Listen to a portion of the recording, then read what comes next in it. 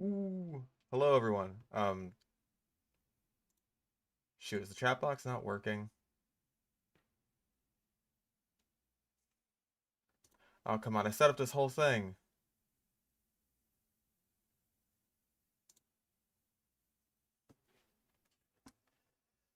Yeah, the sludge hut is supposed to be sludging. Uh, Hold up. Maybe I can... There's got to be something I could do about this.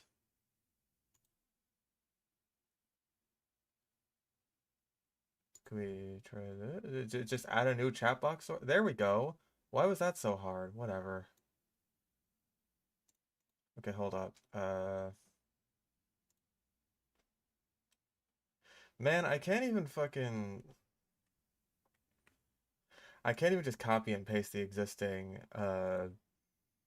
chat box settings for some reason. It's very silly. Uh,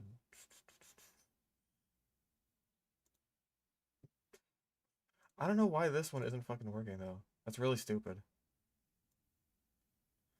Let's try and fit it into the sludge hole.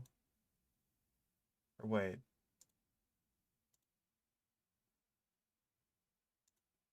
Are neither of these working? It was like just working a second ago, was it not? Am I stupid?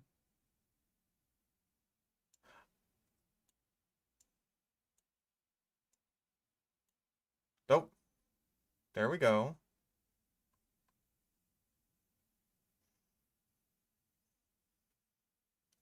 Okay, I think this should be working better now. This is fucking weird. Um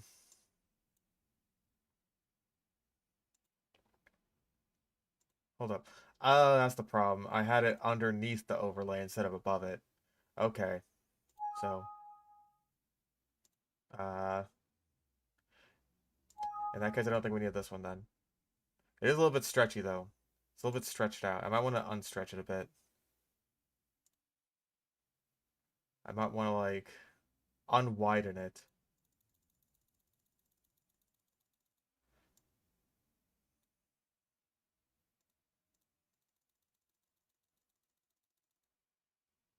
There we go. That's slightly better. I'll take it. Anyway, hello. We have a new HUD today. Ain't that exciting? It looks mildly better now. I'm slightly more professional. Except the Hold up. Okay, let me check the properties on this. Yeah, always show messages.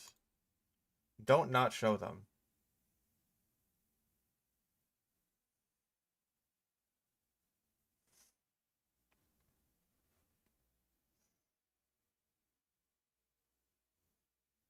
Yeah, now just like every other streamer.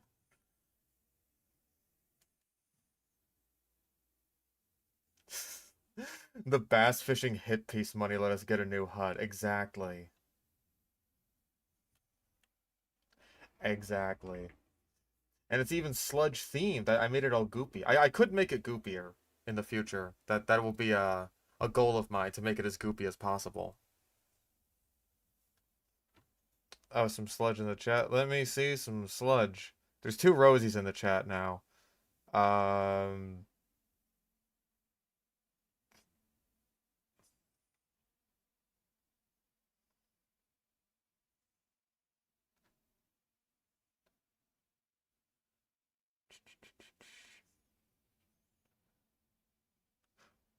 Hold on. I don't see the videos that you recommended in the chat. Oh, this UI is just for sludge.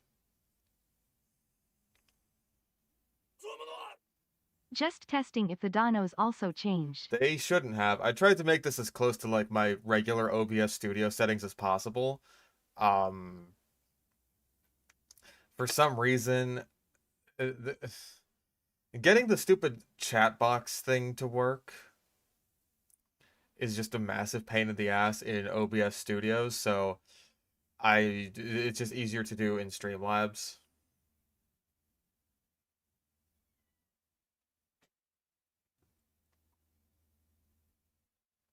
chat notification move them up sound bit? Is there a sound bit on this? Is-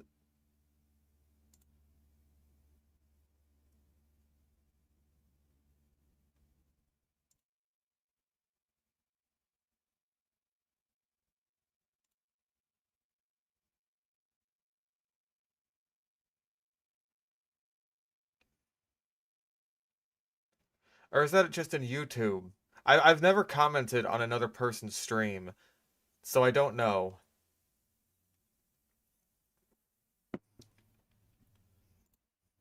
I don't know what exactly that entails. Okay, so anyway, Rosie, Rosie, Rosie, Rosie, Rosie. Okay, 5 dinosaurs we just found that had superpowers. 5 modern animals that could beat a T-Rex. Both at the top of the playlist. Okay, so it's these two Top Man 2.0 videos back to back. I mean, in total, this is only like 13 minutes. Surely we'll be able to get through this double feature very quickly, as is the case with all of our sludgy endeavors. It'll be so easy. So I'm personally very interested to see what dinosaurs had superpowers and which of them came from Ark, because obviously, uh, it'll be great. Let's we'll hop into it soon. How are the animals doing? Animals are doing okay. Um, Tree Frog's good. Tree Frog's eaten. Dimitri is shedding right now, and I'm just trying to help him along with that, especially with the stuck shed he's got on the tip of his tail. I don't want that like constricting the tip of his tail. He's already lost a little bit of it. Um, Zuko's slowing down a bit. I think he might be about to go into brumation. It's about that time of year for him. Like I noticed when he took a roach from me today, he was just like, I'll eat this at my own pace. And then all the fish and stuff are doing fine. I did actually find this nice new table just out by the dumpster, right? Like someone was gonna throw this away. Perfect fucking dimensions for the 2 foot by 2 foot tank that I want to put. It's perfect.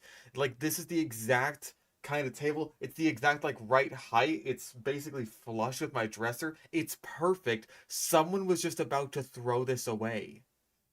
It's incredible. And it's just like it's nice wood. It matches the rest of my room. Someone's just gonna throw this away. It's crazy. Basically exactly what I was looking for. Yeah, one man's trash, right?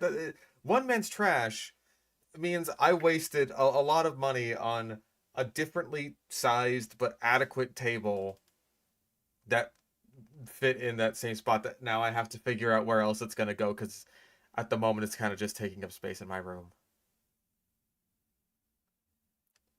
It would look better with a mini fridge full of Dr. Pepper on top. Now you're talking. Now you're talking. Anyway, um, let's sludge up the goop. I gotta let's goop in the poop. Audio level look good. From dinosaurs with night vision All right, so that is Jurassic Park images. to sauropods changing the climate. On this occasion, Changing the climate. Oh, a little loud. Let's turn it down just a tiny bit. By a tiny bit, I mean like halfway down. Actually, let's do. Hold on, let's do like this and do this. Okay, so let's try that again.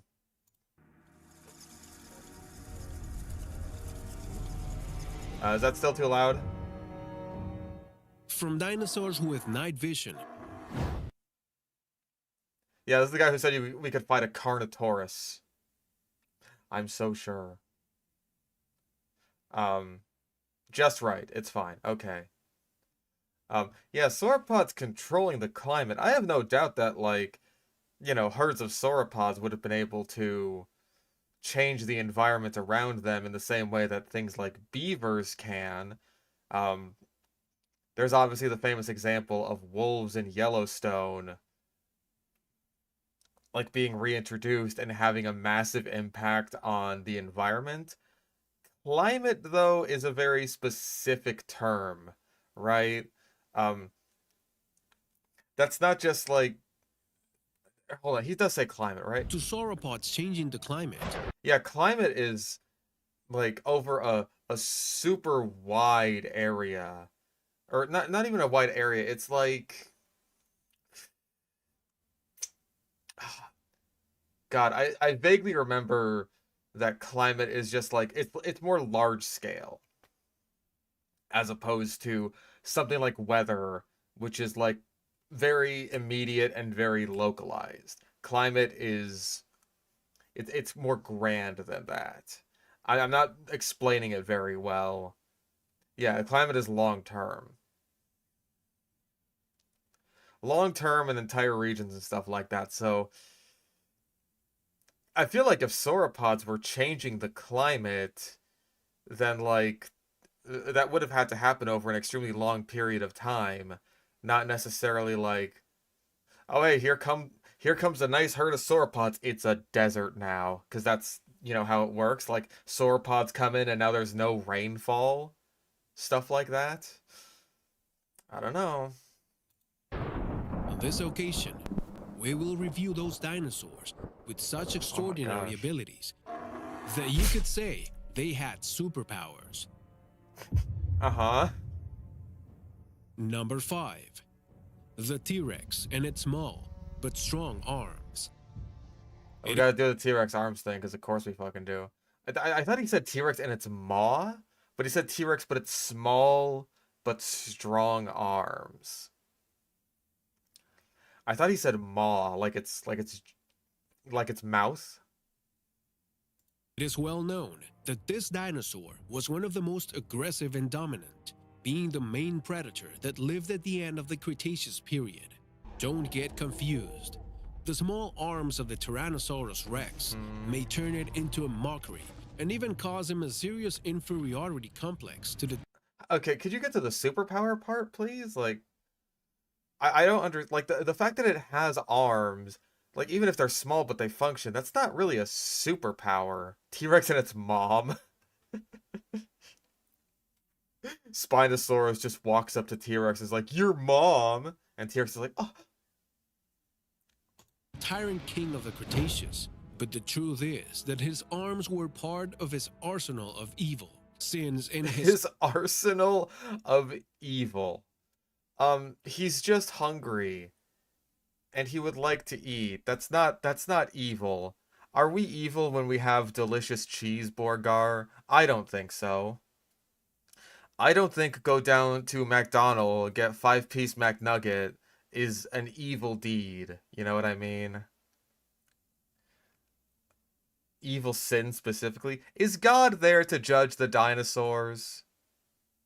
Is he? I don't know. small extremities, it had a massive force of at least 430 pounds, and together with 9 tons of muscle, capable of supporting its own weight, a super strength. Wait. Capable of supporting its own weight? You're making it sound like the T-Rex could use its arms to like push itself up off the ground or something like that. Like it's either that or it's we're gonna get this crossed off. Obviously, a meaningless AI statement because it's this fucking guy. Um, yeah, it's like T-Rex push-ups. That sounds like a joke you'd put on a T-shirt or something like about T-Rex not being able to do push-ups. Like, what are we doing here? Not at all negligible.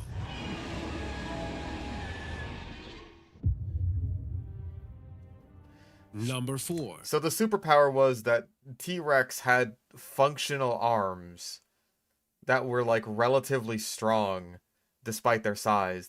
I would not call that a superpower. I would call that it has arms. I have arms. Humans have arms. And there's some humans who could lift like 400 pounds or move 400 pounds. You know what I mean? That's... I wouldn't call that a superpower. sauropods with the power of thunder. In an Were the power of thunder. Oh, I didn't hear any thunder, but I did see some little sparkly bits there. Were the power of are they Thor? Are they Thor? What are we doing here? investigation, they're determined that the huge and sharp tail of a sauropod could be whipped at a supersonic speed. Oh, the Diplodocus tail breaking the sound barrier. Okay. I remember this one being floated around for a while. Yeah, okay. I've heard this one before. It was like tossed around for a while. I don't know when exactly the the sound barrier thing was disproven. I don't know when exactly that was, because this video was made 7 years ago. So, mm,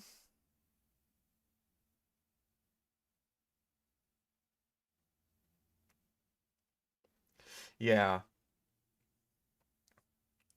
I mean, because I have no idea, I'm just gonna put outdated facts. So, like, that's the superpower we're gonna be going for here, obviously. Unless he is saying that they could use their thunder whip tails to control the climate, like he was saying earlier in the video, but I guess we'll get there when we get there. Creating a thunderous sound similar to a whip that occurs when the sound barrier is broken, but magnified at least 100 times thanks to its enormous size, generating a sound very similar to that of thunder, capable of being used. Wait, is that why you're saying that they could control the climate? Because you got climate mixed up with weather, and because thunder is a part of weather, that means sauropods whose tails sound like thunder could control the climate, which is actually weather, which is a storm, which is thunder. Right. The poison for Cusco. The poison specifically designed to kill Cusco. Cusco's poison. That poison. That poison? Used as a form of defense against predators. Okay. Number 3. I mean, again, this is just sort of one of those things that's like, yeah, that's just kind of a theory that was floated around for a little bit, and then it was disproven, and the videos have not caught up yet. I mean, to be fair, like, I heard that once, and I was just kind of like, oh, well, that sounds kind of neat. Not realizing, of course, that, like, it had already been disproven by the time I'd heard it, which these things happen. Same thing happened with, like, the speed demon Carnotaurus thing. I just didn't know that, like, we didn't have any material of Carnotaurus's lower legs. It is what it is. Dinosaurs with musical crests. Various investigations have They vocalized. This isn't this isn't a superpower. It's not a superpower. They vocalize. The birds do that, you know? Ugh, have Jesus shown Christ. that Parasaurolophus and diverse species Parasaurolophus. I mean, okay, on the one hand, he does have the accent, right? So that makes it kind of hard to shame on you for mispronouncing that. But on the other hand, the entire point of the scientific naming system is to put everyone on the same page in terms of, like, pronouncing these sorts of things. So, I'll let him have this one. It's like, oh, he got the syllables right, I think. He just kind of pronounced them weird. of dinosaurs with crests communicated with something more than aggressive roars. Analysis of fossil skulls have determined that this dinosaur class had a repertoire of sounds much more sophisticated than previously thought. His head was formed by a resonant tube that was connected to the nasal cavity. They emitted a sound similar to a deep musical note every time. Why would you choose that sound? It just sounds like a fart. They emitted a sound similar to a deep. Oh, jeez. Oh, God. Oh, I had so many dino burritos last night. Stinky poo poo, fart's funny. The animal breathed strongly. The same investigations determined that they Stop! had sufficient intellectual capacity to use these almost musical sounds as a form of communication, especially during mating. Okay, Jesus Christ. I mean, intellectual fortitude, it's probably more like it was just instinct. You can't the fucking oh my god. I really gotta like get myself in the right headspace here, cause he's kind of just saying a lot of nothing, to be honest. It's like, yeah, these things that evolved specifically to have this giant resonating chamber on the back of their heads knew how to use it. Yeah, no shit. My monitor that specifically evolved to have a spiny tail to defend himself against predators also knows how to use that. My Vinegaroon, who evolved specifically to spray acid at his predators, knows how to use that. He is dumber than a Parasaurolophus. I know he is. I love you, Vinny, but you are dumber than a dinosaur. You just are. Um, yeah, Jesus Christ. He's saying so little of anything. Number 2. Velociraptors with night vision. Okay.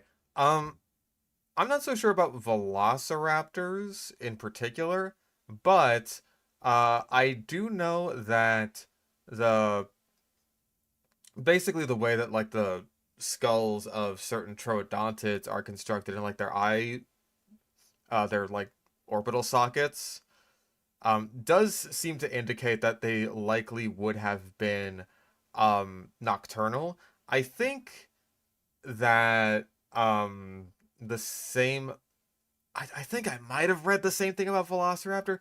There's some sort of dromaeosaur, right? I'm pretty sure I did anyway. Um, I, you know what? We have the perfect tax write-off to demonstrate.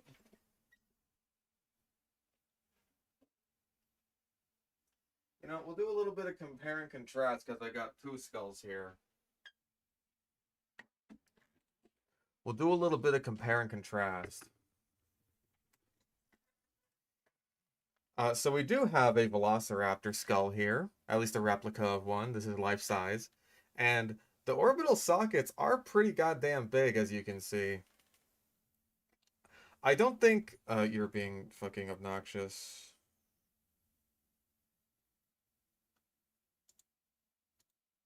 Of course, I can't do anything from within Streamlabs. That's really useful. I do have the scleral rings.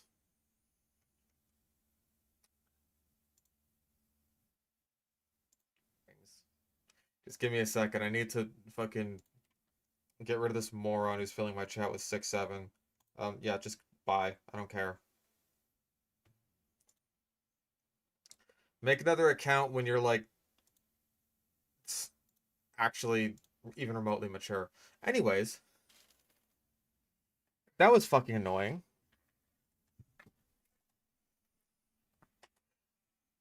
So as I was saying, before I had to ban a child from my chat, the orbital sockets of Velociraptor are decently large. When, like, comparatively speaking to something like Allosaurus here, which had comparatively way smaller orbital socket. Like this is the orbital socket right here, not this. This is like the I forget which fenestra this is called. I think this is the anorbital fenestra in front of the eye. I don't remember. Anyway,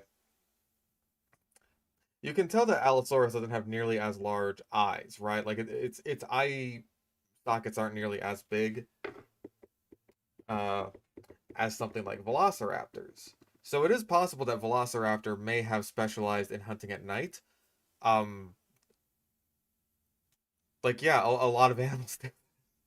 I again probably would not call this a superpower. A lot of animals are nocturnal. My tree frog is nocturnal. I wouldn't call my tree frog superpowered because he can like move around at night.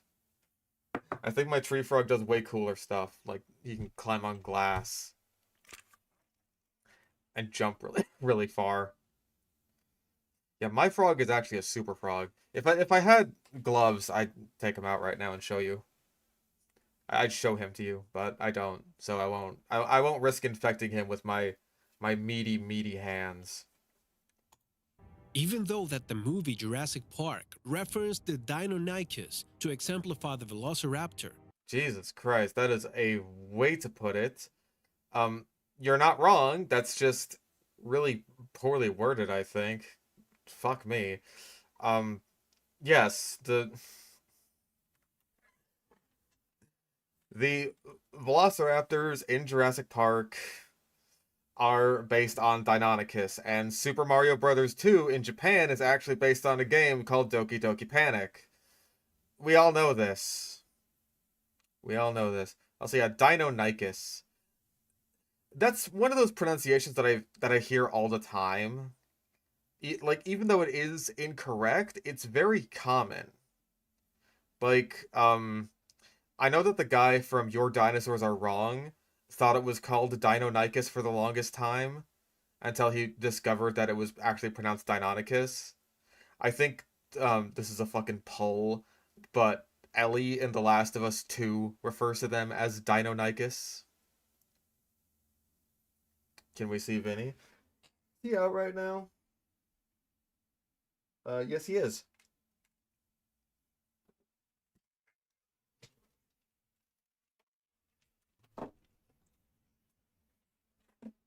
Here, where's my there's paintbrush?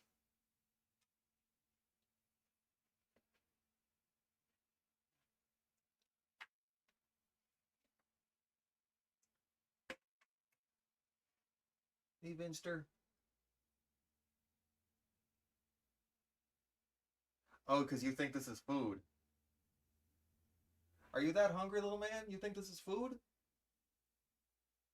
think I brush up against you? That's. Oh yeah, he's hungry. Oh goddamn. That boy does not want to be held. He wants to eat. He thinks he thinks this paintbrush is food.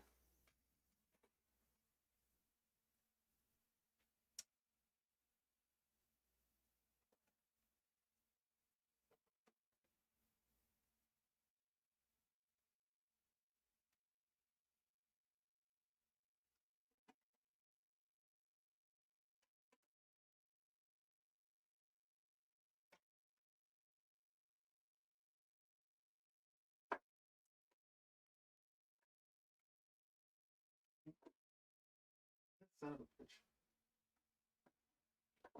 You'll do.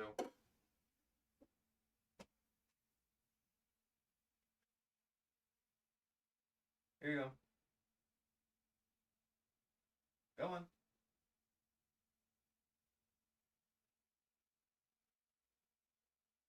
It's on your claw. It is on your claw right now.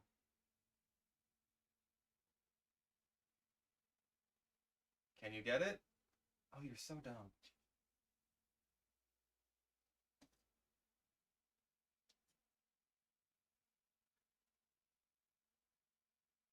You little fucking weenus. Get over here. Ah, son of a bitch.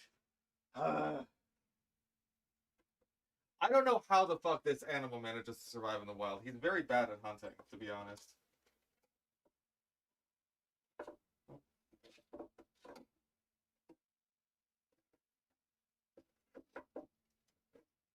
There we go. There, I got a nice fat one for you. Okay. Can we try this again? Boy, you're like chewing on moss right now. That's moss. There we go. There we go. Good job. You actually got it.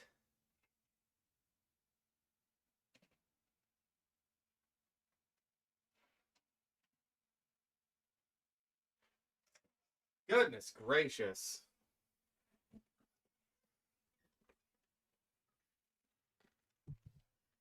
This fucking guy.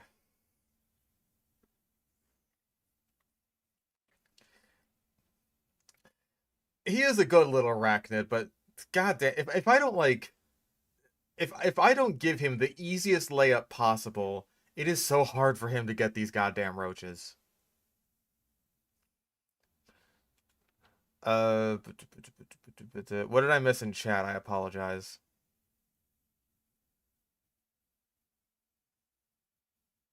Dude, my fucking Vinegaroon is so spoiled. I let him out like once 15 days ago. I let him leave his designated sitting spot like once. He's so fucking spoiled, dude. Um, is Dimitri even out? I think he might have gone in. Dimitri, is it your time to turn in for the night?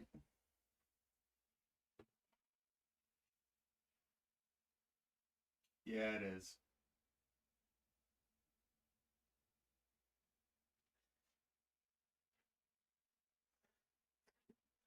All right. No pet cam today. None of the pets. None of the pets are good for pet cam.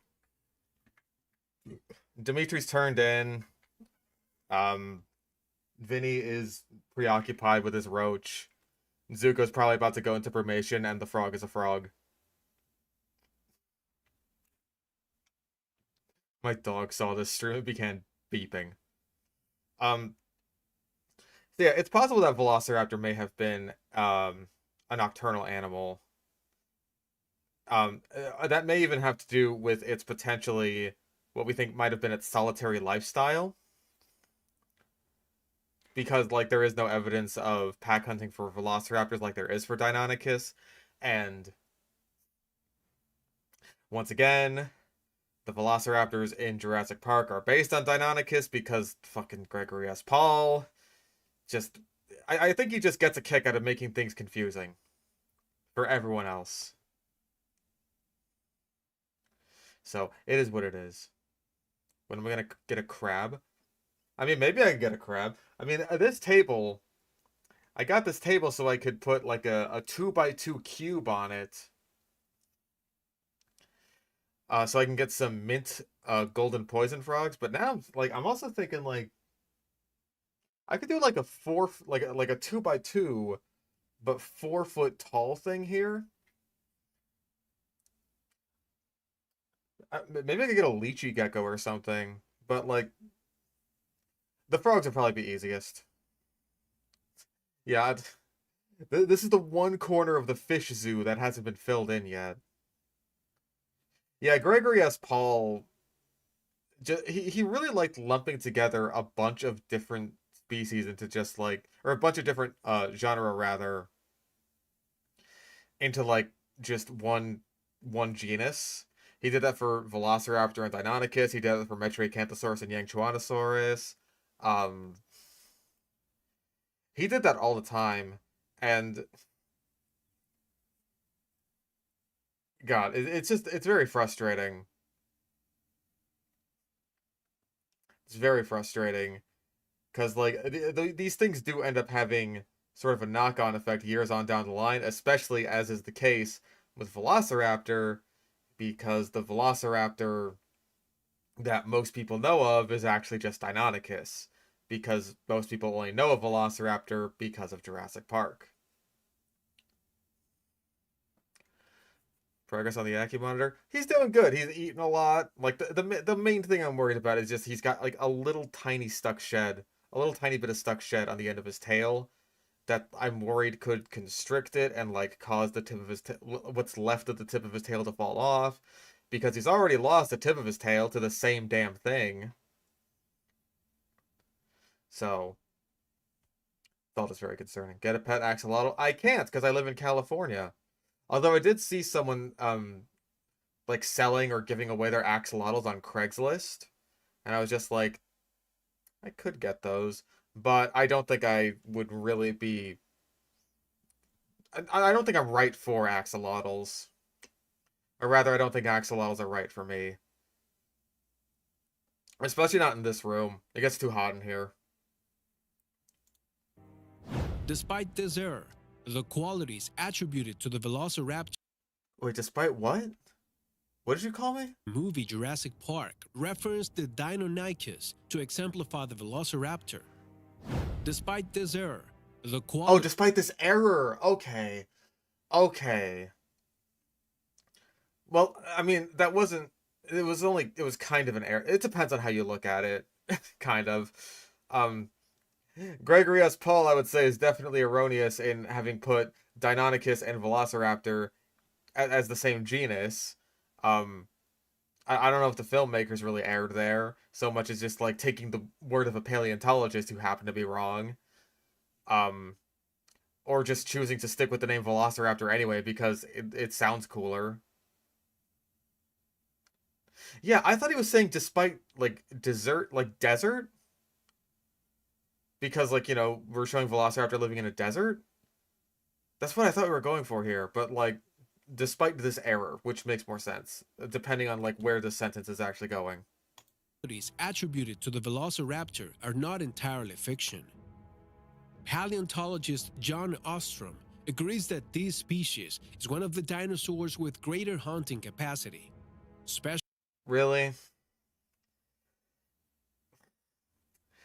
Famed paleontologist John Ostrom, basically the godfather of the dinosaur renaissance, said that, yep, the predatory velociraptor could definitely hunt. Also, we are showing Deinonychus hunting a Tyrannosaurus here because, of course, we are. thanks to its ability to stalk its prey without it realizing To stalk its prey? Like, its ability to stalk its prey. Like, most hunters do that. Most things that hunt stuff do that. When humans hunt stuff, we stalk it, right? For fuck's sake, dude. until there was nothing more than an imminent death. Oh, But Christ. actually, its superpower was the ability to do all this, even in the darkness of night. So yeah, he said nothing. Oh my god, he's saying nothing. It's like, yeah, it could do stuff at night. So can a lot of animals. So can an emerald tree boa. Is an emerald tree boa an animal with superpowers because it like moves around and hunts at night?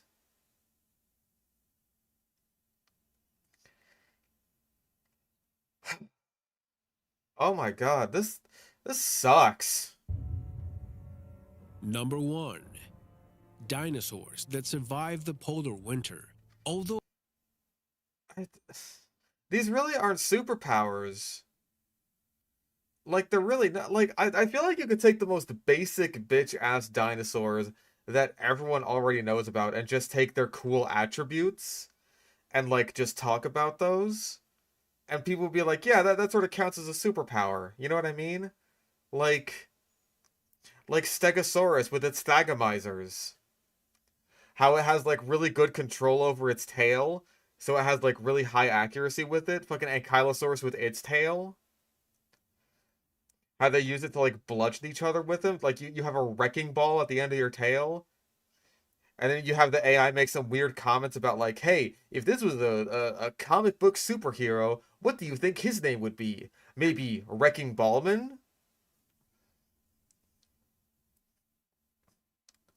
I don't even know. I don't even think this is about you, Tyrannus. This is 7 years ago. I don't know if Nanooksaurus was a thing yet. It might have been. I think this is talking about the Prince Creek Formation. Because I'm pretty sure these are supposed to be Edmontosaurus. We might see some Pachyrhinosaurus. I'm pretty sure this is supposed to be about Prince Creek. Okay, so Nanuqsaurus was a thing. Oh, it is known that they were extinguished thanks to an ice age. That No. No, no, no, no.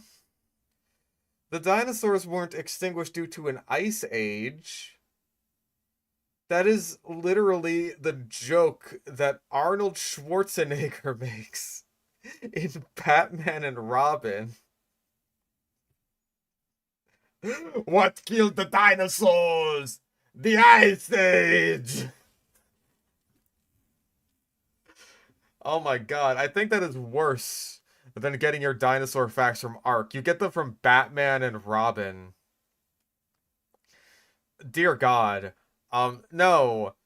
Like, when the meteor struck the Earth, it didn't create an ice age.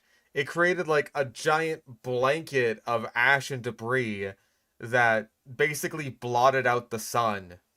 That's not an ice age. An ice age is like... An ice age is basically a period of time when there is ice at the poles. We are still in an ice age.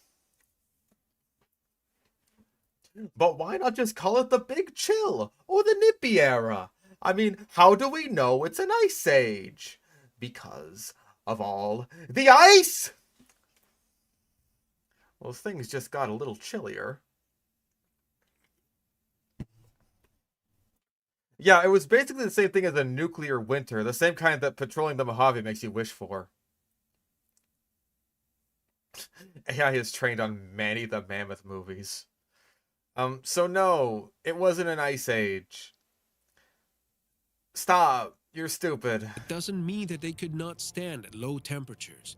For some reason, many associate the dinosaurs with tropical forests and swamps. Well, yeah, what do you mean for some reason? The reason is, well, tropical forest not even really, but like swamps, yes, because oh boy. Because the best way for fossils to deposit is if the animal's carcass gets rapidly covered by sediment, which is easiest to happen when they're in a fluvial environment like a swamp. That's why most of the fossil beds that we know of represent biotia that are basically like swamps. That's why Hell Creek was basically like a swamp. That's why we know of so many like shallow sea animals, because that's basically the same thing. Um it's not just for some reason. We know that there were dinosaurs that were in areas that don't fossilize, like mountains and rainforests and stuff. We just don't have evidence of those dinosaurs because they didn't fossilize.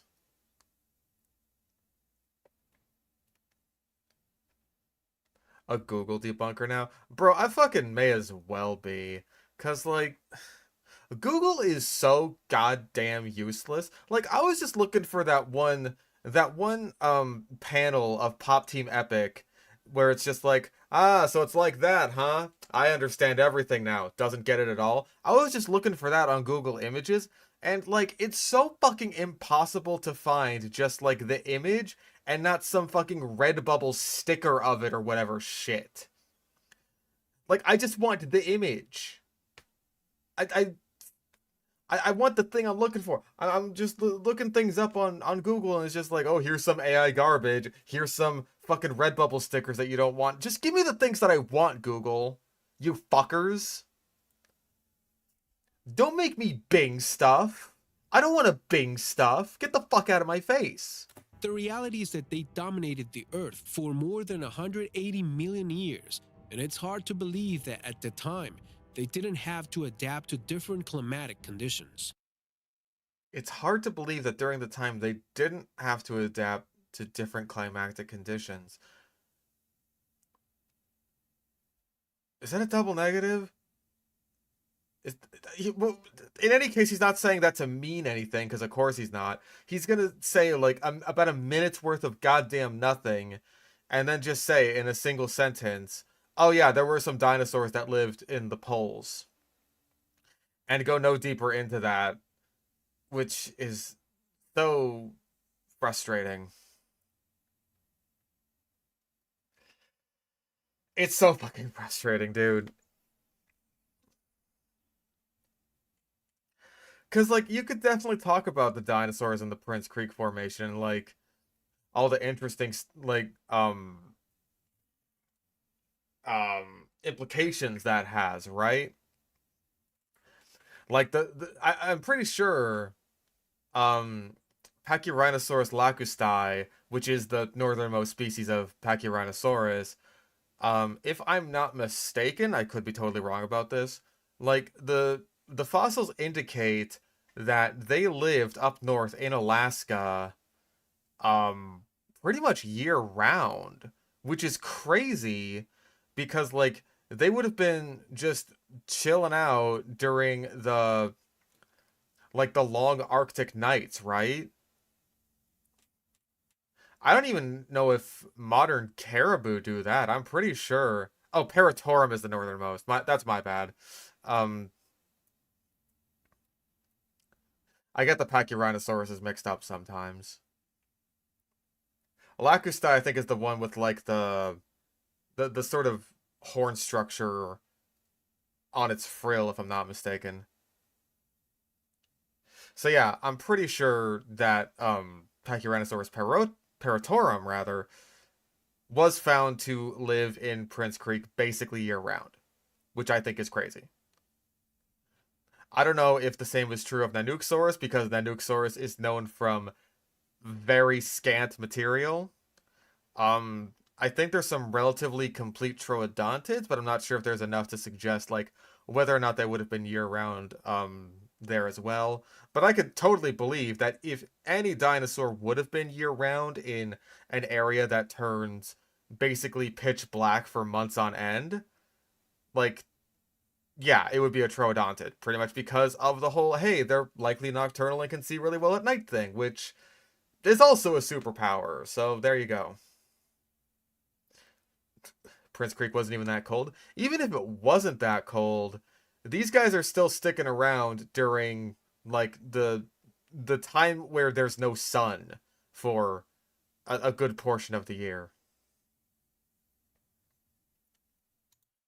For example, the Nanicosaurus, There it is. close relative of the Tyrannosaurs, That counts. was able to live months of ice and cold in the northern landmasses of Alaska. The zero zone. All right, what's it gonna be? What's it gonna be? Wait, it is changing the weather. What the fuck? Dinosaurs changing the weather with their flatulence.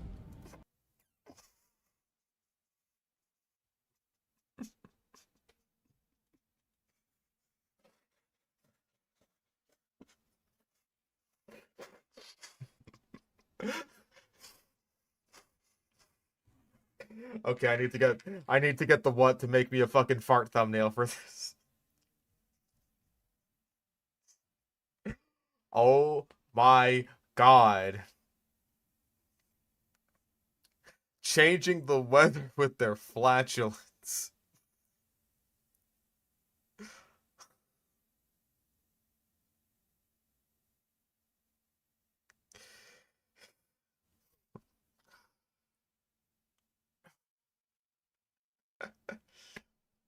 Time to turn the atmosphere into the brapmosphere.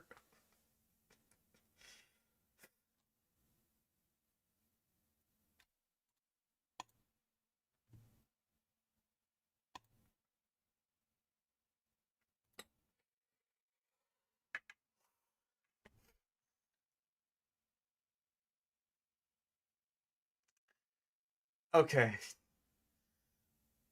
I I I can assume that this is kind of extrapolating on the fact that like um you know, we have the issue of modern day cows, right? And we have so many fucking cows. Like there is more there is more cow than person on the earthosphere, right? And and so cows fart a lot, partially because like just the nature of what they eat means they have to pass a lot of gas. Cows are very gassy. Sometimes they get built up with so much gas that like you basically got to fucking jam a tube into them and just let all the air out. That's just a thing that happens sometimes. I have to wonder if that hurts the cow when they do that, but it probably hurts more to be built up with that much gas.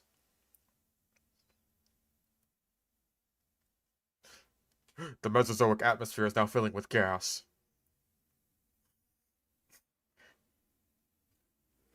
In this room, I farted gas.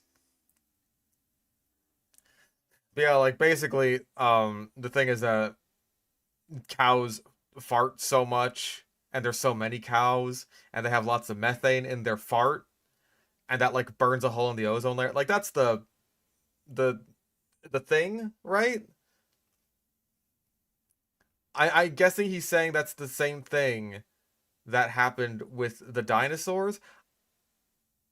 I really don't know if we can definitively say that the climate at any point in the Mesozoic was like all that impacted by dinosaur fart gas.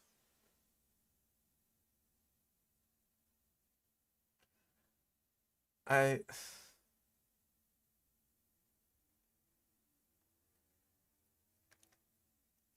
I think there's a lot of factors that go into that, and I don't think dinosaur farts are one of those. Please explain, Goo Man. As unusual as it may seem, research shows that sauropods spent the day chewing tons of plants and intestinal bacteria intervene in their digestion. So their droppings and flatulence were able to shed 520 million tons of methane into the Jurassic atmosphere every year. This had the potential to heat the globe and bring about climate changes, as is the case with human industry today. Surprising, isn't it? Is that it? Yeah, just surprising, isn't it?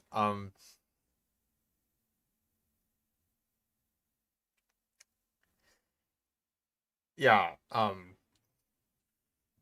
if you want to be a pedant about this, which I certainly do, then I would also say that sauropods can't chew their plant matter. Jesus Christ. That is just awful. That was so much of that was nothing, and then we just got hit with a big fart at the end of it. 50 most dangerous prehistoric creatures in history by 4 Evergreen. We will maybe look at that one after 5 modern animals that could defeat a T-Rex. Every single one of these is going to be wrong. And since we're doing 2 relatively short ones by the same guy back to back, we'll count this into the same bingo. Tyrannosaurus rex was one of the most dangerous and deadly dinosaurs of the Cretaceous period. In those His voice sounds different now. Oh my god, the dislike ratio. Holy shit. That is not good. Modern animals that could defeat a T-Rex. Okay. I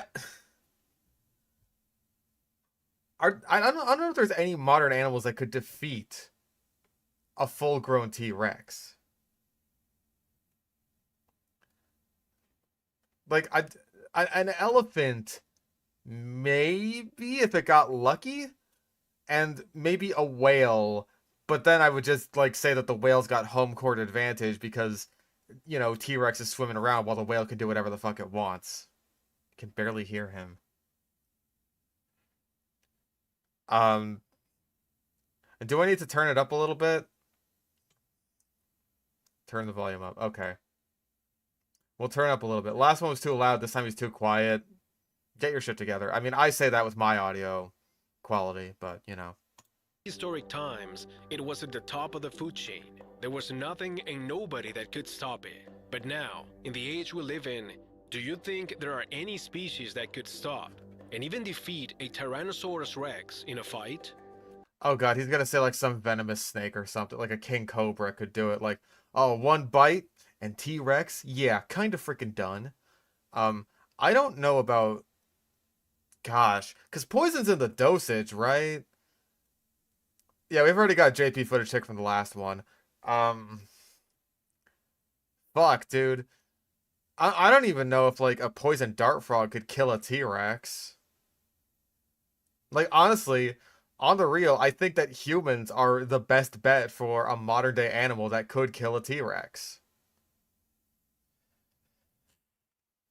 Just get one with a big enough gun, get one with a cannon, get one with an airstrike.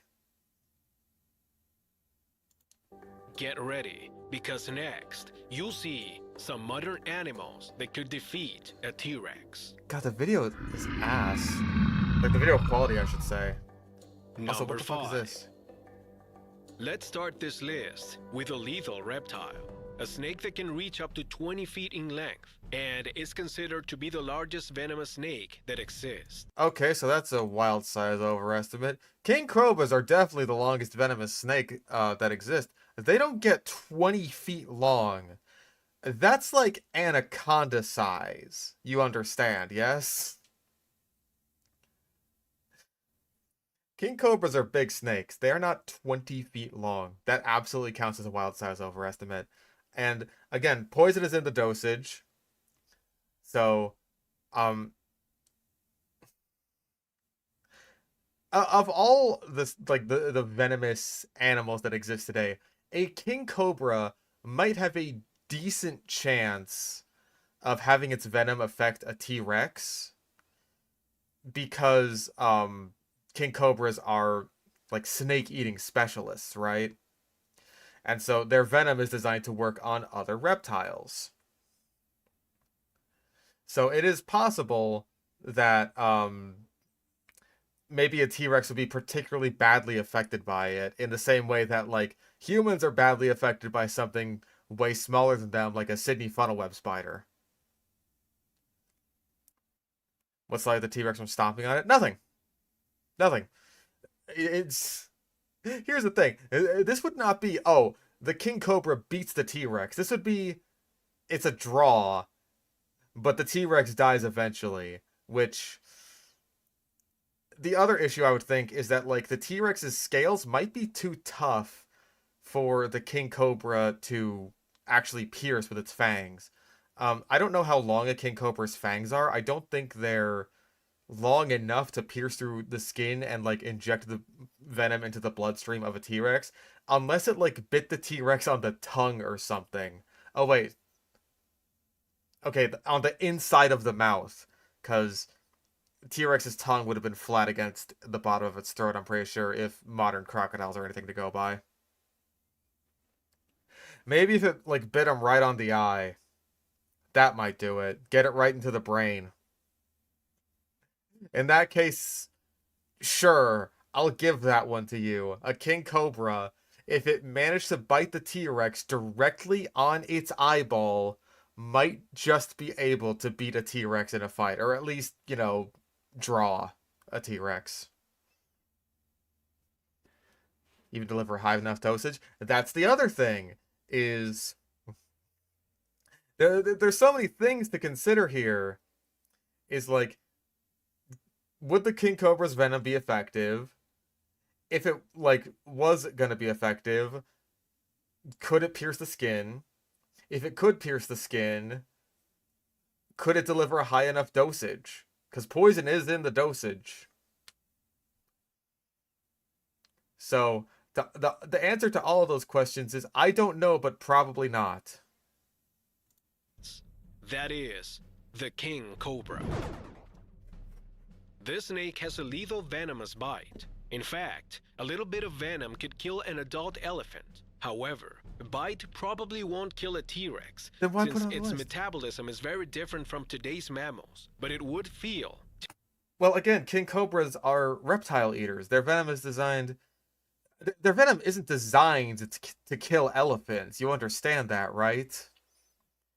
Like, if you're trying to make a case for the king cobra being potentially able to beat a T-Rex, that's what I would say, right? Like that's basically what we already just went over. Like its metabolism is different, sure, but like I'm pretty sure the T-Rex also has a lot more weight on the elephant. You know what I mean? Terribly sick. Needless to say, the Tyrannosaurus would not notice the presence of a real cobra. That is a rattlesnake, unrelated to B-roll. That totally counts. Due to the creeping nature of this animal, until it was too late, the cobra would have the advantage of the first bite. The cobra would have the advantage of the first, but okay, you're making it sound like the cobra is going out of its way to like attack the T-Rex when this is absolutely not even remotely how this would go down. Snakes really don't want to use their venom because venom is very expensive for the snake to produce. And yeah, cobra, that's a butcher pronunciation, and we're overhyping an animal.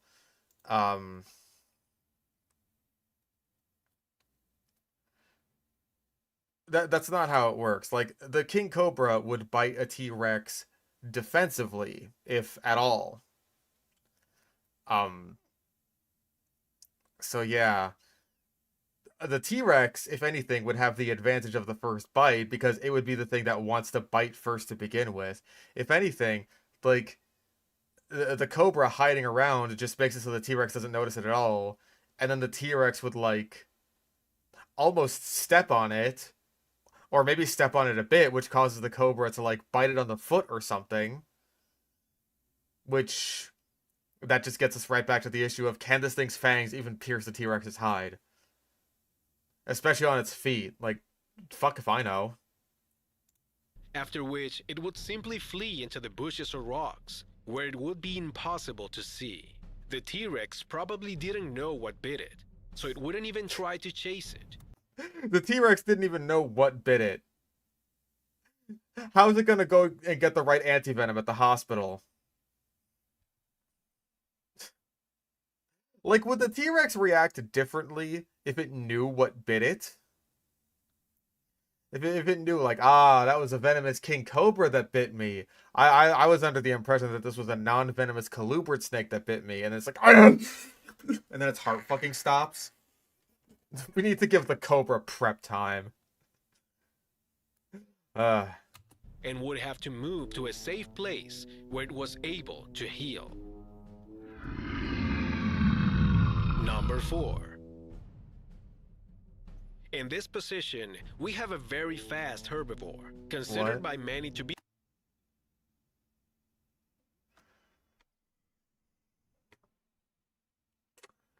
a hippo.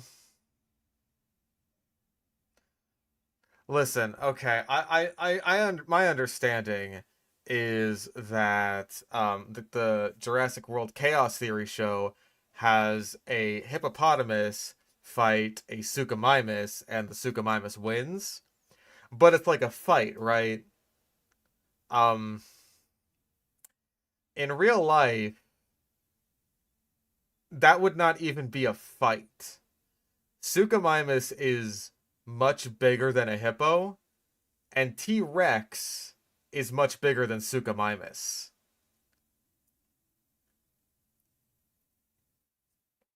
So, no. A hippo absolutely could not beat a T-Rex in a fight. That is ridiculous. Don't be ridiculous. You have a much more obvious example of African megafauna to choose from with the elephant. The elephant is at least comparable in size to Triceratops. And Triceratops, like, we know could probably have fended off a T-Rex, right?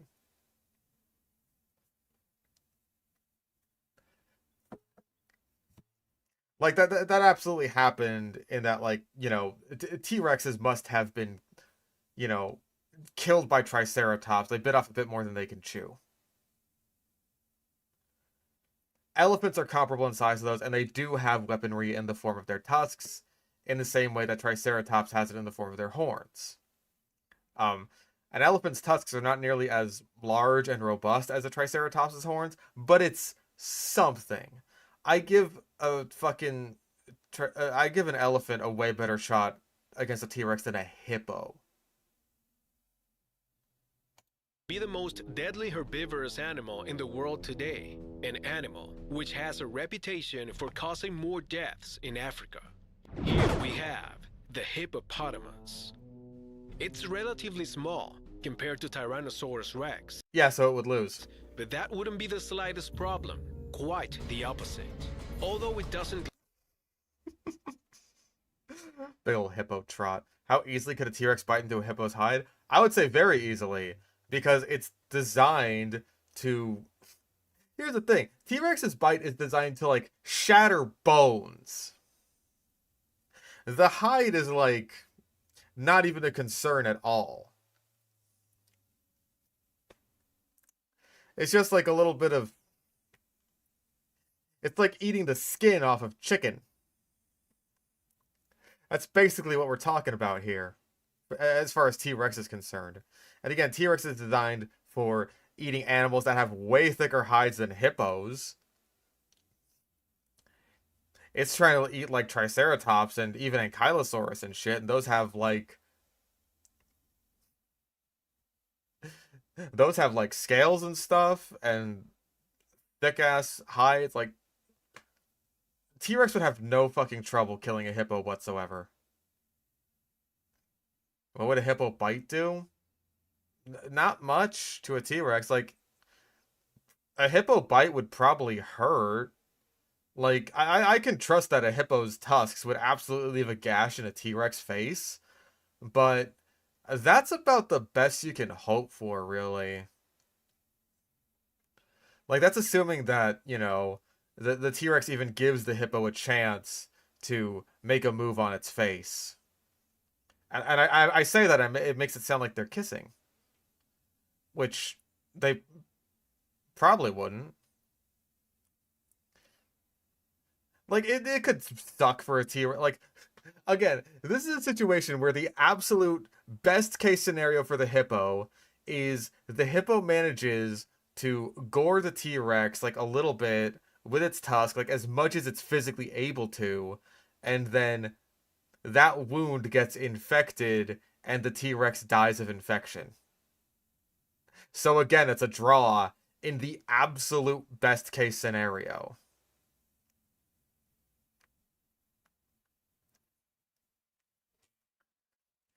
The hippo is just Rango talking about how he killed all them Jenkins brothers. Except they're all T-Rexes. Wait, what happened to the last one? Hell, he died of infection. And then everyone starts cheering. Look like it. The hippopotamus can reach up to 40 kilometers per hour. By contrast, the T-Rex top speed was just 24 kilometers. Wait a second. This is literally just, I'm sure to win because my speed is superior. Oh my god. No. In that case, a hummingbird could beat a T-Rex. Give me a break, dude. Per hour. If the Tyrannosaurus reached the hippopotamus, it would be difficult for it to take a good bite, since it would have to bend over to do so. That is, if the hippopotamus doesn't bite first. A hippopotamus bite can easily break a T-Rex's leg. Break the T-Rex's leg? I don't think so. Again, it could, like, punch a hole in it, maybe, if you got lucky.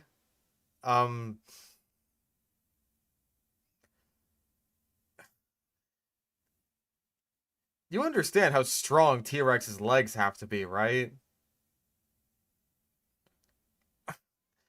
Because, like, they're doing all the heavy lifting for, like, the heaviest land carnivore that has ever existed. They're doing all the work there. If they broke so easily that, like, a hippo's bite could break the T-Rex's leg, I don't think T-Rex would be all that successful. So far, the dinosaur is in a bad way, and we're barely on dry land. As you know, the element of the hippo is water. If both animals were to meet in the water, the T-Rex would die quickly. It would die quickly. We have passed the point of ambiguity. It's just like, no, He-Rex, He-Rex, hippopotamus, just like, no diffs T-Rex in the water. Give me a fucking break, dude. That is ridiculous. It, it does not matter if the hippo is in the water. It's not even like the hippo is all that much faster in the water because of, drag. That's something the hippo still has to worry about. Yeah, hippos. Okay, so the name hippopotamus means river horse. That's not because hippos have a strong resemblance or even really relationship to horses outside of being ungulates. It's because hippos don't swim. They kind of like trot along the water's floor. Like the riverbed floor, right? They do a little trot. So they're not all that fast, I shouldn't say they're not all that fast in the water. Like they can really get going, especially in like shallow water where they're just kind of like galloping, and there's videos of like boats being chased after. But like they're not circling the T-Rex like sharks, you know what I mean? Like the thing with hippos is that most of the things in their environment are a lot smaller and shittier than they are. When hippos come into contact with elephants, hippos get out of the way. T-Rex is bigger than an elephant. Hippos get out of the way. Today, the small, agile, common crocodile has a better chance against a hippopotamus than a Tyrannosaurus.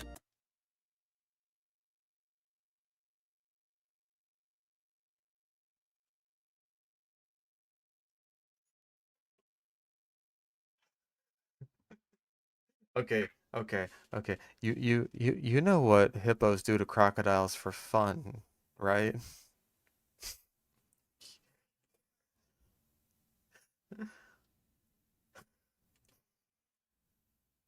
Crocodiles get so fucked up by hippos. When I was saying that things in their environment are smaller and shittier than hippos, that's kind of what I was alluding to, is that hippos, 10 times out of 11, no diff crocodiles. There are some instances where, like, maybe a really old or sick hippo will get overwhelmed by a crocodile, or much more frequently the case, crocodiles will just scavenge on a hippo carcass. But, like, even a really big, like, full-grown Nile crocodile would be wise to steer clear of a hippo.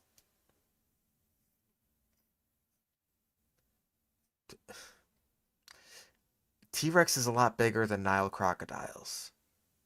I shouldn't have to say that. I shouldn't have to say that the Nile crocodile is bigger than a T-Rex, but hey, apparently you're kind of making it sound like Mr. Top Man 2.0. You're kind of making it sound like not only could a hippo defeat a T-Rex, but modern day crocodiles could as well, for basically the same reasons. Curious that. Let's continue. I wonder if maybe we'll see some crocodiles on this list. And yet, you'll never see a crocodile attack an adult hippopotamus. Number 3. If the hippopotamus didn't strike you as the most suitable to defeat a Tyrannosaurus Rex, It didn't. in this place, we have a much faster animal with better weapons to face. Oh god, don't say a cheetah. Don't say a cheetah. Don't say a cheetah. No. Don't say a cheetah. Please don't. No. Don't say a cheetah. He's gonna say a cheetah. The T-Rex, an animal capable of living for up to 60 years. In this place, we have the Oh, rhino. I thought it was gonna. He said like much faster, so I was like, oh god, he's gonna say cheetah. Um, are rhinos even that much faster than hippos? I feel like they're kind of like similar ballpark. Um, I'm gonna be real. I feel like rhinos and hippos are about in the same league against the T-Rex. Really, I might give hippos the better shot just because again, like a hippo's tusks are a lot sharper, so they have more of a chance to like leave a gash that again could get infected. A rhino, I don't know what a rhino could really do against a T-Rex. Like it could ram it, sure, like it could charge at it and ram it with its horns, but I don't know. Unless it was like a really sharp horn and it got really lucky. I don't know, man. I don't know about that. Some rhino species larger than hippos. Not meaningfully enough that I think like, oh, that makes a big difference in this matchup. Um, I don't know, man. I really don't think the rhino has all that much going for it in this fight. Like, consider that a rhino is basically just a smaller mammalian triceratops with really more of a centrosaurus situation, but whatever. That's apples and oranges. Um, so like T-Rex is basically evolved to kill and eat larger, more dangerous versions of these. I really don't think that a rhino would stand much of a chance. Again, it would have to get so ridiculously lucky. Like 1 in a million a rhino kills a T-Rex. Like it would have to like manage to charge straight at it and just completely ignore all survival instincts, charge directly at the T-Rex, like have a really big sharp horn that is able to impale it in the gut and just basically disembowel the T-Rex. And then yes, I think a rhino could win. 1 in a million. An even faster animal than the hippopotamus, Oh, but it is faster, so he's sure to win because his speed is superior. but armed with a massive horn on the top of its head. Its low center of gravity and powerful muscle mass would already win the battle against the rather slowly and clumsy T-Rex. Oh my fucking god. Oh my god. It's not even just I'm sure to win because my speed is superior. It's literally the fucking meme of the grizzly bear can beat the T-Rex. It's the same fucking thing. It's the same thing. The grizzly bear being like smaller, more agile, and warm-blooded could defeat the cumbersome, cold-blooded T-Rex. I hope we get a grizzly bear later on down the list, please, for the love of A God. single launch would leave the Tyrannosaurus on the ground, with several bones pulverized.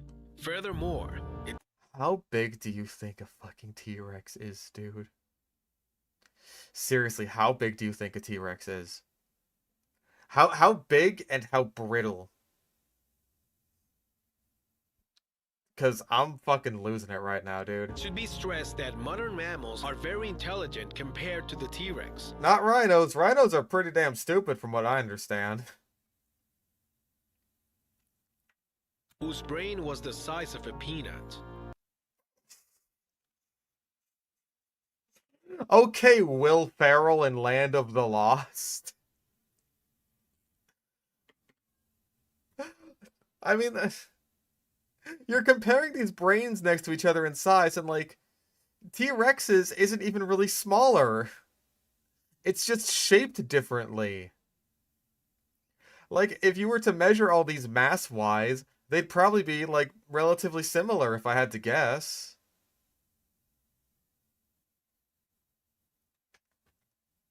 Oh my god. The size of a peanut.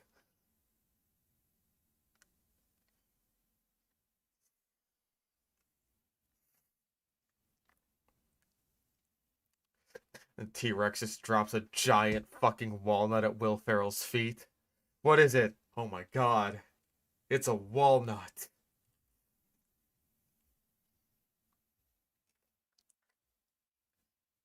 Rhinos have bad vision. Hey, you know what has fucking awesome vision? T-Rex. T-Rex has really great vision. And a really great sense of smell.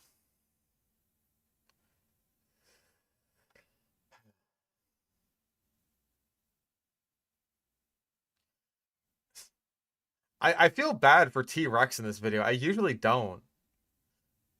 Oh, rhinos don't have bad vision. They're just assholes. I believe it. I can believe that, honestly.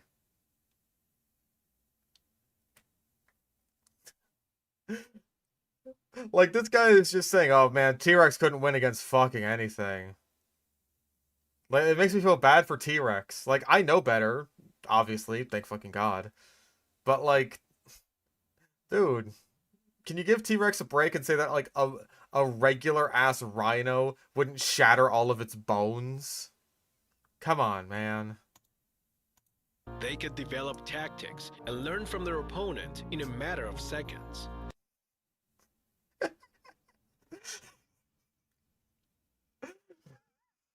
I'm sorry. I'm just imagining the rhino not only being like, ah, I'm sure to win against you because my speed is superior.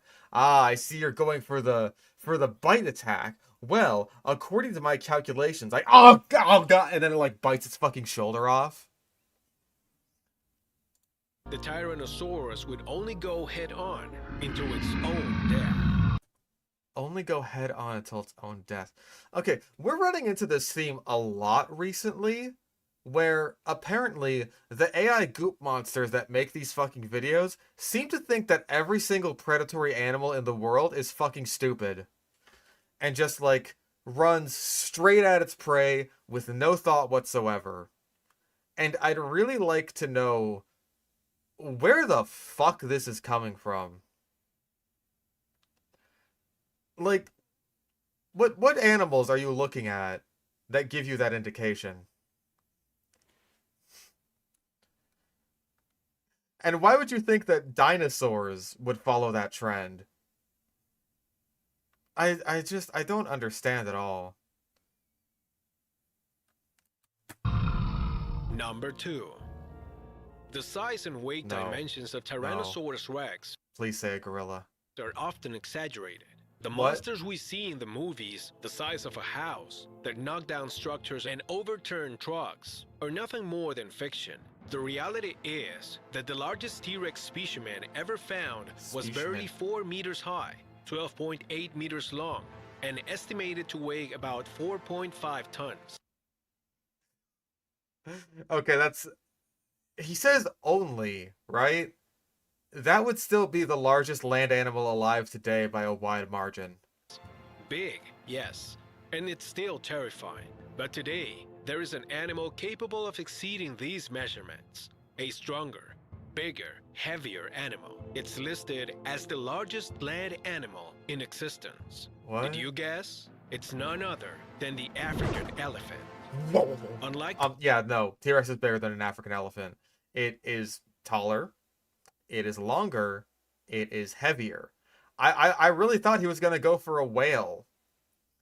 But, like, hey, this is an animal that I could potentially see, especially if it was, like, you know, not a one-on-one, but, like, a group, as elephants so often are in, then, yes, I could definitely see that an elephant has the best chance here, right? Of any of the animals we talked about so far, that is at least like a solid step up from everything else we've seen. Like it is really the social structure of the elephants that that I think give them the best chance here, not just their size, right? Although their size does help because again, they're roughly about the same size as a triceratops. But like just the fact that, you know, a group of elephants can essentially become like this wall of angry trumpeting flesh makes it so that, like, that could potentially get a T-Rex to at least back off. I don't think they'd all like go charging in at it all at once and just like goring the shit out of it and kicking it on the ground and like beating it with a metal pipe. But um I think that they could at least like a herd of angry elephants could at least intimidate off a T-Rex, unless of course the T-Rex had a crashed plane nearby that it could bang on and then make the elephants go, "Oh!" The T-Rex, it's commonly believed to be smaller than it really is. What? What? Commonly believed to be smaller than it really is? After you just said that like its size is often over exaggerated. I don't know what the fuck you're saying at all. Is there anything for this on the bingo board? That's like the opposite of repeating yourself. Oh yeah, number one. Actually, the zero zone probably is gonna be man. Do we go with like scary / dangerous creatures harmless to a T-Rex? I feel like that's relevant here. Also, we do have biggest ever because like he was talking about like the biggest land animal. It is definitely a misleading video title because most of these animals could not beat a T-Rex.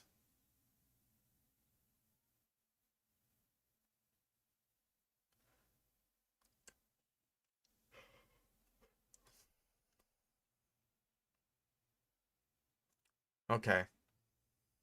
Example, the largest elephant found was a male elephant. The largest elephant found was photoshopped. Hunted in Angola in the 1950s. It was 4.2 meters tall and weighed 12 tons.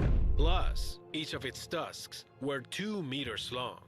It is true that such large specimens are no longer found, since the constant hunting of the species has reduced its numbers considerably. But let's create a hypothetical scenario in which the largest... Let's cherry pick the biggest fucking elephant ever and put it against my idea of what a T-Rex is, which is way smaller than it actually is. Also, didn't he end up saying that like T-Rex was 4 tons or something, and this elephant was like 12 tons? You've probably got it the other way around if I had to guess. I don't think an elephant could exceed 12 tons. That sounds insane to me. Yeah, it's ridiculous. Just T-Rex and elephant face off. Who would win? The T-Rex's attack consists of biting directly into the neck, neutralizing its prey. But the I mean, it could bite basically wherever the fuck it wanted because its bite force would explode the bones of anything it came in contact with because T-Rex is fucking insane. Elephant has a short, robust neck.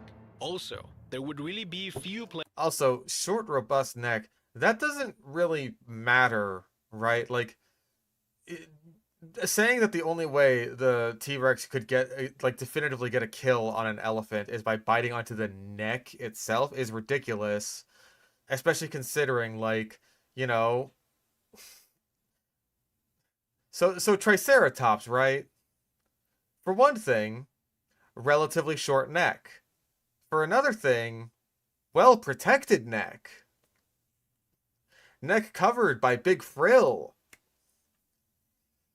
Big frill that Triceratops could just, like, kind of... be like, can't get my neck, can't get my neck. T-Rex killed it anyway. And then when it was done, it ripped off Triceratops's fucking head. It rent its skull from its fucking body so that it could have a nice little nibble on the delicious tender neck meat inside. The T-Rex would grab the elephant's trunk and swing it around like a Bowser. So long, Bowser! places where a bite could be fatal to the elephant. On the other hand, the elephant can charge at the Tyrannosaurus at high speed, knocking it to the ground, from where it would not be able to get up.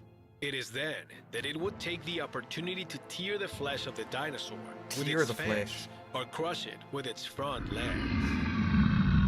Number 1. Man. Previously, we saw that the king cobra can weaken a Tyrannosaurus rex, which would drive it away and leave it greatly weakened. He's gonna say another fucking snake, isn't he? The African elephant, the hippopotamus, and the rhinoceros would defeat the T-Rex in a fight, forcing it to retreat or kill No, it. he's gonna But say there is still one animal that can kill the king of the dinosaurs without giving it a chance. it's man. An animal that has a venom capable of killing up to 250,000 mice with one bite. This Is it the inland taipan? is the inland taipan. God damn it.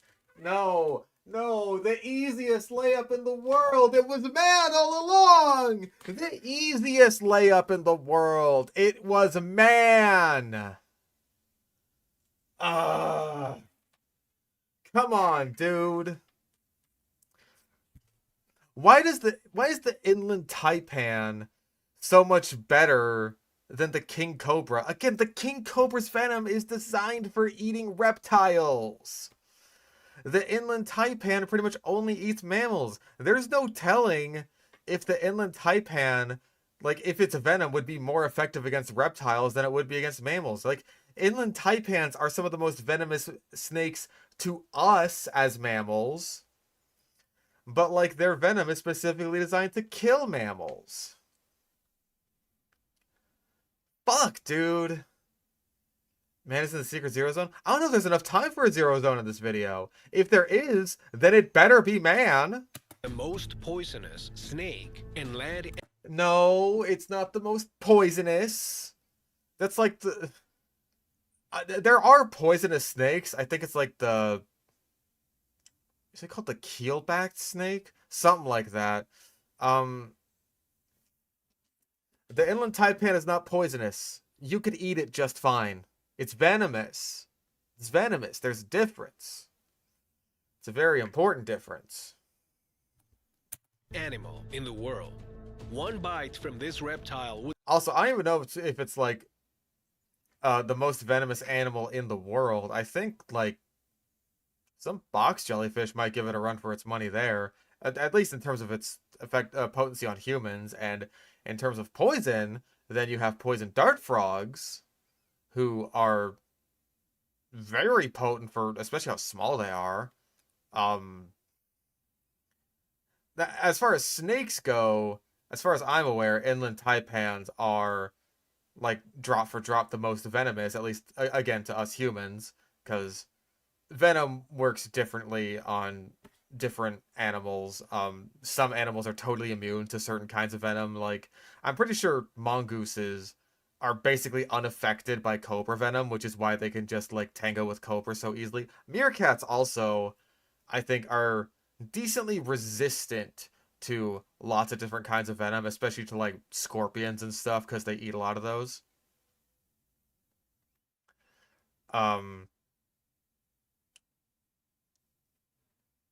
Badgers too, apparently. And also, that is the same case with poison. There's a motorcycle outside. There's plenty of animals that eat like poisonous animals, but like they've basically evolved to not be affected by the poison anymore. Hognose snakes in the wild tend to eat a lot of toads, and toads by and large are pretty goddamn poisonous, or at the very least very foul tasting. And I actually did see something that's like, because hognose snakes do end up eating a lot of toads, like when they do their defensive display where they like play dead, like they may also actually be kind of sort of excreting toad toxins, which may make them both mildly venomous, which they are, and also mildly poisonous, which is weird. Not a lot of snakes like that. But there are a lot of snakes like inland taipans. It's a pretty standard elapid snake. It's just that its venom is really potent. Probably because it is an inland Australian snake, and so its venom has to be potent because, hey, there's not a lot to eat out here. If I find something, you bet your ass I'm gonna hold on to it and keep it. I'm gonna find something out here and it's gonna die. would kill an adult human within 40 minutes. In fact, a single bite contains enough venom to kill 125 people. Um, well, single by 125 people. Let's average that out at about 200 pounds a person. So 125 people. Let's just assume, right, that this has the same effect on a T-Rex as it would a person. So 150 people, I think he said, at like 200 pounds a person, we'll call that an average. So that is about 3,000 pounds. That's about a ton and a half worth of flesh for the venom to work on. Even by your dog ass estimates of T-Rex only weighing like 4 tons, that's still way too. That's not enough. The Taipan would have to fucking unload basically all of its venom, I think. In a T-Rex, the bite would cause muscle weakness, then paralysis, and difficulty And then it would breathing. smell. The kidneys would stop working, and the blood would clot in the veins. It would also destroy tissue and nerve endings, causing excruciating pain. Within an hour, perhaps two, the largest predator of the Cretaceous period would die in agony, defeated by an animal so small. Again, I sincerely doubt that the Taipan would be able to do this. Hell, like, for as venomous as they are against humans, I'm really not even sure if an inland taipan has ever actually managed to kill a person. I know that there was one time where an inland taipan got close, and it was on this little day you may have heard of. Basically a venomous... Oh, 100B's 10 most dangerous dinosaurs in the world. I will get to that one next. Basically, there was a venomous snake keeper who ended up getting bitten by his taipan. And he's like, oh, shit, gotta go to the hospital. And we're gonna have to get some... I believe he was in either... I think it was in Florida. We gotta get some anti-venom flown in here from, like, the nearest place we can, which is the San Diego Zoo, all the way on the other side of the country. Unfortunately, this took place on this little day you may have heard of, known as 9/11, when all flights were grounded except one, which is the flight that took the antivenom from San Diego all the way to Florida to save this man's life. That was one of the few people who's even been bitten by a taipan in the first place. And, like, you know, we're humans, we have medicine and stuff. But the T-Rex has, like, several tons on its side to, you know, disperse some of that venom. So I think it would have been alright. Also, is my neck, like, ridiculously white? Is that just me?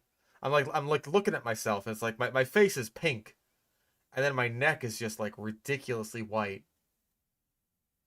I don't know why that's happening. Anyways. All this suggests something very interesting. If the dinosaurs had not become extinct at the time, they probably would not last much longer on Earth. They simply weren't made for the dangers of the modern world. Today's animals, believe it or not, have weapons to deal with the T-Rex. But if you're interested in knowing what prehistoric animals and other dinosaurs could defeat this T-Rex, here's the video. Okay, Slender Man, Jesus Christ. Wow, that was really bad. That was fucking awful. The elephant was the only one that even remotely stood a chance, and even then I would say that would mostly be in groups.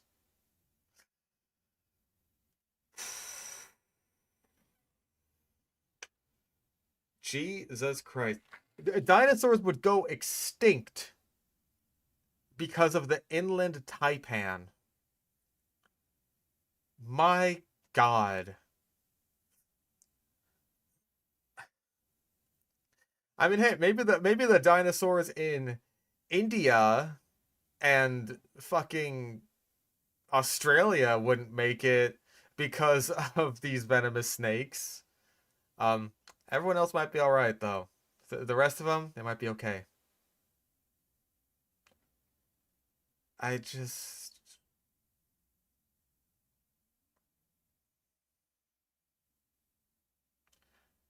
I'm in shock. This is so awful. Top Man 2.0 always manages to like fry my brain in the exact correct way.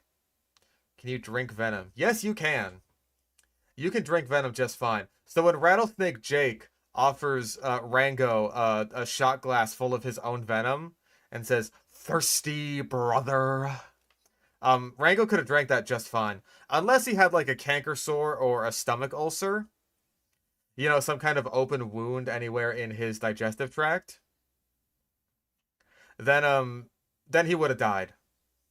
Yeah, as long as the venom doesn't get into your bloodstream, you're totally good. I'm pretty sure I remember seeing an episode of like a documentary that Jeff Corwin hosted where he actually like took a little sip of venom and he was like totally fine. I mean, he did like a little bit where he's just like, come to think of it, don't I remember having a canker sore? And then he like falls over and calls for a medic.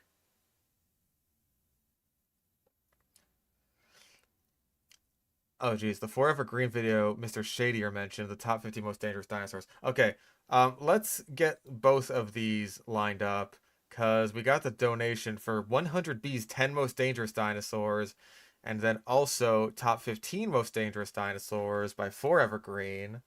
So let me get both of these lined up because that's what's going to be up next. 10 most dangerous dinosaurs. We'll do that one next. We got the donation for it. Oh, it's 100B. I thought it was 10B. What the fuck? Why is your nipple so high up?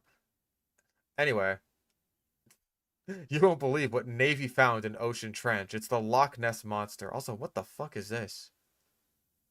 There's a werewolf. We get to see just like the horrible AI goopification of YouTube Shorts as well, by the way. It's just like, hey, look, lady with titties. Titty lady, wee woo.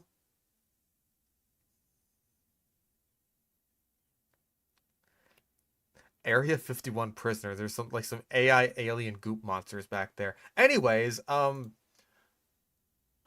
said 15 most dangerous dinosaurs for Evergreen.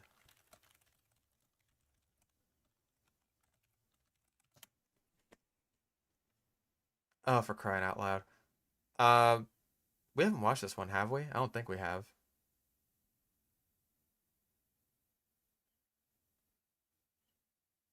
Is that Mr. Beast? Whatever.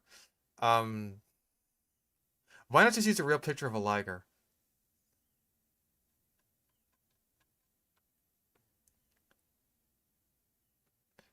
Um, I'm going to assume this is the one, right?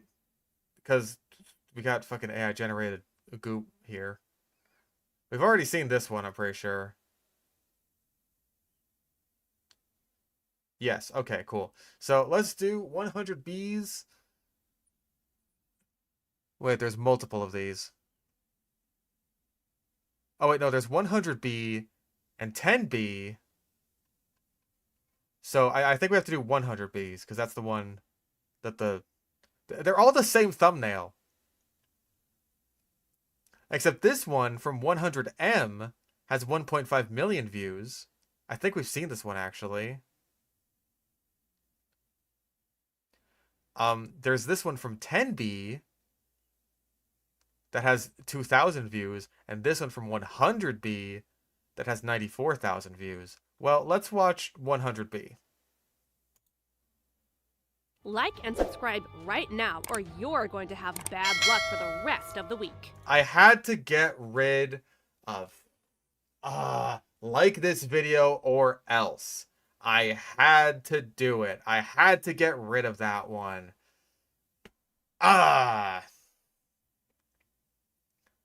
Also, the movie Jack the Giant Slayer, free with ads, is in the recommendations for this. I forgot that movie existed. I remember seeing that movie. I saw that. I was one of the two people that ever saw that movie. Christ alive. All right, let's We didn't even get bingo on 2 of the last ones. Alright, let's get into this. Many of us come into contact with dinosaurs from a very early age as children, and are often interested in these beasts long gone. With movies like Jurassic Park, Alright, that was easy. Always happens. dinosaurs once again fell into immense popularity in our society. People can easily remember the most unique dinos that made a name for themselves, like the T-Rex, Stegosaurus, or Velociraptors. But which of these are truly the king of all dinosaurs? Well, that's what we're here to Probably find T-Rex. out. Top 10 most dangerous dinosaurs. Let's get into it. Okay. Number 10. The Deinonychus. Oh my god. Deinonychus. In what world does this letter look like an O? Sweet merciful Christ. Honestly, Deinonychus is not a bad pick for like most dangerous dinosaurs, especially if we're talking about in relation to humans. I would honestly put Deinonychus pretty high on that list, maybe even at the top. Just because like I feel like Deinonychus would very much so see us as prey. Like we would be in a good prey range for Deinonychus, and not only that, being killed by a Deinonychus would just be awful. Like, that would be such a slow and agonizing death. Because the point is, you are alive when they start to eat you. So yeah, it would suck getting killed by a Deinonychus, and they would absolutely want to kill you. But, let's see what he has to say about it. Our first entry on this list was discovered Ah, it's that tadpole. God. Oh yeah, tomorrow's Tuesday, isn't it? Oh, I can't wait to see your redesign. Please be good. Please be good. JW3 Deinonychus. My fingers are fucking crossed here.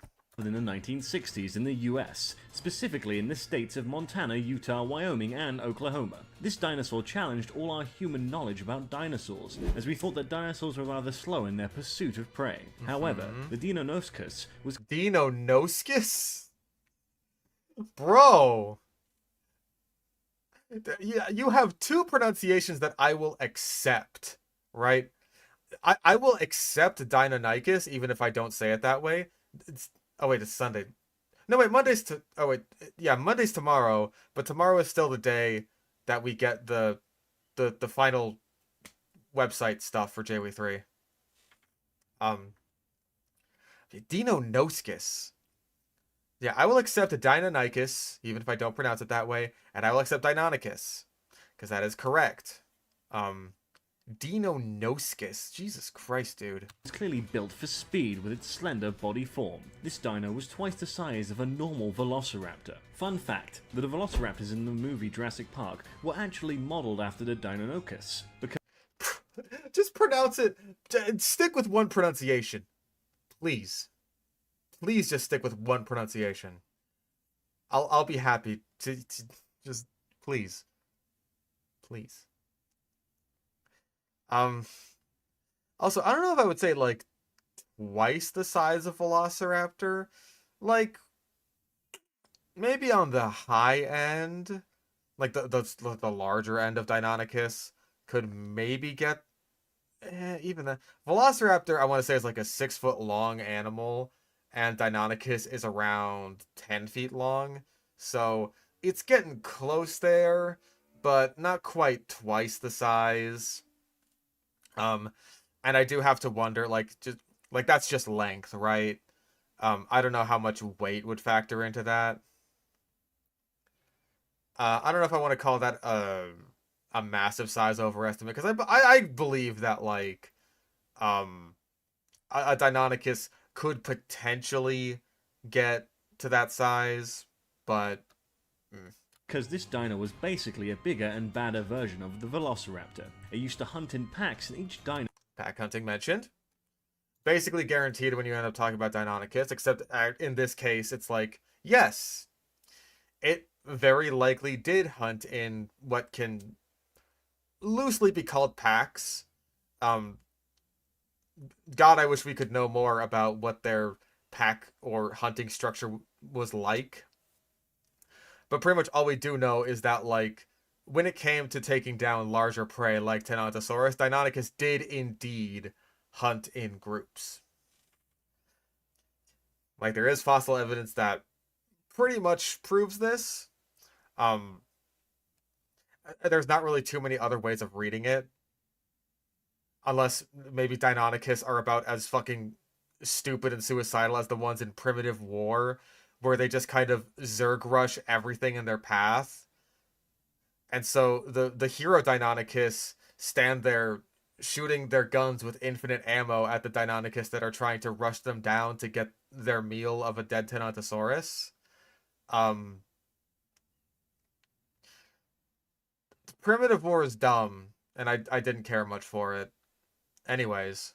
Dino had 3 claws on each foot. This was 13 centimeters. It had 4 claws on each foot. You gotta count the dew claw in there. It walked on 2 toes, and then it had the one raised claw off the ground, and then it had the dew claw. So that's 4 toes on each foot. But like, for most dinosaurs, even modern day ones, outside of like ostriches, who I think only walk on 2 toes, a lot of birds do end up walking on like 3 toes plus dew claw. But then for some birds, like birds in general have like very varied feet arrangements. Like some, like I want to say owls have this is this, I think it's like Pygo style, where it's like 2 in front and 2 in back to kind of like grasp on like that, as opposed to something like an eagle, which has like the 3 in the front and then the 1 in the back to grasp kind of like that. So birds are quite varied in their feet construction. Zygodactyl, that's the one. Zygodactyl. I think like, was it Pygo style? Is that a kind of feather? I'm getting my bird terminology mixed up because I'm fucking stupid. Meters or 5 inches long. Also, Deinonychus. Good. And was used to stab or slash at its prey. The killing claws are probably used for gripping onto prey, especially after like jumping onto it, so that they can like latch onto it, slash it with their forearms and their teeth. Number 9. The Pterodon. Pterodon. You make it sound like you're mispronouncing Pteranodon. Oh, Pygo style is the tail fan shape. Thank you. Bird terminology, man. Also, I'm putting my skulls back. My skulls, they need to go back.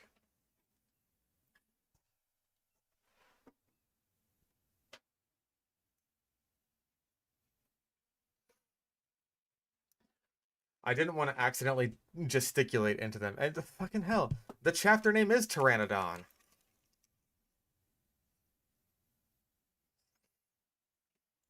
Deadliness doesn't always come down to bulk and bite force. Our next entry... Oh, deadliness. I was wondering what that first word he said was. I heard, like, Denniness.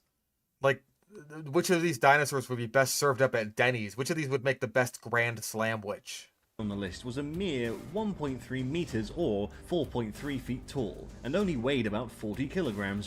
That looks like an Allosaurus. I'm counting that as unrelated animal.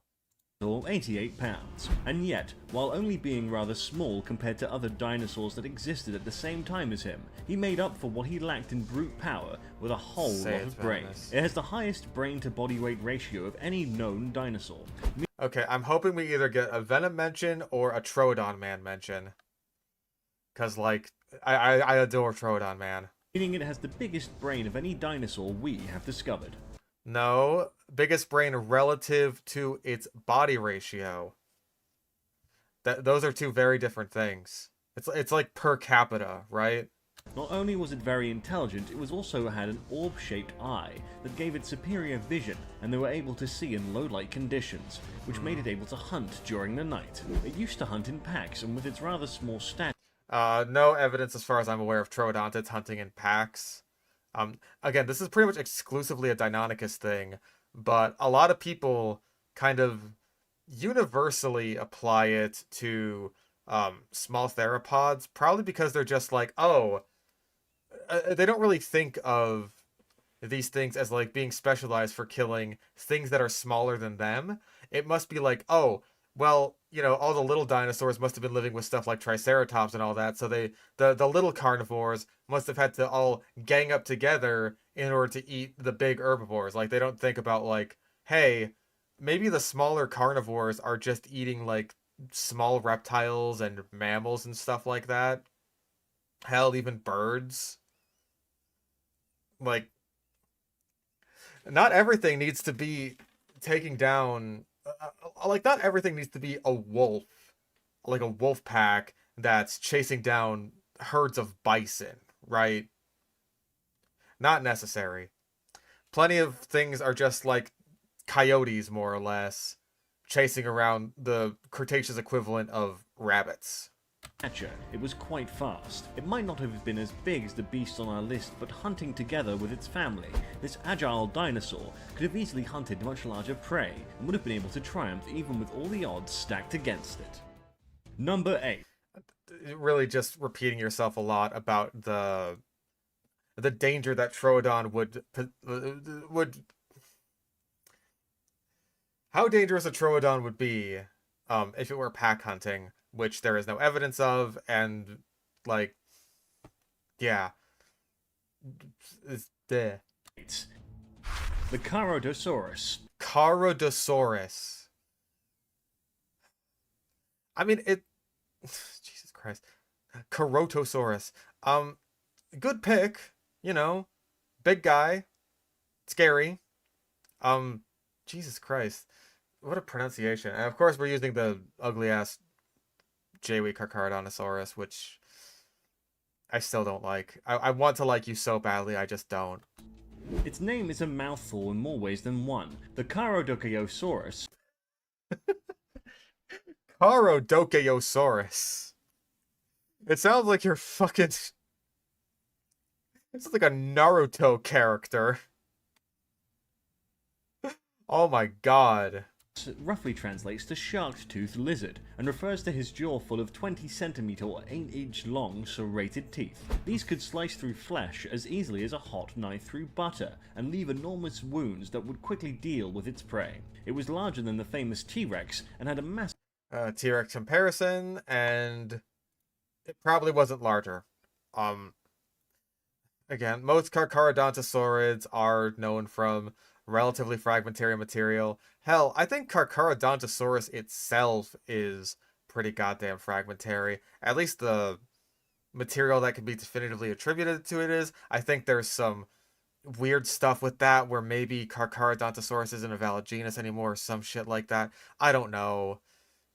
There's some weird shit going on with Carcharodontosaurus itself, I think.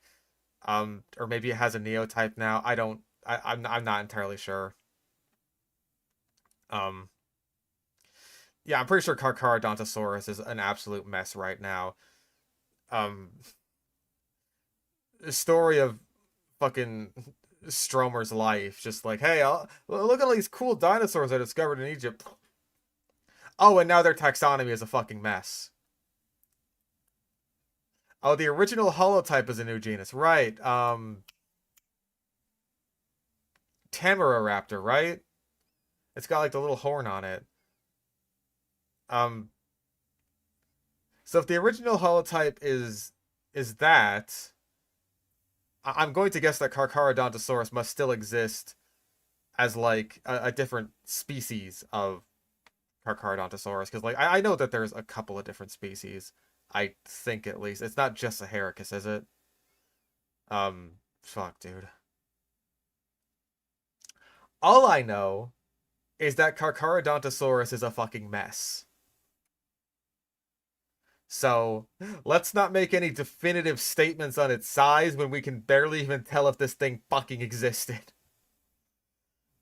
massive skull the size of an average adult. Yet, it had a primitive brain and had to rely on its enormous strength. It was capable of outrunning the T-Rex at around 32 kilometers per hour. Oh, Christ. How much is 32 kilometers an hour in American? That sounds too fast to me. That's got to be like, what? Almost 20 miles an hour, I want to say.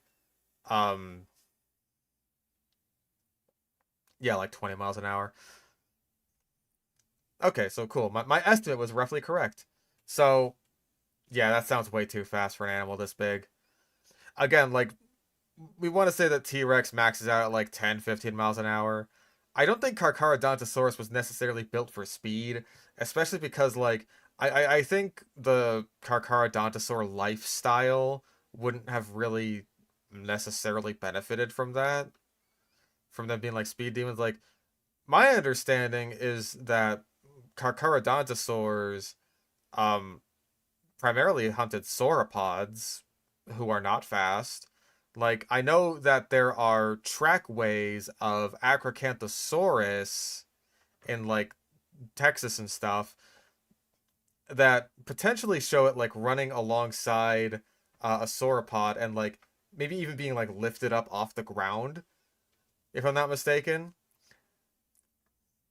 And so it's possible that like other Carcharodontosaurs may have also been hunting sauropods, especially because it does seem that like wherever there are Carcharodontosaurs, there are also populations of large sauropods, which like um weren't really super prolific in North America outside of Alamosaurus, as far as I'm aware, but they were still prolific down in like South America and Africa, like where the Carcharodontosaurids still managed to thrive, at least until they all kind of died out.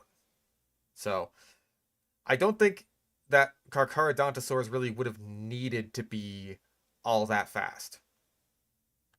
Or 20 miles per hour. Many other beasts back then knew to stay away from this monster and kept at this distance, as it could easily take on multiple smaller prey with its sharp teeth of his. Not the kind of dinosaur you would want to make angry. Number 7. Sure. Allosaurus. Yeah, it's our boy! My boy! We love Allosaurus. We love Allosaurus. He's gonna say it pack hunted, but we love Allosaurus. Acro was a freak. It was a hyper-robust species for the family. Well, sure, Acrocanthosaurus is, like, especially badass. I certainly wouldn't mind seeing it on the list. But, like, I think we can just kind of extrapolate based on Acrocanthosaurus' hunting style that, like, the other Carcharodontosaurs may have done something similar. This beast's name has different meanings from other dinosaurs. While other dinosaurs' names mean things like King of the Tyrant Its name literally is different. He's built different. lizards, Allosaurus just means different lizard. Scientists named it because its vertebrae were different from any other type of dinosaur they had discovered beforehand. It gave them a somewhat of an hourglass shape, making their bones more fragile but lighter than the usual vertebrae would. We keep seeing fucking...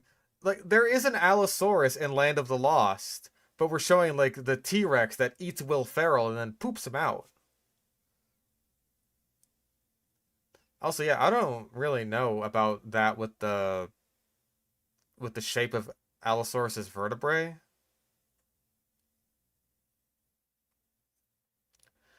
I don't know enough about the shape. Like, I know that the vertebrae were of like a different shape. That's why it's called that. Ugh. I got nothing for you, cause like I know that they were just kind of dumb about that, right? When it came to oh, sorry, when it came to naming when it came to naming animals back then.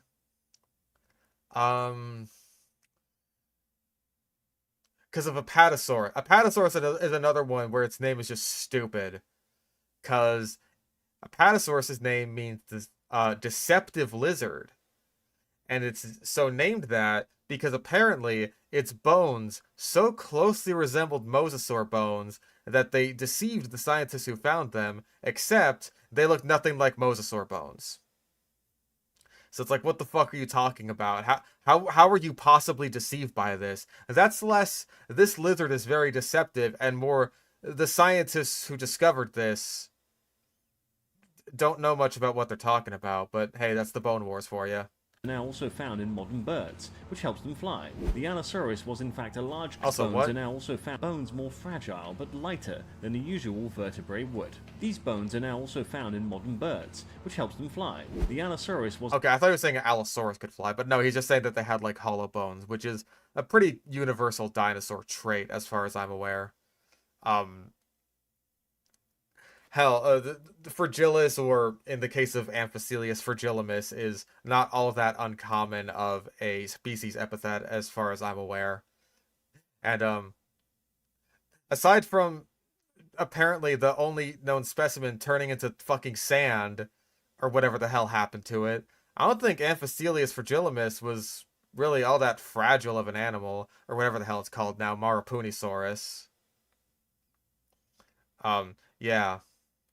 I don't think it would have been a fragile animal. was in fact a large carnivore, and it was believed that the biggest specimen rivaled a T-Rex in size. More Fun T-Rex fact, comparison. the Allosaurus was constantly shedding and replacing its teeth, so most of the fossils that were found from this specimen were teeth, as they would basically just constantly lose them. And it's your lucky day, as it seems like we also have another fun fact for you. The Allosaurus was the first ever dinosaur to appear in a movie, in the 1925 movie going by the name The Lost World.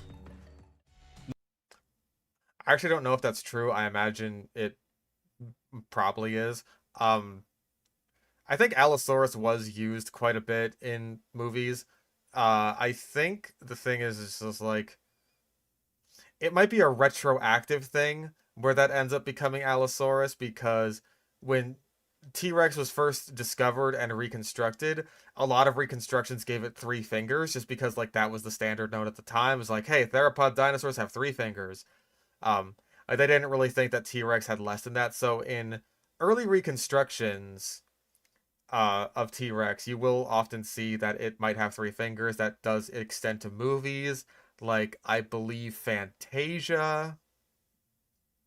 Oh yeah, Gertie the Brontosaurus. Was that in a movie though? Was that like a full-on movie? Because I think the film adaptation of The Lost World probably counts more as a movie, as opposed to like the first ever dinosaur put to, I don't know, the screen. A screen. Yeah, Gertie was a short, I thought so. Where was I? I was talking about something.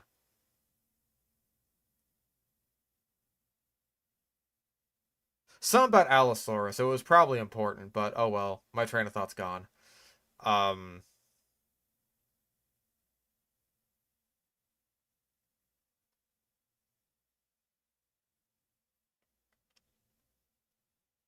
Oh right, reconstructions of early reconstructions of T-Rex. So, like a lot of those ended up having 3 fingers, and so like us looking back on them now is just like, oh, that's probably got to be like an Allosaurus or something, right? Like, I don't even know if a lot of these ended up like early films ended up naming the dinosaurs by their genus name. Like in the film, I actually have to go back and watch those films to see. So you just be like, oh, that's a big Dinosaurus. The Dinosaurus. It's a Dinosaurus. But I'm pretty sure in Fantasia, the Fantasia sequence, that is supposed to be a T-Rex, but the movie was made in like the 1940s, so it's still got 3 fingers, because like, hey, it was the style at the time. Number 6. The Velociraptor. Many of us are very familiar with the name Velociraptor due to the movie Jurassic Park, but did you know I mean, you've already got Deinonychus on this list, so I don't know why you'd pick just like the smaller, arguably less threatening version. they're not actually velociraptors? Did you know that that Super Mario Bros. 2 is actually based off of a Japanese game called Doki Doki Panic? If you remember our number 10 on this list, you may say, yes, I do remember, you already told us. In which you were right. Velociraptor Blue actually would have been a Deinonychosaurus Blue, but What the fuck, dude? A Deinonychosaurus Blue. Steven Spielberg and his team decided Steven Spielberg? Come on, man. You're not even trying. Good golly. that Velociraptor sounded a lot scarier than Deinonychus. Deinonychus, bro. How do you hear yourself pronouncing it a different way literally every single time, and being like, "Yep, that's good. I'm keeping that take." Get me Senior Spielbergo. Did you know that your imagination of a Velociraptor might be completely warped due to the movie? These dinosaurs were actually only Doki Doki Panic. roughly the size of a turkey, and had feathers rather than scales. Also, the speed and intelligence they portrayed in the movie was completely exaggerated. An athletic child could outrun a Velociraptor. However, after all Hey, that's something at least. Like, yeah, dromaeosaurs weren't all that fast. They were agile, but they weren't fast. Like, they weren't really built for speed. Muldoon in the film describes the velociraptors as being around cheetah speed, which is a bit silly.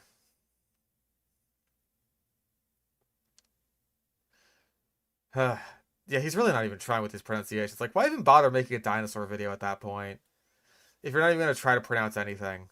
Like, it's just one of those things that makes you realize that these people, the people running these slop farm channels, have no interest in what they're actually making. It's very sad. all that info, you shouldn't expect that it's rather harmless dinosaur, because you would be dead wrong, with emphasis on dead. It had a terribly sharp teeth and a 3-inch long Terribly sharp teeth. Very good. claw on each hind feet, which was used to slash its prey. It would attack with a surprise attack and then retreat to a safe distance, as its victims bled to death. I don't think that would probably be their hunting strategy. You're making it almost sound like Komodo dragons. At least, like, the popular interpretation of Komodo dragon hunts, where they, like, bite the big water buffalo or whatever, and then just kind of wait for their venom or saliva or whatever the interpretation is to kill it off, and then they go and scavenge the carcass. I've heard a lot of things about that with, like, Komodo dragons and their hunting strategies.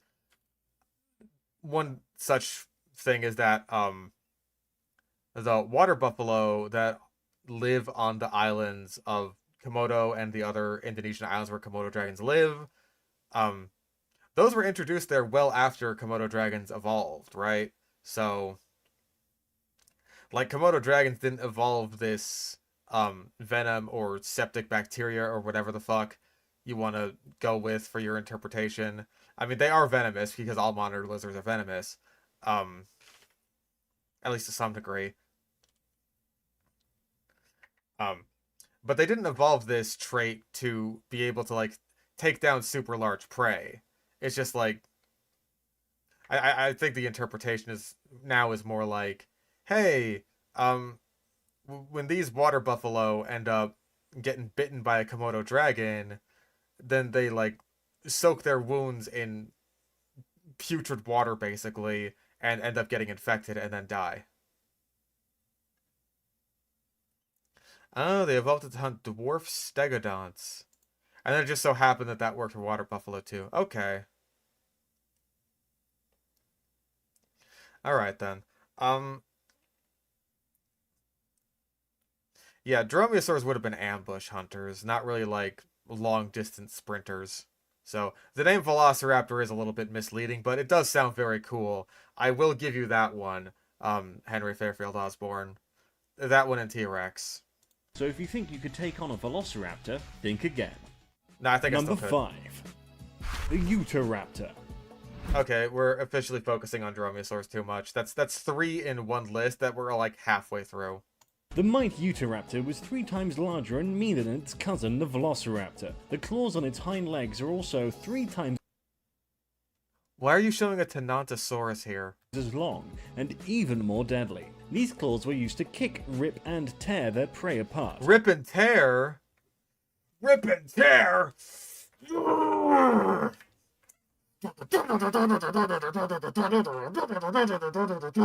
Let's play Doom. As you may have guessed, the Utahraptor was named after the state it was discovered in, so basically it's called the Utahraptor. It had unusually thick thigh What? The Utah Raptor was named Utah Raptor after the state Utah, so basically it was called the Utah Raptor. Yeah. Utah. Utah Raptor. Muscles to support the speed at which it ran, and uses its hand claws. Fun fact, it had a dedicated muscle to move its claw forward and retract it after use. For velociraptors, it's almost for Yeah, like all Dromaeosaurs had retractable claws. Well, sort of retractable. Like, they could, like, you know... Well, yeah, that's retractable. Dark Ages Supercut anytime. I ended up going through it, and I just didn't find it all that entertaining. You'll be getting... I am working on a challenge video for Doom. I'm working on that, so you'll get something in the vein of a Dark Ages Supercut. But that will take a while because I'm still working very hard on that. sure that they hunted in packs, as their size Wait. acted after use. For velociraptors, it's almost for sure that they hunted in packs. Okay. Getting two animals mixed up. Or wait, hold on. Are you just saying that for Velociraptors it's sure, but not so much for Utah Raptor? What are you saying here? As their size made it hard for them to hunt on their own. But for their larger cousins, the Okay, that's what you're saying. I thought you were just like... I thought you had been talking about Velociraptor so much that you just like ended up drifting into that. But again, like that's basically what I was talking about earlier. It's like, oh hey, Velociraptor couldn't possibly have, one, been hunting decently large prey on its own, even though there is direct fossil evidence that shows it was absolutely at least trying to. Protoceratops well outweighs Velociraptor, and yet it was still fucking trying to kill one. Or number two, that like, hey, it's very reasonable to assume that these guys were just like hunting small prey. Like, small prey existed back then. Why is that so hard to believe? the Utah raptor, it is unknown if they hunted in packs or not, as they could have easily hunted. Well, it's unknown if most dinosaurs hunted in packs or not. Deinonychus is one of the only dinosaurs, outside of maybe Albertosaurus, that has pretty much any evidence of that one way or the other. Hunted on their own.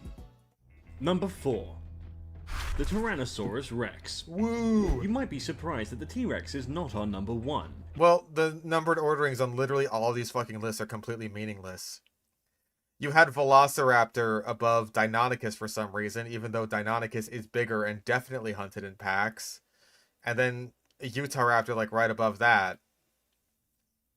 So, meaningless. Also, you had Allosaurus above Carcharodontosaurus, even though Carcharodontosaurus you said is bigger than T-Rex, and now you have T-Rex above Allosaurus and Carcharodontosaurus, even though Carcharodontosaurus is bigger and faster. Like, what? This numbered ordering is meaningless. You have the right to be surprised after all. It names literally means the king of the It names literally means. tyrant lizards, or easier said, king of the dinosaurs. So naturally it would be on the number 1 spot, right? Well, not exactly. The fact is, no matter how fierce the T-Rex is, there are some dinosaurs that are bigger, faster, and more terrifying than our friend here. But Yeah, you put them lower on the list by your own admission. That does... for crying out loud. Also, you're wasting time, like, justifying its place in this slot that is not number 1, instead of just, like, talking about T-Rex. But obviously, a dinosaur with the title King still deserves a spot on this list. This beast stood at 5 meters or 16.4 feet tall and 12 meters or 3,904 feet and weighed a Say that again. Hold on. and 12 meters or 3,904 feet.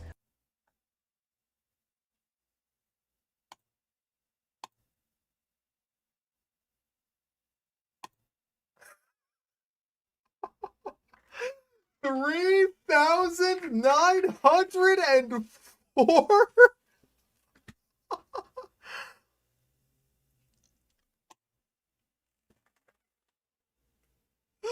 What? It's so...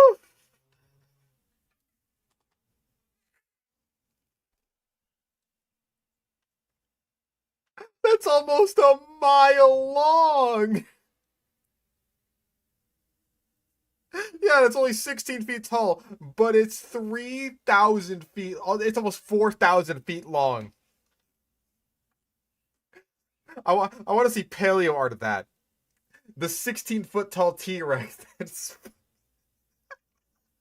How does it support itself on those two little legs? Oh my god. Just stretch it out really long in Photoshop. I want to see the dimensions of that creature. Holy shit. That is unbelievable.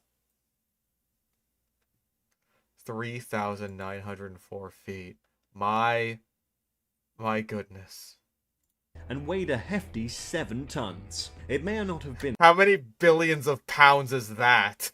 the fastest, biggest, or smartest dinosaur, but the Tyrannosaurus was the ultimate all-rounder and has a sense of smell that could track its prey over long distances. Well, thank God for that. Otherwise, that Indominus Rex may have never been able to kill that Spinosaurus. And now the crown to put on the king, the Tyrannosaurus Rex had the strongest bite of any land animal that ever lived, with a bite force of almost its own weight and 60 saw-edged teeth. Bite force of almost its own weight. Okay, you kind of have to go PSI there, per square inch. Otherwise, it's just like, that doesn't really mean anything or make any sense. While other dinos had to bite multiple times to secure its prey, the king only had to bite once. Sometimes. Sometimes the king could bite once on the back of an Edmontosaurus, and then that Edmontosaurus could still get away just fine, even if he's a little bit worse for wear. And then Jack Horner will ignore that and pretend that T-Rex was a scavenger. Number 3. Of course it could track prey over long distances. It was the long distance. Imagine the territorial range of an animal a mile long. My goodness. Gigantosaurus. Giganotosaurus, but whatever. Gigantosaurus, which means giant southern lizards, instead of gigantic lizard, was one of the monsters that rivaled the king of the lizards, the T-Rex, in size. It weighed roughly 10 tons and was 12 to 13 meters long. Not only that, but it was also faster than the T-Rex by We're going again with the... God, speed is the name of the fucking game today. I'm sure to win because my speed is superior. roughly 16 kilometers per hour, or 10 miles per hour. I thought it was going to say that the Giga was 16 kilometers long.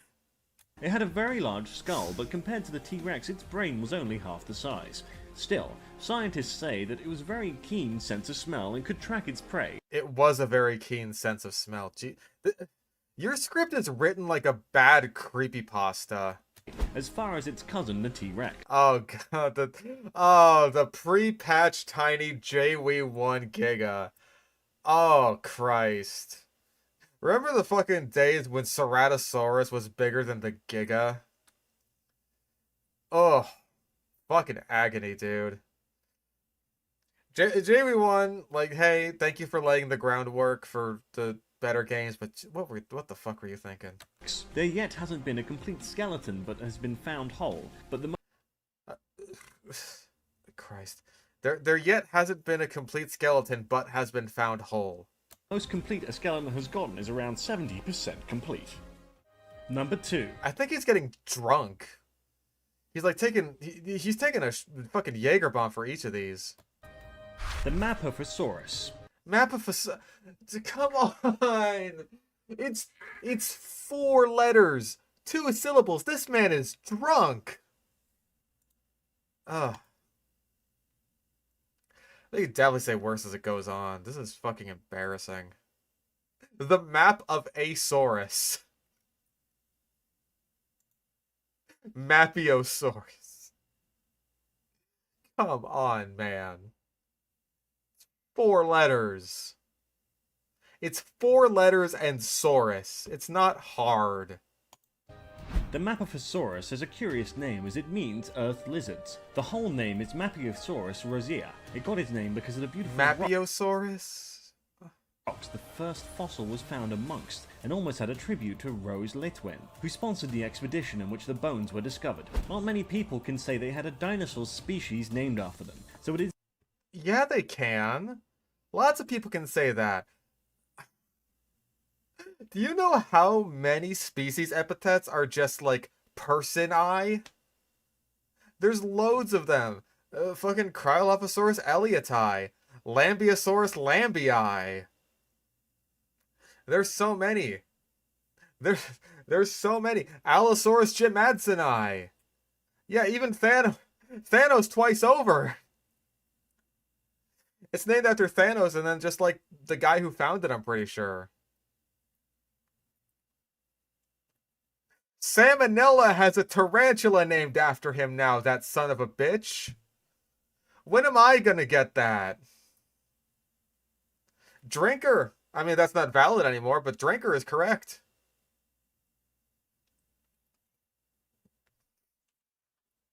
The Whatsaurus. God. The What Show better not get a fucking spider or a lichen named after him before me. I swear to God. I swear to fucking God. Hey, any scientists out there? Any taxonomists out there feel like throwing me a bone, since YouTubers can just ask for that now and it actually works. I'm just saying. Hey, I wouldn't mind. I'll take a lichen. I'll take it. I'll take a beetle. Please. Phacoeci. Make it as unpronounceable as possible. It's truly an honor. The Maui-Perseus was bigger than a T-Rex and all I'm sorry, the Maui-Perseus? she's named after them. So it is truly an honor. The Maui-Perseus He's drunk off his ass, dude. Oh my God. was bigger than a T-Rex and also significantly faster.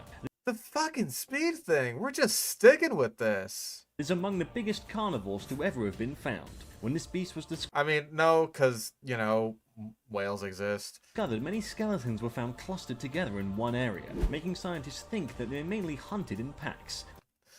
We already got pack hunting mentioned, don't we? Yep, of course They we got do. overwhelmed by a different dinosaur at this spot. It is yet to be proven what they did hunt in packs, however, but it's very likely. Now, are you prepared? I mean, if they all died in the same place, that could just mean that they were like... They could have been congregating for a different reason, right? Like, the thing that makes the pack hunting with Deinonychus so definitive is that, like, it's very easy to believe that all these Deinonychus, like, ended up dying while killing an animal that was much larger than them, right?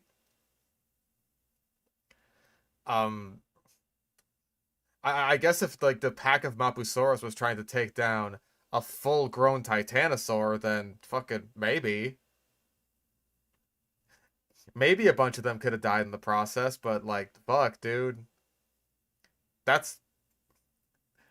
be a hell of a fight. Head for the number 1 spot. Put your guesses in as to which dino it will be in the comments below. This is truly the one I'm gonna guess it's another fucking Carcharodontosaur or something.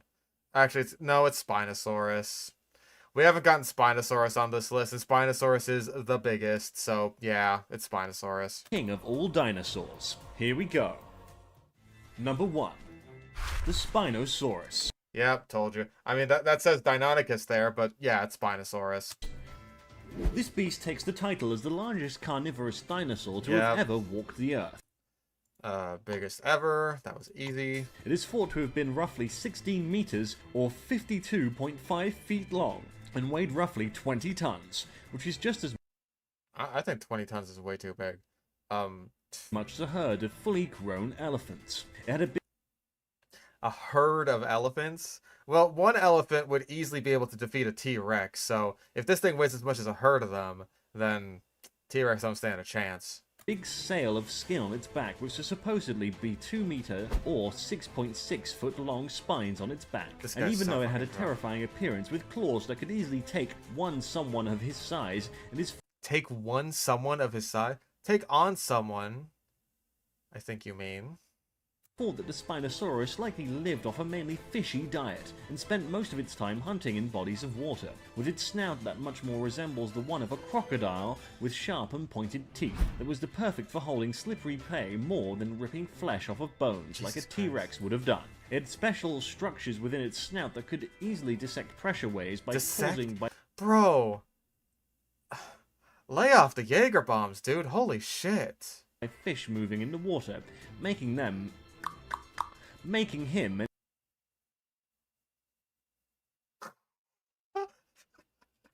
We got a flub take! Oh my god! We got a flub take! I thought we never would have got one of those again after Feathered Friend. He's drunk while he's editing it too! He left that in!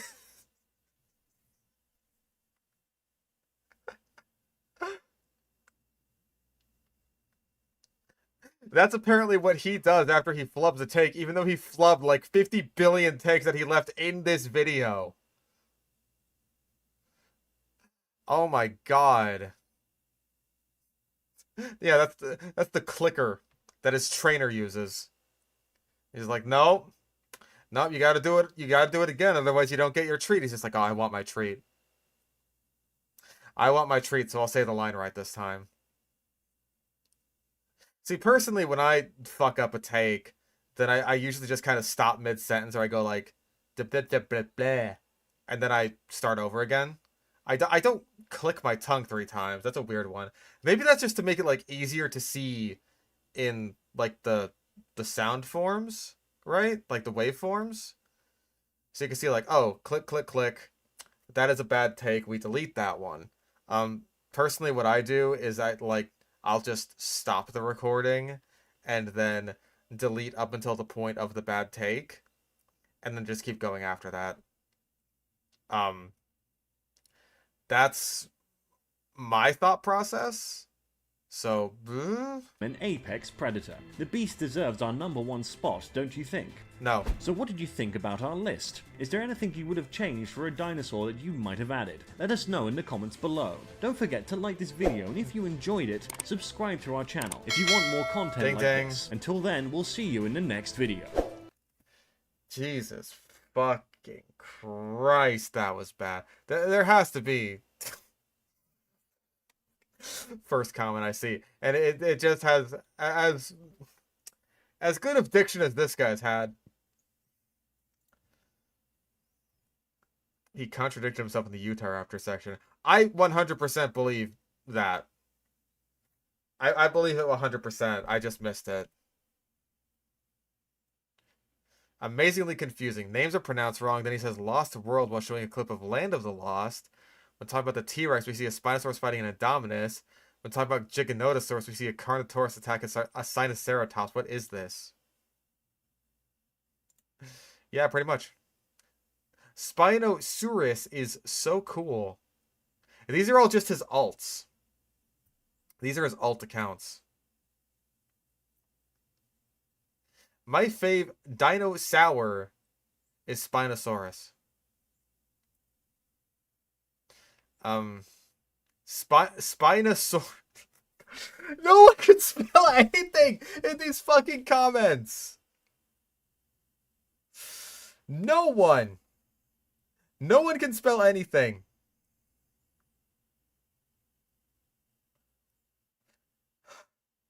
Mosasaurus is a sea dino. One Eye mention. One Eye. My nemesis. Jesus fucking Christ, this was bad. This guy was plastered when he was making this. A Luigi board? Can you burn a Luigi board? Can you get pregnant? Am I pregnant?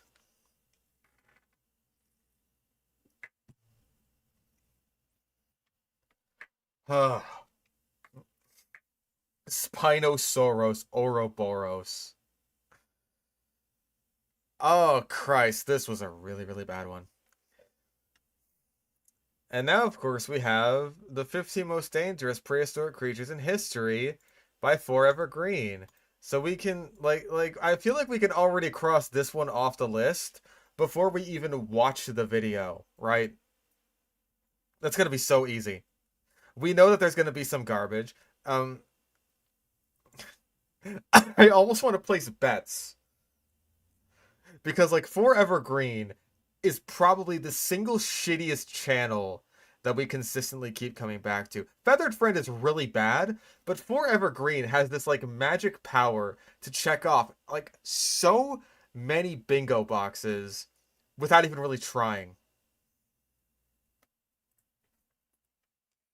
But like, I can basically guarantee that this, this, this, this, this, this, this, this, this, probably this, this, yeah. Okay, I'm guessing we'll have these ones filled out.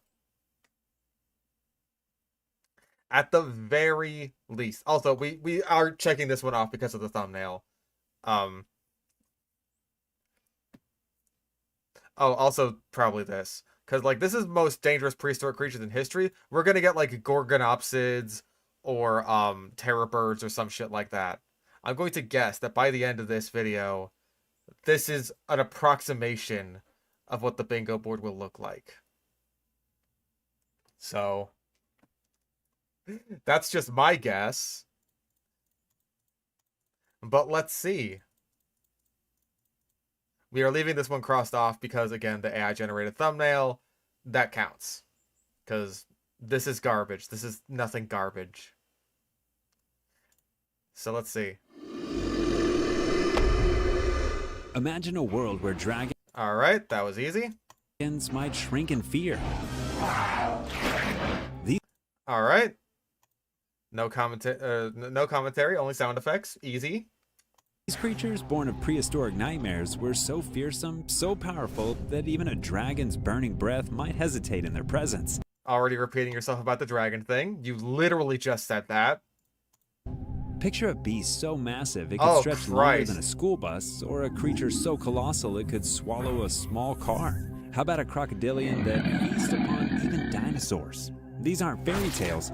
They're real monsters that once walked, swam, and flew across our planet.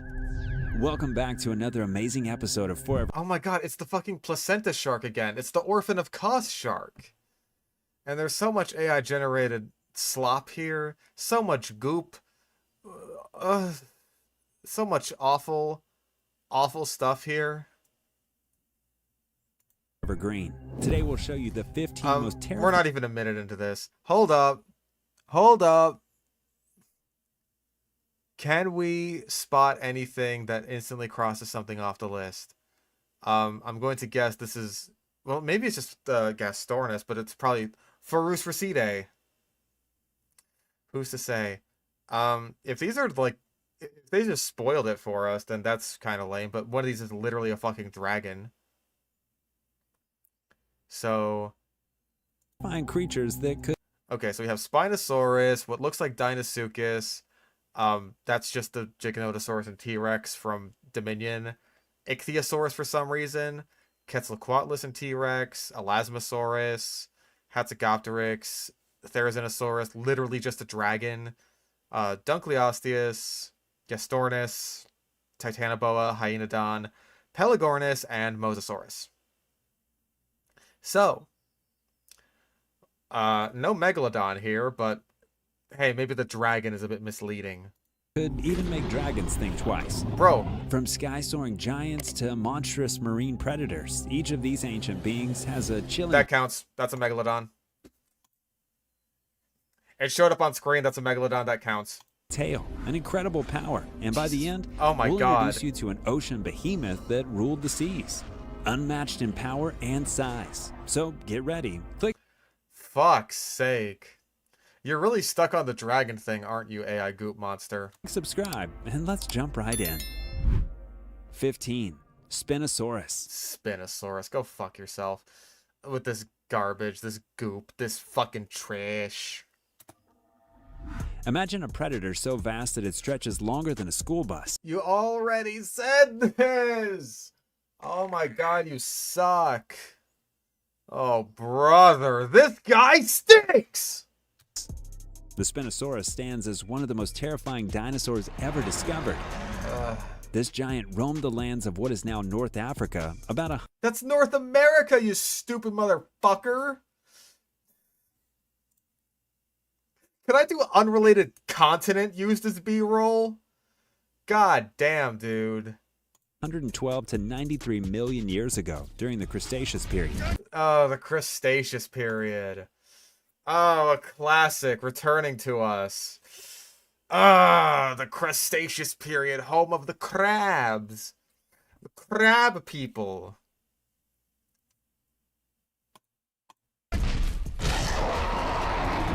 It was a truly colossal creature, Oh, for reaching fuck's lengths of up to 59 Oversized. feet. What set the Spinosaurus apart was not just its size, but its lifestyle. It was among the few dinosaurs that adapted to a semi-aquatic life. This adaptation suggests it hunted both on land and water, much like the modern crocodiles. Its skull was long and narrow, similar to that of a crocodile, and it was equipped with sharp, conical teeth perfect for catching fish. Sure. The most striking feature of the Spinosaurus was its enormous sail-like fin on Was its enormous spin. its back, which could have been used for a display, to regulate its body temperature, or just to scare off rivals and predators. The mere sight of this daunting I mean, scaring off rivals and predators, I would say, counts as being a display feature. Like, the frill on a frilled lizard is, I would say, a similar sort of display feature. It's pretty much just displaying, hey, don't fuck with me. And then it spits at you, except it doesn't really. It'll, like, chase after you on two legs and then run up your leg because it's Australia and everything's crazy. fin emerging from the water could send shivers down the spine of any creature that Down the spin. dared to come too close. 14. Quetzalcoatlus. Okay. Sure. We don't really have anything for this on the bingo board, but sure. As we turn our gaze upon the sky in the late Hatzegopteryx. There is plenty of Quetzalcoatlus footage from Prehistoric Planet to use. You don't need to dip into Hatzegopteryx. Give me a fucking break. Cretaceous period was ruled by the Quetzalcoatlus, one of the largest. Oh yeah, and also Dominion. I mean, there's not plenty of Quetzalcoatlus footage to use in Dominion.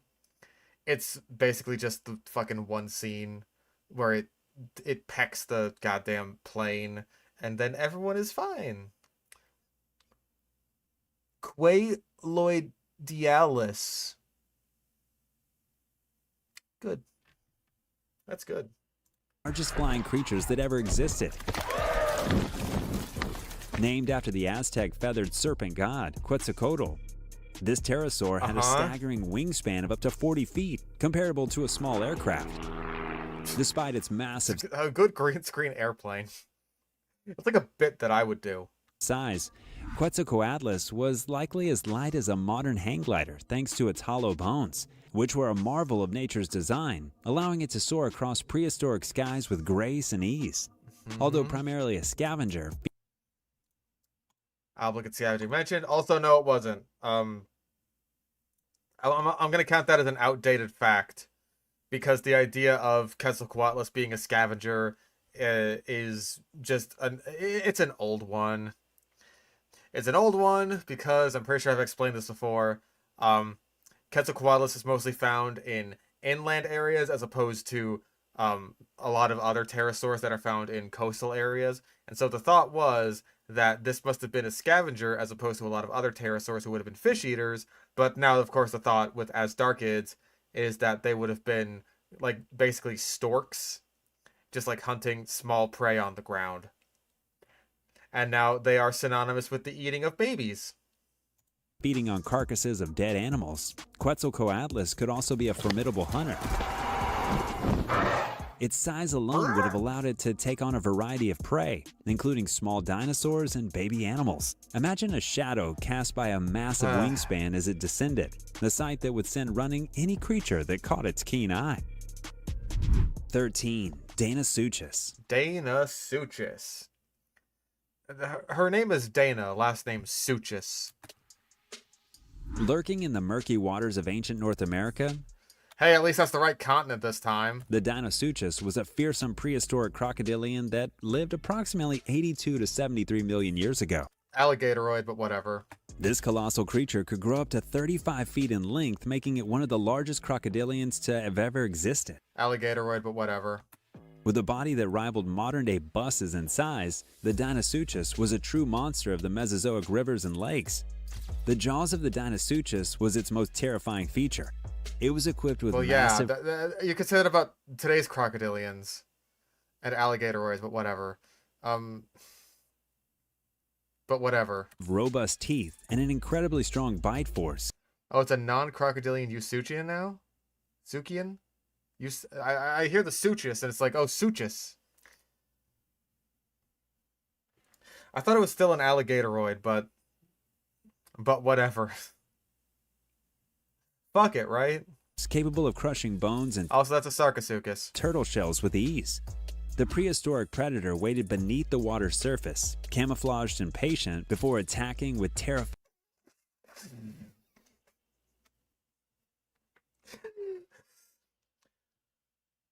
Okay.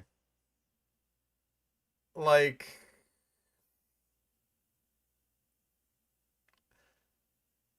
I understand that when you're using AI to generate your stupid sludge garbage, you kind of have to take what you can get from the generator, right?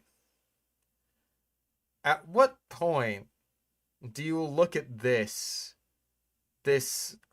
mangled, half-melted, chewed up by a baby toy of an alligator and say, that looks good. Looks pretty good. Yeah. People are going to love this one. Looks great, actually. Speed to snatch up any They're about to kiss. It's doomed Yowie. Oh, finally. That's what we've been waiting for in these streams. It's doomed Yowie. Let's fucking go. It even has the bad anatomy that you would expect from any good Yowie. animal that strayed too close to its domain. Its diet likely included large fish, turtles, and even dinosaurs that came to drink or feed near the water. Deinosuchus was not just another creature, it was the apex predator in its ecosystem. Probably not. Like, not just another creature. I'm gonna call that meaningless. Ruling the waters with unmatched ferocity. 12. Giganotosaurus. That's probably one of his best pronunciations so far, to be honest. Walking the ancient lands of what is now Argentina, Was the Gallimimus, apparently. Giganotosaurus was a giant carnivorous dinosaur that existed around 98 to 97 million years ago.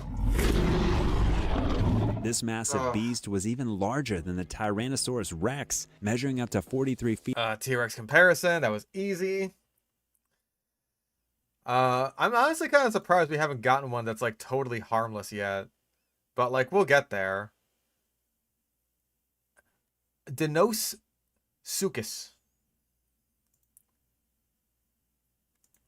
Feet in length. Its size alone was enough to implant fear in the hearts of other dinosaurs that shared its habitat. That's just... this is completely unrelated. This is just like fucking the doofy-ass final fight of Camp Cretaceous with the remote control dinosaurs on the island with the invincible robot dogs. And the animation is not all that good. Giganotosaurus Oh, both Kets and Deinosuchus were called largest ever. Okay. had a large skull with sharp, saw-like teeth, perfect for tearing through the flesh of its prey. Its powerful legs allowed it to move quickly, despite its enormous size. We're doing the speed thing again! Holy shit, dude! Making it a formidable hunter. The dinosaur preyed on large herbivores, including... Oh, look, it's an edit of the fucking Dominion Giga to actually look tolerable. It still doesn't fix its shit color scheme, though. The well-armored Ankylosaurus and even... Oh my god. Okay, no. No, for so many reasons. For so many fucking reasons. Jesus Christ. Giganotosaurus, rather, did not coexist with Ankylosaurus. Number 2, it is pronounced Ankylosaurus. Number 3, Carcharodontosaurus wasn't really designed for taking down armored dinosaurs the way T-Rex was. So it probably wouldn't have thought that an Ankylosaurus was a good snack, even if it did run into it. Fourth of all, what are you?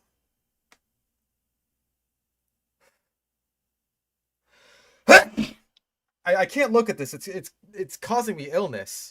Even young Titanosauruses, signifying its ability Okay, Titanosaurus is a highly dubious genus. I don't even know if Titanosaurus is from South America, but whatever. to take down some of the most well-defended creatures of its time.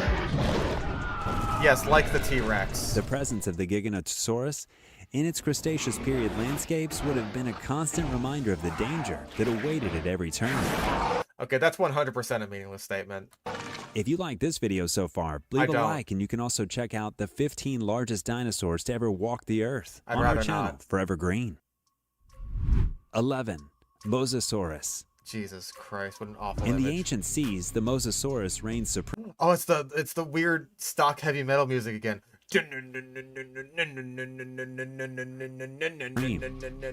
This giant marine reptile lived approximately 82 to 66 million years ago during the late Cretaceous period. Stretching up to 56 feet in length, the Mosasaurus was not just a large creature, it was a top predator. Ah, we got it wasn't just this, it was also this. We got that A-ism, kill me. A true leviathan of the deep. The body of the Mosasaurus was streamlined for swimming, with powerful paddle-like limbs and a strong, flexible tail that drove it through the water with bursts of speed. Speed! Its jaws were equipped with rows of sharp, conical teeth, perfect for gripping slippery prey like fish and squid.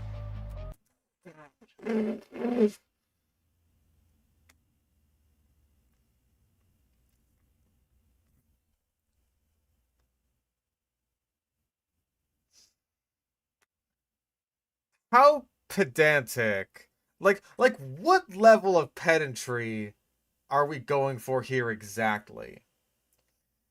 Because there's a certain level of pedantry where we check off incorrect taxonomy on the bingo board because he showed a picture of a whale while describing fish. But there's another deeper level of pedantry where we say that a whale taxonomically counts as a fish because it's a tetrapod. What level of pedantry are we going for here?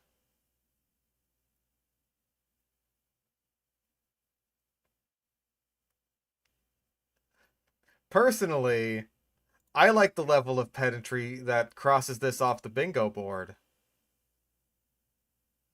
But you are more than welcome to disagree. But the Mosasaurus was not picky. It would also feast on other marine reptiles and anything else it could overpower, including sharks. Those are fish, dumbass. The terror it instilled in the hearts of other marine That's an ichthyosaur. Like we had, yeah. creatures was unparalleled. 10. Therizinosaurus. We have to show like the two clips of the Mosasaurus in Jurassic World actually doing something.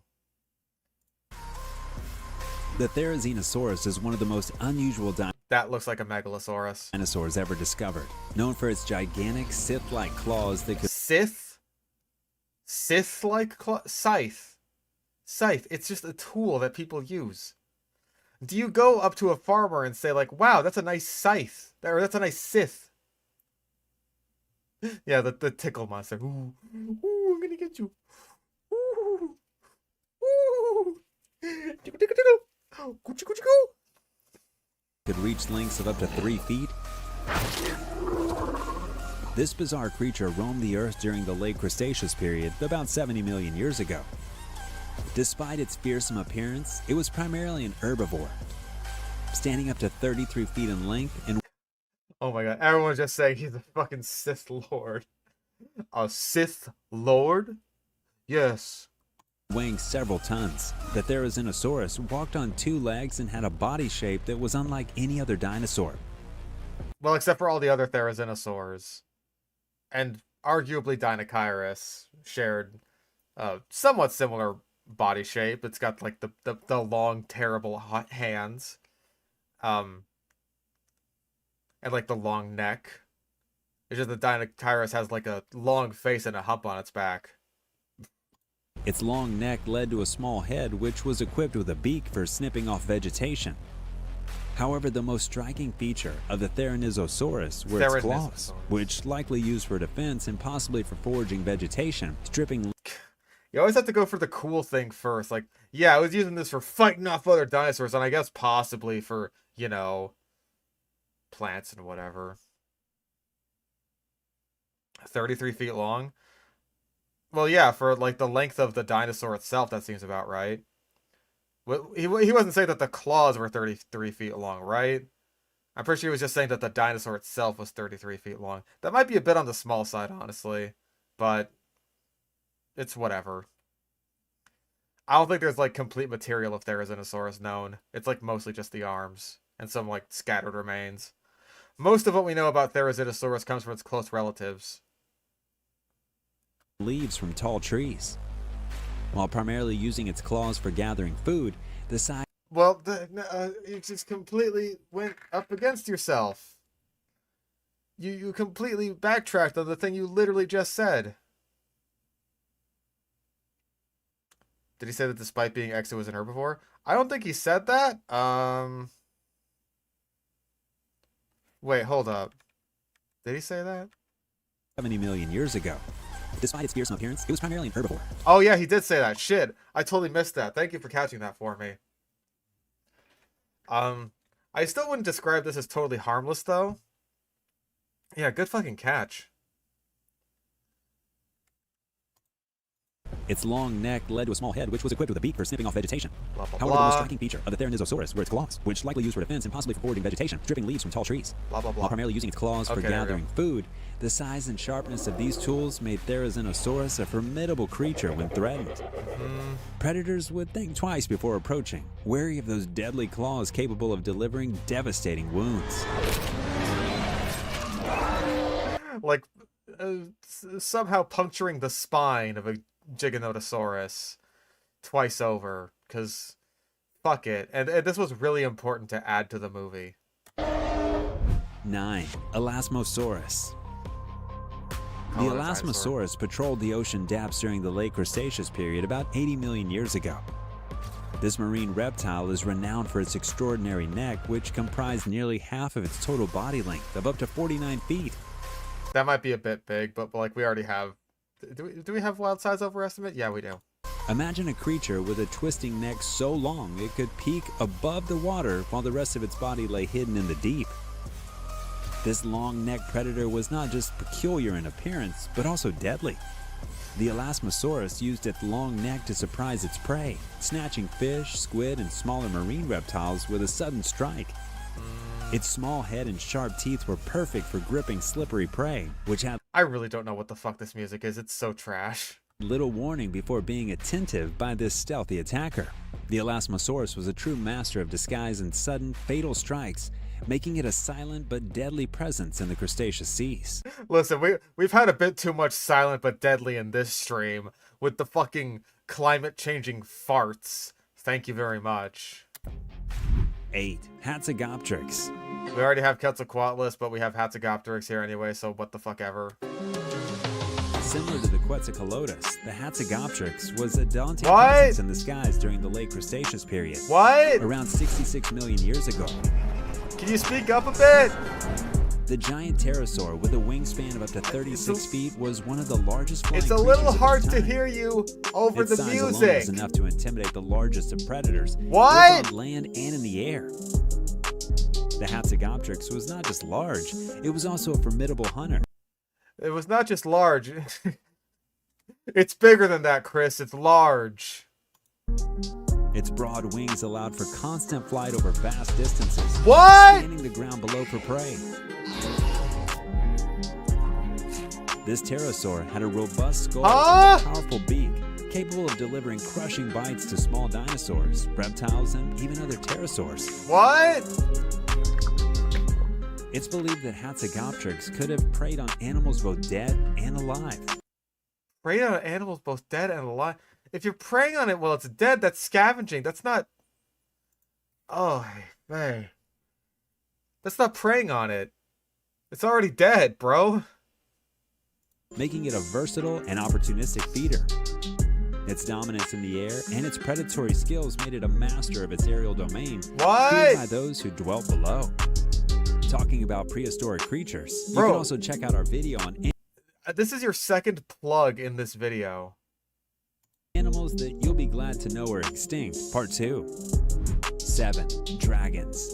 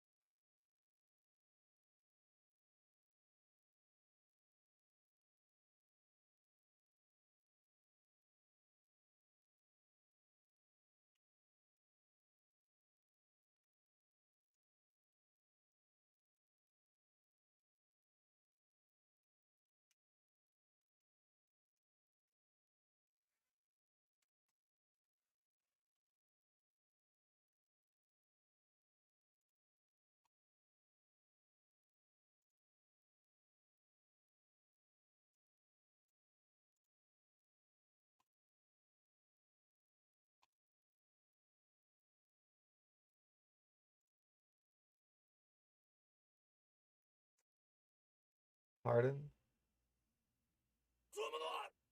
Dragons. Dragons. Dragons. I thought that when there was footage of a dragon in the little opener here, that would have that was gonna be I didn't think it was gonna be so accurate.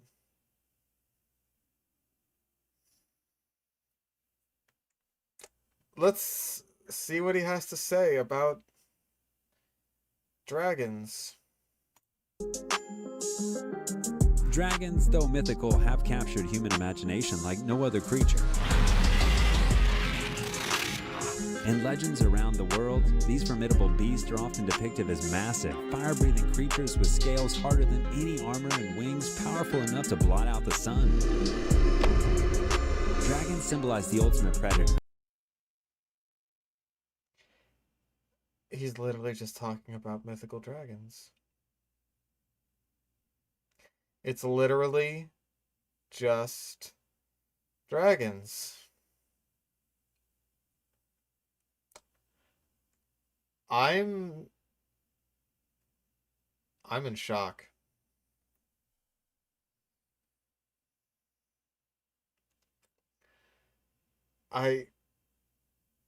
Yeah, he's just straight up saying that these are mythical. They have no place on this list whatsoever, and yet here we are talking about dragons.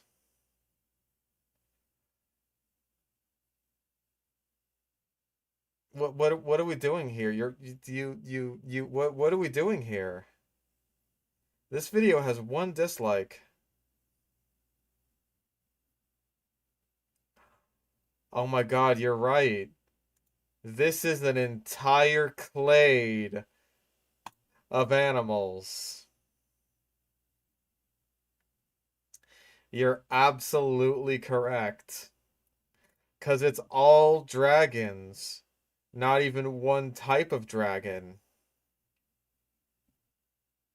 That's the level of pedantry that I'm feeling today. Now please continue with your dragons. Combining strength, cunning, and terror in equal measures. In many tales, dragons are the guardians of immense treasure. Welcome to the membership, Brick Squad EMS. I hope I am once again helping you out in your ambulance. I'm gonna need an ambulance soon. Of ancient secrets, challenging heroes to confront their deepest fears. Uh-huh. The image of a dragon hanging atop a lonely mountain or lurking in the darkest depths of a forbidding forest has a chilling effect on the mind. Their fearsome reputation is enhanced by their supposed ability to burn or devour anything that dares to challenge them. Uh-huh. 6. Dunkleosteus. The Dunkleosteus, a Oh, I can hear him prehistoric again fish now. from the That's Devon. good. That's good. I think he just wanted to talk about dragons. He got all like sappy and poetic there about what dragons represent, what they mean in a story, what they represent to the heroes who face them. Like, are we being for real right now? What does the Dunkleosteus represent? Besides how much I want to fucking shove my neck between a pair of garden shears and just like, you know?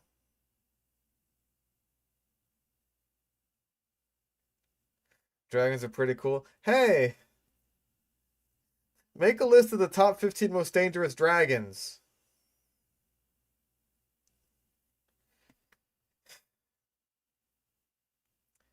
Make that list. Okay? He'd find a way to fuck that up.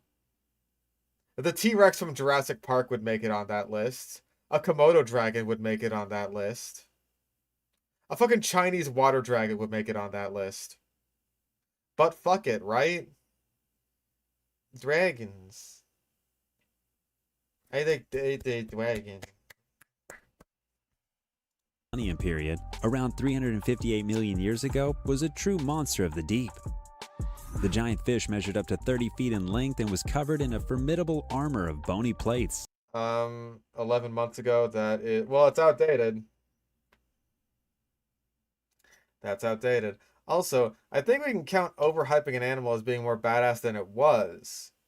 Because a dragon wasn't. Therefore, it could not have been more badass than it is, which it is not. QED. Fuck you. Making it one of the most dreaded predators of its time. Its appearance was not just imposing, but also uniquely adapted for survival in the competitive marine environment of the ancient seas. The Dunkleosteus possessed one of the most powerful bites of any fish, with jaws that could exert incredible force. Unlike modern fish with teeth, its mouth was equipped with sharp, bony plates, forming a beak-like structure capable of slicing through armor, bone, and tough flesh with ease. Yep. It preyed on anything it could catch, including other armored fish and other smaller marine creatures, crushing them between its deadly jaws. Dragons are harmless because they're not real? How can I say no to that? How can I possibly say no to that?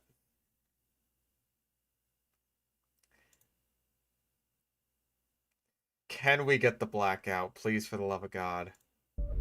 5. Forest Rochester. Oh, we already crossed that one off with the dragons. Damn it.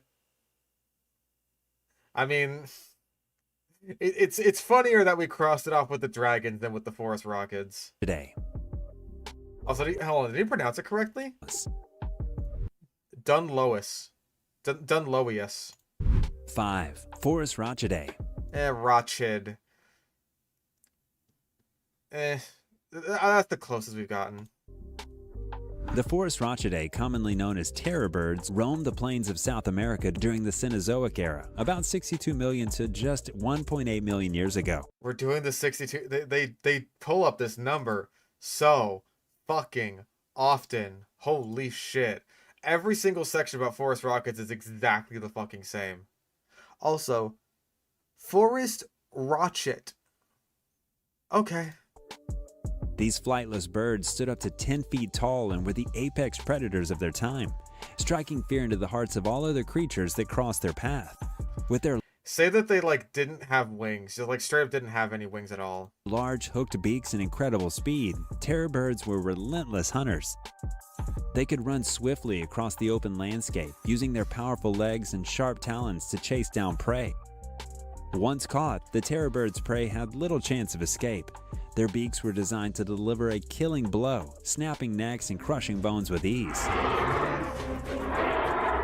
The presence of these formidable birds on an ancient plain was a constant reminder of the dangers lurking in the open. Didn't you already say that about Giganotosaurus like almost word for fucking word? 4. Hyaeodon. Hyenodon. Come on, dude. Hyena and then Don. He's the Don of hyenas. The Hyaeodon was one of the most fearsome predators to walk the earth Theodon. during the Eocene to Miocene epochs, roughly between 42 million and 9 million years ago. This creature was not related to modern hyenas, but shared their reputation as a fierce predator. With its powerful build and massive skull, the Hyenodon was perfectly adapted for a life of predation. Please One of say the most Pac Hunter. chilling characteristics of the Hyenodon was its jaw structure, equipped with highly developed carnassial teeth that could slice through flesh and bone alike. Come on, tell me a pack This hunted. predator was capable of delivering one of the most powerful bites of any mammalian carnivore of its time, allowing it to take down prey much larger than itself. The Sure. Hyenodon roamed across North America, Europe, and Asia, exploiting a variety of Hey, he got those continents right at least. habitats and asserting itself as a top predator. Its ability and formidable hunting skills made it a frightening figure for other animals that shared its environment. 3. Titan boa. Titan boa. In the missed swamps a of what is now syllable. Colombia, the Titan boa reigned supreme after the dinosaurs had vanished. This Oh, the metal EDM is back, by the way, because of course it is. Yeah, Titan boa. colossal snake lived approximately 60 million years ago during the Pliocene epoch. With a length of Pliocene, up to of course. 42 feet and weighing a ton, Titan boa was not just the largest snake ever discovered, but also one of the largest predators to have ever slithered across the earth. Well, how many other predators are slithering?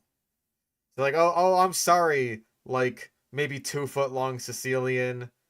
You never really stood a chance there. It's like, this is bullshit. This is bullshit, says the Sicilian, slamming his non-existent fist down on the table. I'm the slitheriest there ever was. And they're just like, we're sorry. The snake's got you beat. the 3,000-foot long T-Rex slithered. That's true. Yeah, it's the largest and also the largest. God, I really thought we'd get a measurement mix-up. I mean, there's still time. The sheer size of Titan boa made it a formidable force in its prehistoric swampy habitat. It primarily preyed on fish and large reptiles, constricting them with its powerful body until they succumbed. The idea of such a giant snake lurking in the water, ready to emerge silently and wrap itself around its prey, is enough to impart I was gonna say it is focusing on reptiles quite a bit, because, like, we have Spinosaurus, Quetzalcoatlus, Deinosuchus, Giganotosaurus, Mosasaurus, Therizinosaurus, Elasmosaurus, Hatzegopteryx, dragons. Those are reptilian. And then one fish, one bird, one mammal, and then we're back to the fucking reptile. Fuck it. We're focusing on reptiles too much. I can't believe we haven't got pack hunting. terror. Its presence in the ancient ecosystem symbolizes the scale and diversity of predatory life forms that once thrived on our planet. 2. Pterotornis. Bird.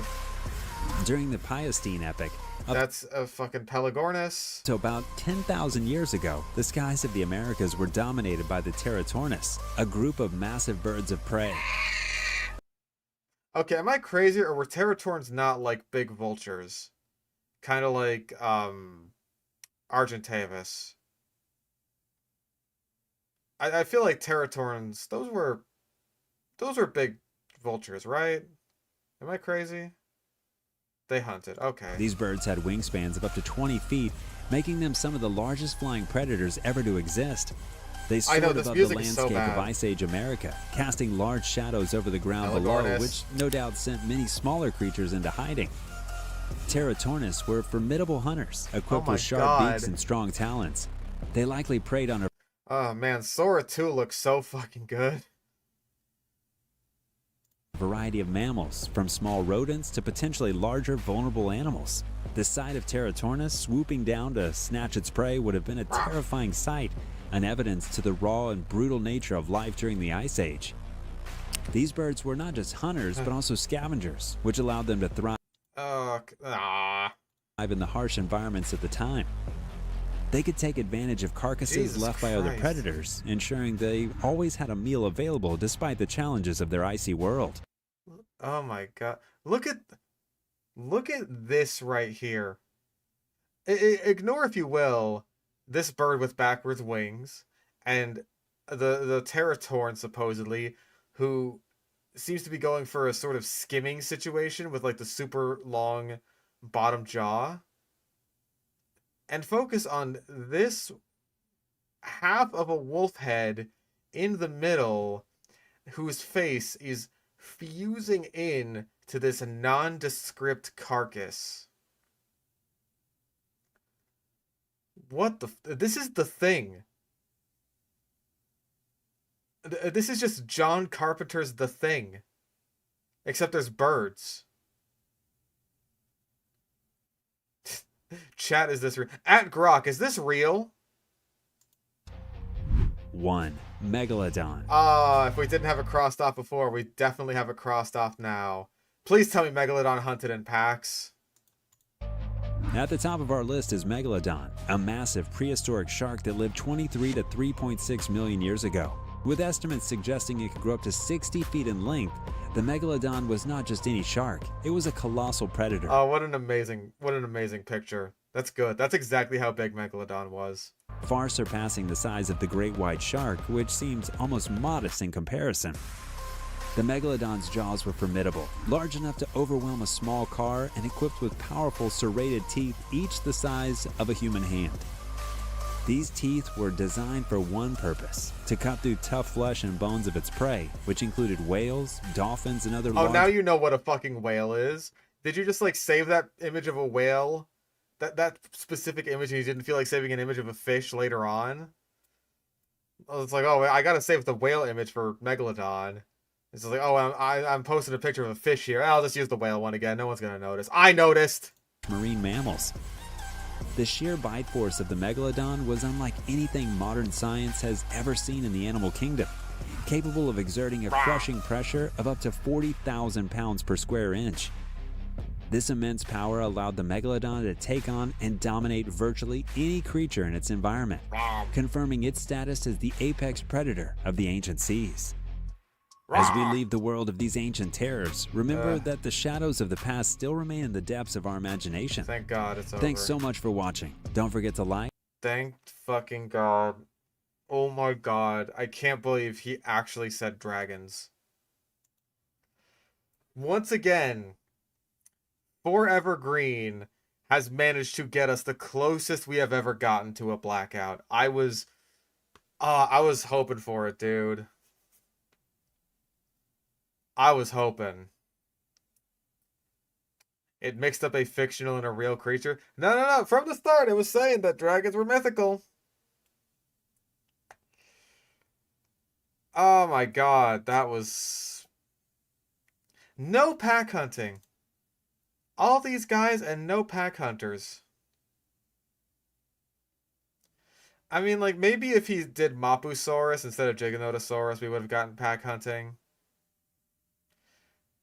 Ah, Jesus Christ.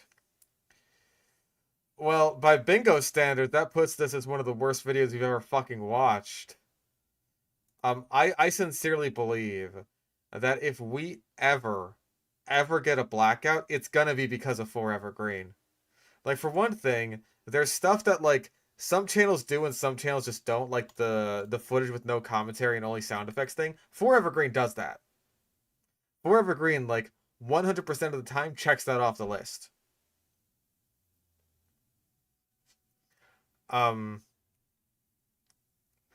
Like, he always does that. That's part of his style. And, like, he also always uses, like, AI-generated images. So, like, there's so many that we can so easily count on for Forever Green, and we basically just have to roll the dice in hoping that he mentions each of the fucking the sludge points. This sludge is so toxic I'm calling hazmat. You should. 'Cause Jesus Christ, this almost killed me. BGM is so irritating. Lost any credibility just by listing dragons. There's never been any fire-breathing medieval reptiles. Turn off Game of Thrones. Lost me at Spinosaurus. I'm glad this guy has enough standards to be lost at, like, oh, you can't even pronounce Spinosaurus. Get out of here. Most of the comments didn't seem to like the video, and yet only one dislike. Oh my god. Ugh. Animals I would be glad to know are extinct, Part 2 by Forever Green. Oh, jeez.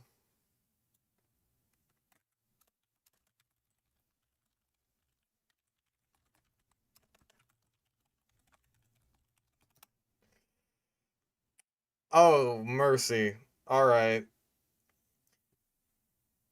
So, this is a sequel to the one with the Platybelodon. This will be our last one for today. It's also worth mentioning for next time that, our boy uploaded again very recently. The creature. He uploaded again. It's a big one, and oh god, it's a bad one. We are not watching that today. I watched it last night, and I'm gonna be honest, it was very, very hard to get through. There were 3 animals in particular that just fucking broke me with how awful of conditions they were in. There was a blue-tongued skink that just looking at this creature almost made me cry. You can call me a little whiny bitch or whatever the fuck you want. I almost cried looking at this poor fucking creature. It's that bad.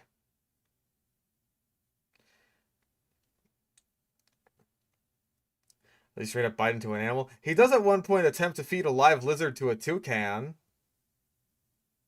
For basically no reason.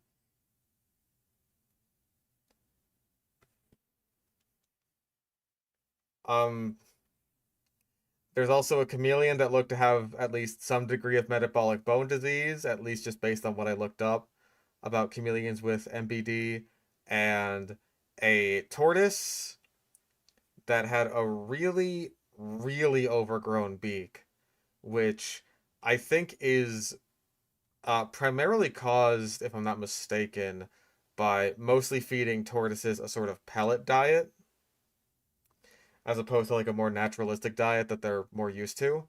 And also just giving them things, like you gotta give them things to chew on so that their beak will wear itself down. Like it is an awful, awful video. It's just so bad. It's so bad. But we'll get to it. For now, we're gonna see what animals we're glad to know are extinct. Forever Green has never let us down. Mother Nature can be downright terrifying with the shocking number of animals out there That was a megalodon. could kill us. That's another megalodon. Some can rip your face off. Like this Elden Ring boss. What the fuck is this? Are we gonna get another? Please tell me we're gonna get another fictional animal. Please, for the love of God. Others might poison you and send you to the great beyond if you ingest them, while others can crush you with their sheer mass like you were a little marshmallow.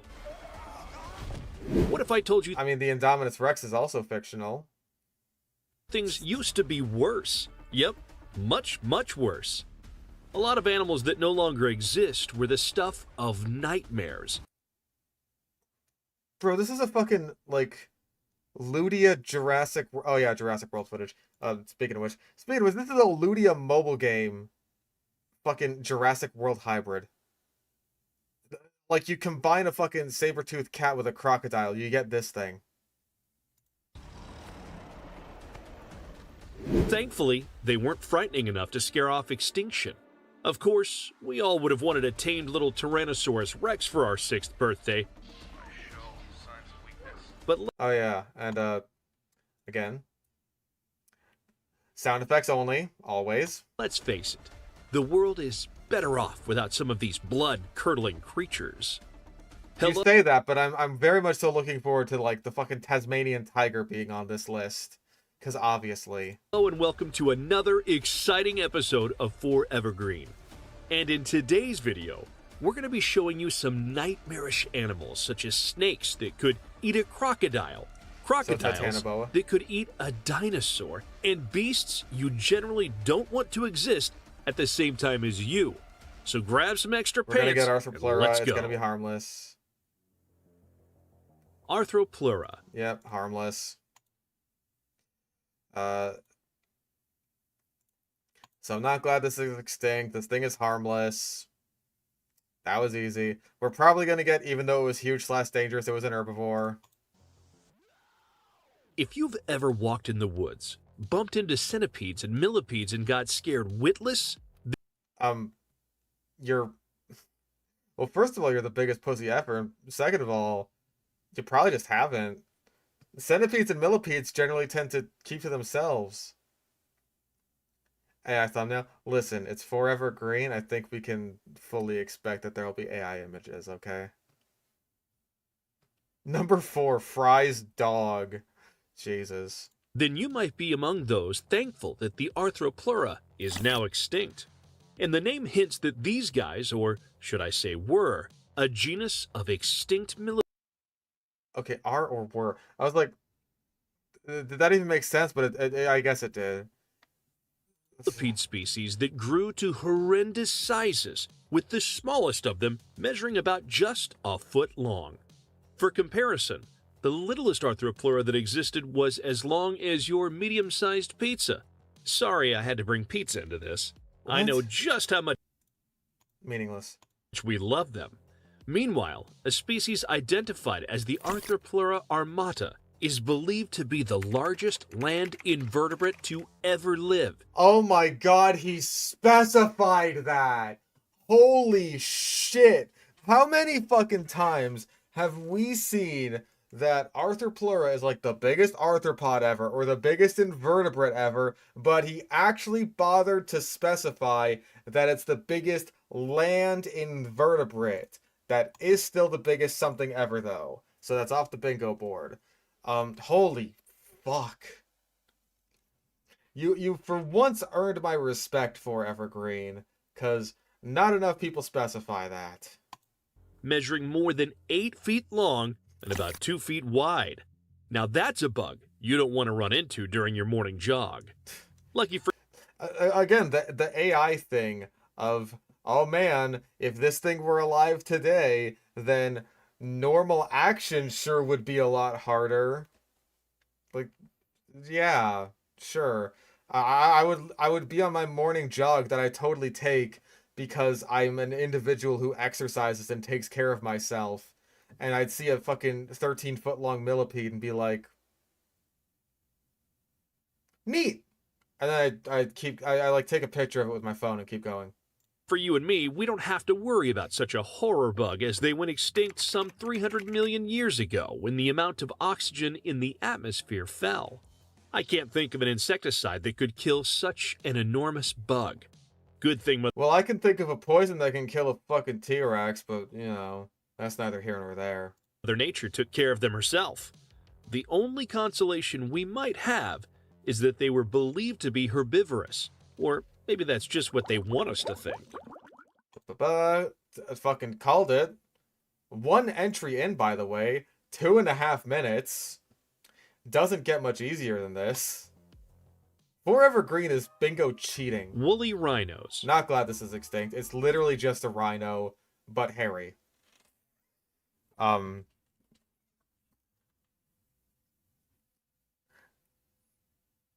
I think... I don't know if we count that as overhyping with like, oh, maybe that's just what they want us to think. Like, that's a joke. I don't know how pedantic we want to feel about jokes. But whatever. Rhinoceroses are some of the most aggressive and territorial land animals. Now imagine a rhino with a 5-foot-long horn. That is not a woolly rhino. That's an elasmotherium. That's how pedantic I want to be, baby. Charging at you. But that's not all. Then imagine the rhino being 11 feet long. Oh, hold on. Hold on. He's saying 11 feet long, but look at the arrows. Those are showing tall. Does that count? I'm going to count that. Fuck you. I'm going to count that based on your shitty editing. And weighing about 6,000 pounds. It's the stuff of nightmares. But not to worry. Woolly rhinoceroses weren't monsters, but megafauna mammals, meaning they were herbivores. Megafauna mammals, meaning they were herbivores. That is not what that means at all. That just... Megafauna is just big animals. That's all it means. That does not necessarily mean it needs to be an herbivore. There can be megafauna predators. Like... big fucking dinosaurs. No shit. T-Rex was megafauna. And, again... that just means I'm really not glad this thing is extinct. This is a very nice paleo art, though. I like how it's all sheddy here. It looks nice. Ate loads of greens, while their horns weren't also for mauling down prey or predators, but to shove snow from the top of the soil to access the grass underneath. Can you believe that? They're believed to have lived during one of the ice ages between 1.8 million years and 10... Well, again, we just explained this about ice ages. An ice age is any point in Earth's history when there is ice on the there's ice on the poles. Wait, prey? Hold the fuck up. What was he saying that like, oh, these horns weren't for chasing down prey? What, or is it just weren't also for mauling down prey or prey and predator? What the fuck? Predators, but to shove snow from the top of the... Okay, that's a really weird infographic that's saying, like... that's super fucking weird. That's almost incomprehensible editing. This is the kind of shit that makes me think, like... that the video is not just, like, scripted by AI, but edited by AI. Right? Also for mauling down... Hold on, I'm listening to what he's saying again. But megafauna mammals, meaning they were herbivores. They ate loads of greens, while their horns weren't also for mauling down prey or predators, but to shove... Okay, they weren't. He could have enunciated the NT better, but they weren't. They were not. Believe that? They're believed to have lived during one of the ice ages between 1.8... So yeah, I'm pretty sure the ice age, like, started... Like, this is still the ice age that we're currently living through, right? Because, again, there's ice on the poles now. So, this isn't one of the ice ages. This is the same ice age. We're still living in the ice age. Million years and 10,000 years ago, and went extinct due to climate change. They're said to be the due to a variety of factors, including the climate change, out-competition by predators, and hunting by humans. Ancestral parents of the current-day rhinoceroses, but don't entirely... Oh, that's incorrect taxonomy. I sincerely doubt that the woolly rhinos of the past were like ancestors to modern-day rhinos, because that is not how it works, and basically never how it works. entirely resemble the ones we have today, especially with their absurd snow-shoveling horns. They had thick, bushy hair covering their bodies to survive their frigid environment. What else we got? Direwolf. Well, that's outdated because it's not extinct anymore. It's not. Obviously. Okay,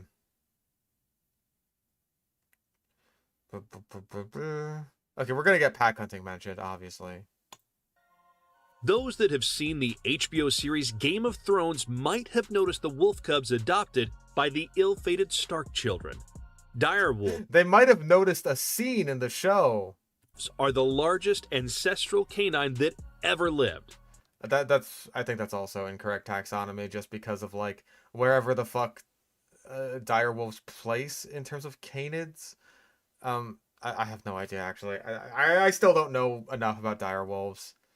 The... Also known as the Canis dirus, these big Okay, yeah, that's definitely outdated because they have a different genus and species now, I'm pretty sure. dogs ruled the plains of North America. Also, does that well, we already got the biggest ever anyway, so it doesn't matter. Oh yeah, an Epicyon. Where they battled the saber-toothed tiger. Like the saber-toothed tiger, They battled it? I mean, calling it a tiger is definitely incorrect taxonomy, so we definitely got that down. the direwolf is hypercarnivorous. I know that sounds super scary, but don't panic. This simply I wasn't gonna panic anyway because they're fucking dead, dumbass. means 70% of their diet consists of meat. Okay, well, so is the saber-toothed cats. Why even specify that when you're comparing the two?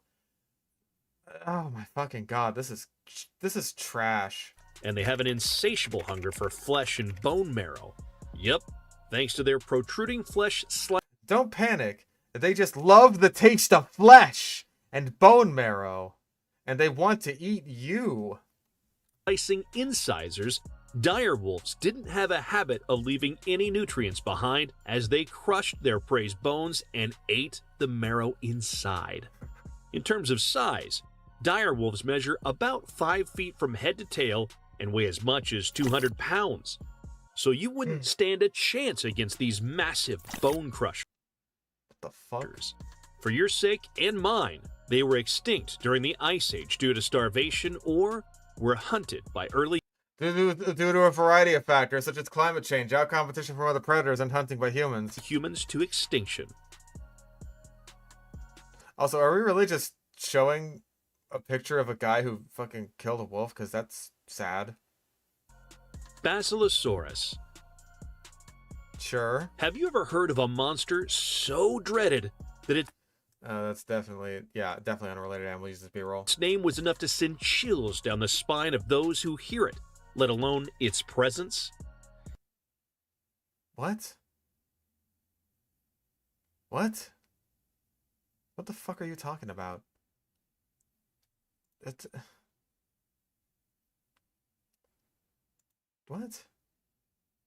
If you read and watch a lot of folklore like me, then you might have guessed that the monster would dwell in the sea. And you'd have gotten it spot on, as the Basilosaurus, despite its name, is a whale. What the fuck is he saying? I'm sorry. Did he have a stroke there? What did any of that have to do with anything?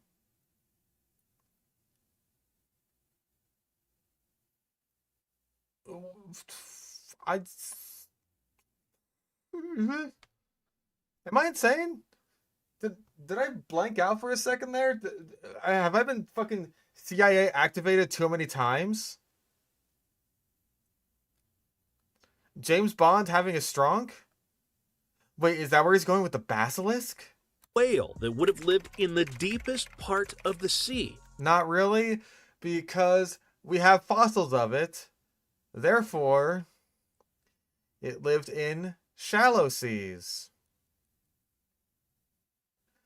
If it lived in the deepest part of the sea, then it probably would have been in the part of the sea that is still the part of the sea, and not the part of the sea that is like Eastern North America and Egypt, you know?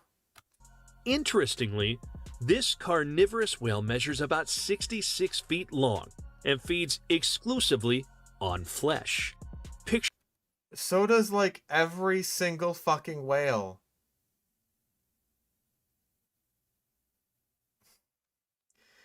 Jesus Christ.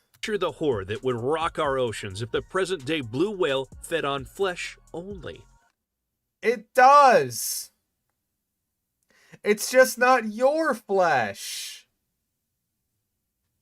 Also, there are whales currently as big as or larger than the Basilosaurus who eat bigger things than just like krill and small fish.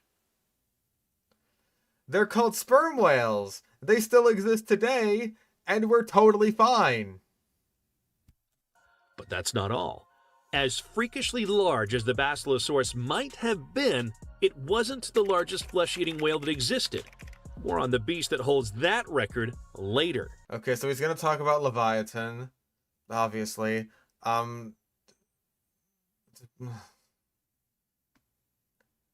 Bro, I'm sorry to tell you this, but shrimp and fish counts as flesh. I'm sure you're one of those fuckers who's just like, oh, bugs and fish or whatever, those don't count as animals, right? I'm sure you're one of those fuckers. They are animals, and so they are flesh. That said, Basilosaurus would probably see humans as prey and be huge enough to kill us with minimum fuss.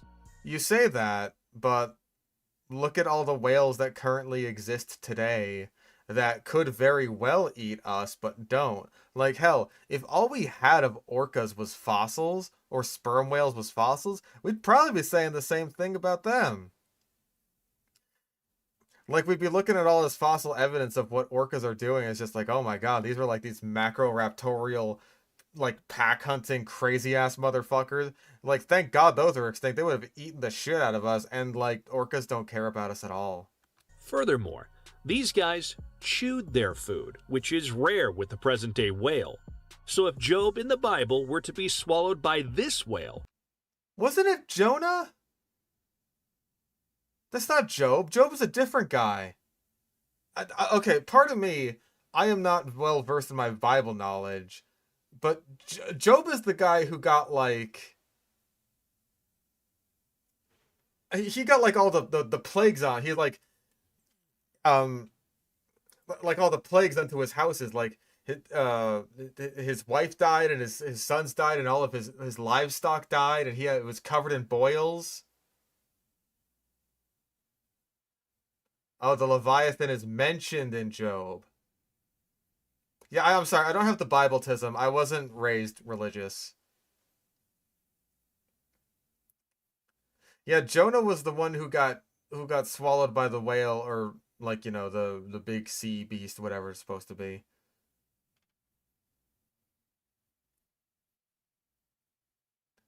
Yeah, I'm pretty sure the story of Job is that like he like lost his faith in God, and so he lost everything in his life until he got his faith in God back. I think something like that.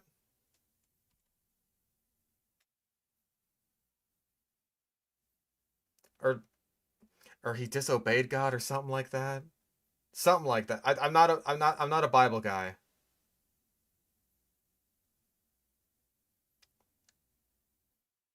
Wasn't even that. The story of Job was that God allowed Satan to ruin his life just to win a bet. Oh, his faith was never lost. Okay, so it was like a big test of his faith then. Okay. I'm sorry, I don't know anything about the Bible. I don't question the word of the mighty Jimmy, I just don't know it. He'd have been shredded before getting to its stomach. I mean, we say that, but, like you say that, rather, but, again, there are whales today, sperm whales, who have swallowed people, they got big chompers, and people have survived that. People have survived being eaten by sperm whales. There are records of this happening during the whaling days. Beelzebufo and... Okay, this is 100% harmless. Yeah, Beelzebufo is really not that much bigger, or roughly the same size, I want to say, as a modern-day pixie frog. Mpinga. Next up, we've got a critter that lurked in the Cretaceous undergrowth. Not the Cretaceous! Oh my god! That's insane. I can't believe it. It's not the Cretaceous undergrowth, it's the Cretaceous undergrowth. Wow. Wow. The Beelzebufo Mpinga. These amphibians are regarded as the ancestral parents of today's frogs. No, they were ancient frogs, but not the ancestor to all modern day frogs. We go through this shit every fucking time. You dare not mess with the prehistoric frog, as it ate anything from insects, which were presumably bigger back then. No, they weren't. No, they weren't. Oxygen content was actually lower during the Mesozoic than it is today. And that matters a lot more for arthropods than it does for people, just because of the way that arthropods' lungs work. Well, quote-unquote lungs. Just the way their air intake works. That matters a lot more for them than it does for basically any vertebrate. Don't tell that to Gareth Edwards and fucking...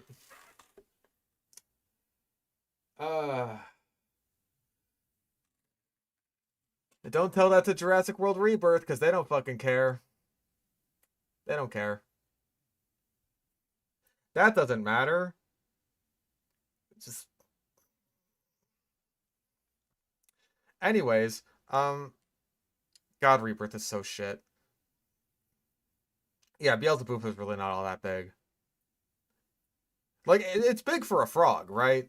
But it's not like the biggest frog ever or whatever. Lizards and baby dinosaurs. So if these frogs existed still today... I do really love the Prehistoric Planet rendition of Beelzebufo. He looks so wonderful. They might fancy plucking babies from their carriers with their long, sticky tongues. Bleh. Measuring 40 centimeters in length and a weight of 4 kilograms, these guys dwarf even the largest frogs alive today. No, they don't. Look away, Goliath frog. Beelzes, No, the Goliath frog still wins. fancy name for such a dreadful frog, would hunt by lying hidden in the lush foliage like an aggressive prehistoric landmine waiting for an unsuspecting prey before snapping them up with their enormous jaws. Beelzes roamed present-day Madagascar some 70 million years ago. Sheesh, they had me worried for my pets for a minute there. Okay. Deodon shoshinensis. I mean, hey, at least we're getting like down on specific species epithets too. We haven't gotten a entire clade of animals, shockingly. Actually, I'm gonna say that the Beelzebufo thing is highly outdated, because I'm pretty sure like Beelzebufo ended up getting shrunk, but like he should have known better by this point. So, like, I think Beelzebufo was initially thought to be, like, way larger than it actually ended up being, but it was, like, shrunk semi-recently. But, not recent enough that he should have known better by this point. These hogs were one heck of a carnivorous beast that lived between 18 and 25 million years ago in North America. They had a peculiar 1-meter-long skull that housed formidable jaws filled with teeth, specially adapted for splintering bone and slicing flesh. It was as though their jaws came with the right set of cutleries. Jesus Christ. I don't know enough about entelodonts to know whether or not they would have been, like, primarily meat eaters, but I'm pretty sure that they probably would have been omnivorous. That's just my guess, because, like, they're not exactly pigs, but I imagine that they're, like, close-ish. Like, somewhere between pigs and hippos, and, like, I mean, it's fully possible that they could have been more carnivorous, but I imagine that, like, being so closely related to herbivores, well, an herbivore and an omnivore, that, They probably would have leaned more towards the omnivore side of things rather than being like, oh, full on carnivorous. Don Shoshinensis had the guilty pleasure of feasting on defenseless early horses and camels. Could they I don't think it would have felt guilty about it. Hey, unicorn! be the reason unicorns are extinct too?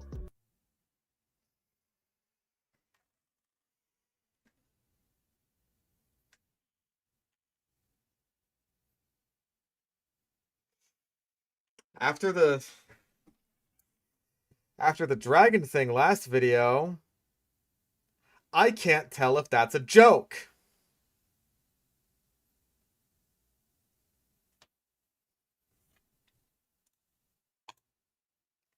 Hey, bingo. Let's just assume I never said that. I can't tell if it's a joke or not. Joseph Artegasia. Big fucking rat again, of course. We always have to do with a big rat.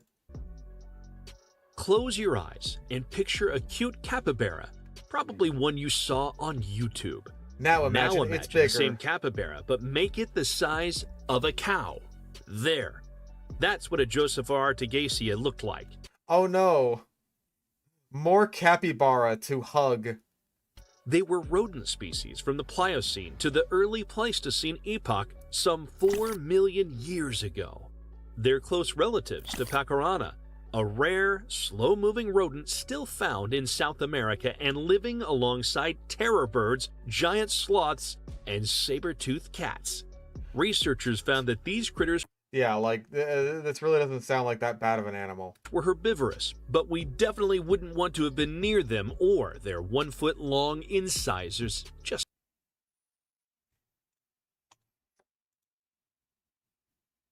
Guys, we got big teeth again. We got big teeth. Foot-long incisors. Those are bigger than mine, even. I don't think they were that big. In fact, I don't have to look it up to know they weren't that big. It's no 30-meter long teeth, but hey. Foot-long incisors is, something. to be safe. Therizinosaurus. There is no saurus. One other extinct animal we hardly hear about is the Therizinosaurus. Really? Because I feel like it comes up on these lists all the fucking time. With its sharp and long claws. Its claws are one of the first things you'd notice about this critter, kind of like a woman who just got her nails done at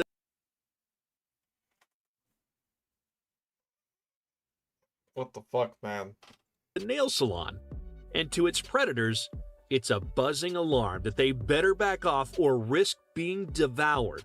Their Pardon? The herbivore is like, oh, you better back off, predator, or I, the herbivore, will devour you with my claws. What? claws are so strong that they can be used to pick up a truck's tire.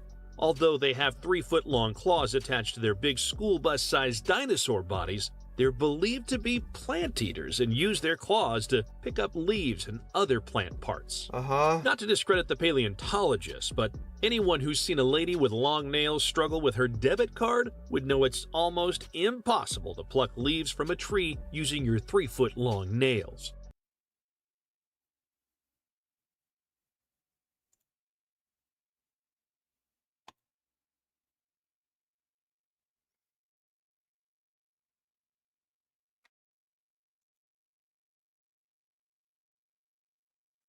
Okay, I'll...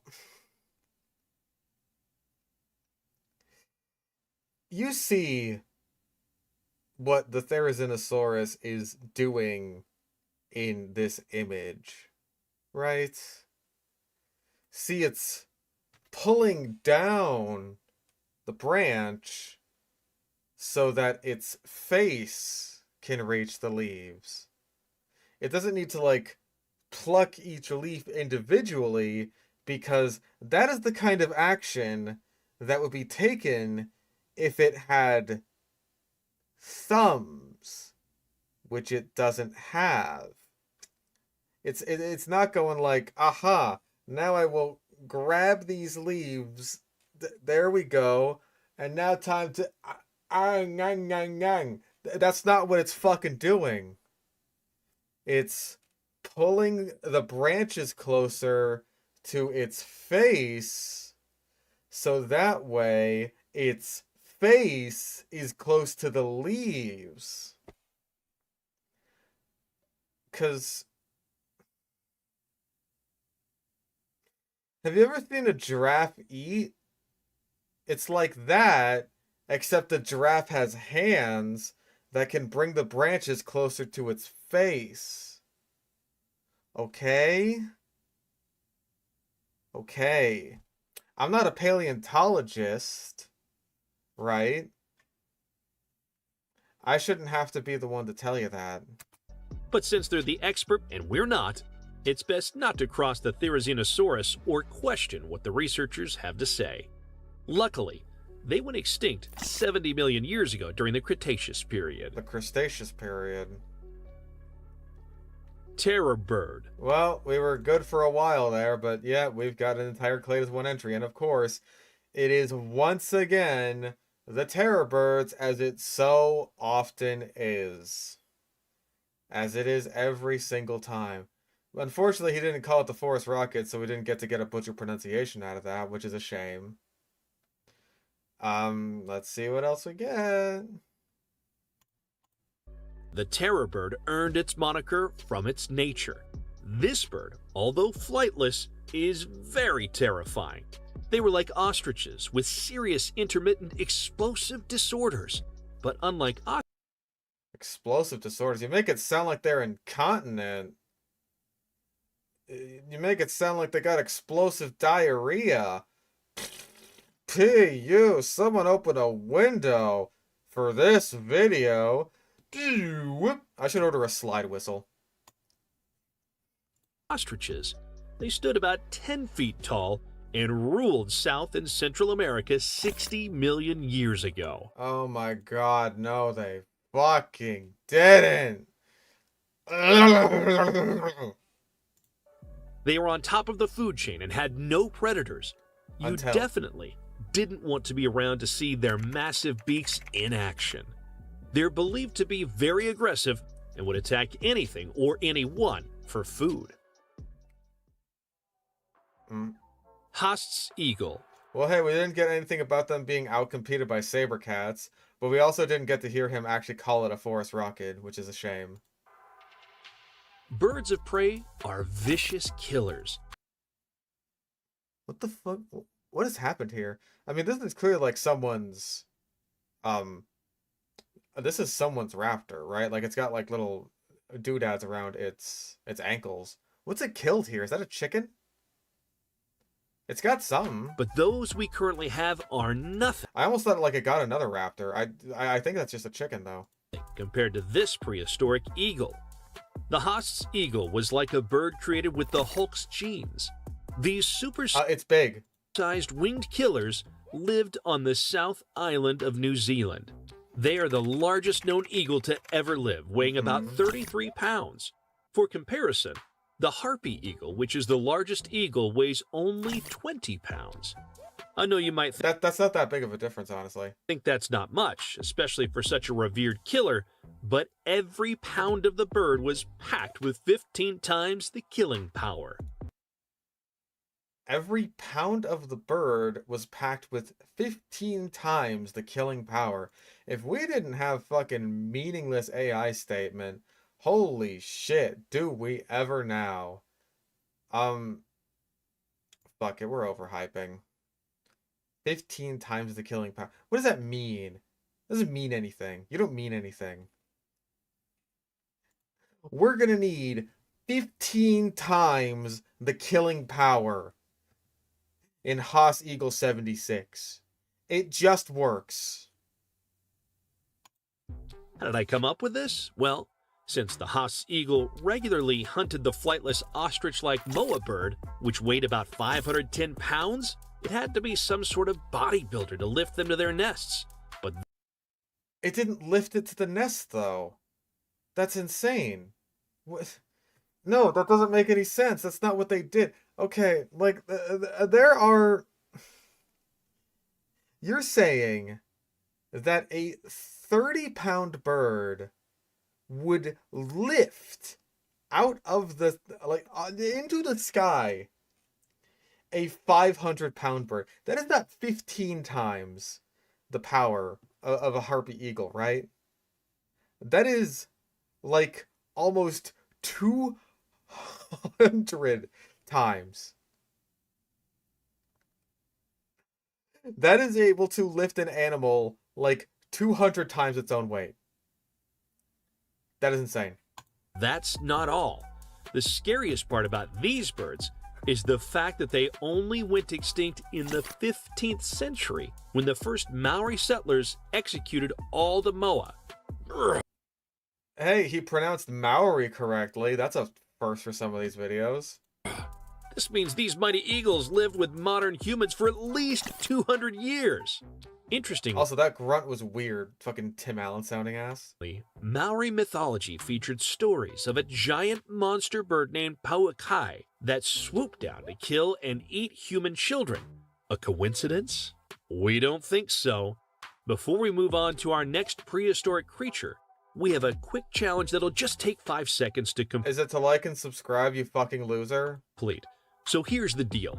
Leave us a like, smash that subscribe button, and turn on notifications, and you'll win 10 years of incredible luck. Try it. It actually works.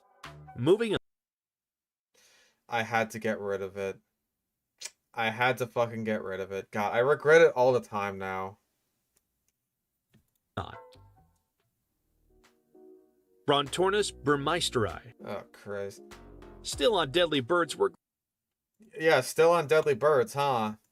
glad to know we're extinct. We've got the cousin of the terror bird, Brontornis burmeister. Wasn't this guy like a forager, eating nuts and shit? I feel like I remember that from the last time we looked at this guy in his bird videos. I feel like this one is not this is more of a Gastornis situation and not really a terror bird situation.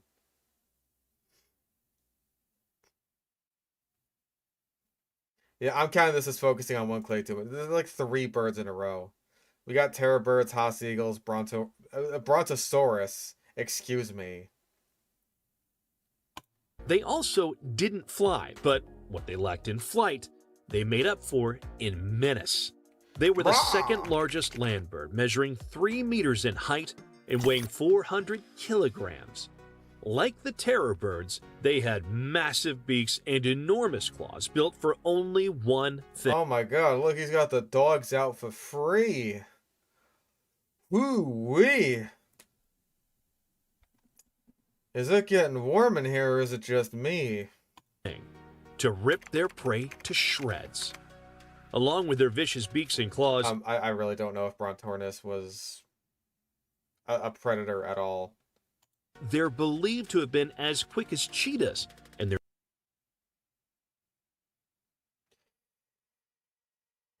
What? No. What? This bird can run at like 70 miles an hour. I doubt it. bony legs are strong enough to deliver bone-shattering kicks. Since they preyed on strong animals like the ancient armadillos, which were heavily armed, No, because wasn't Brontornis a fucking Australian species?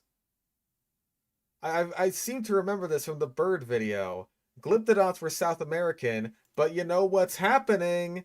It's getting them mixed up.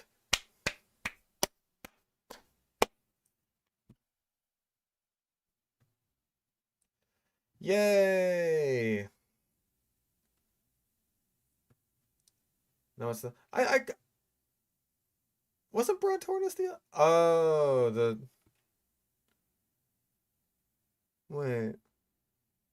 Oh, Brontornis is its own thing. Well, damn it. Ah. Shit. armored and grew as big as a So Kia this is just some glup shitto bird that we don't really know anything about, but hey, it's got a cool name. Rio. They had to match them for strength and sheer power. They're believed to have roamed in South America, as most of their Yeah. remains were found in several provinces of present-day Santa Cruz. This is one animal we should be thankful are no longer in existence. How do I explain to them that I'm just dressed up as a Mars Wrigley and not a tomato?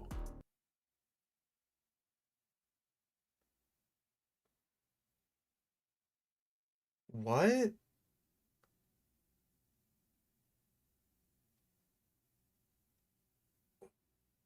What?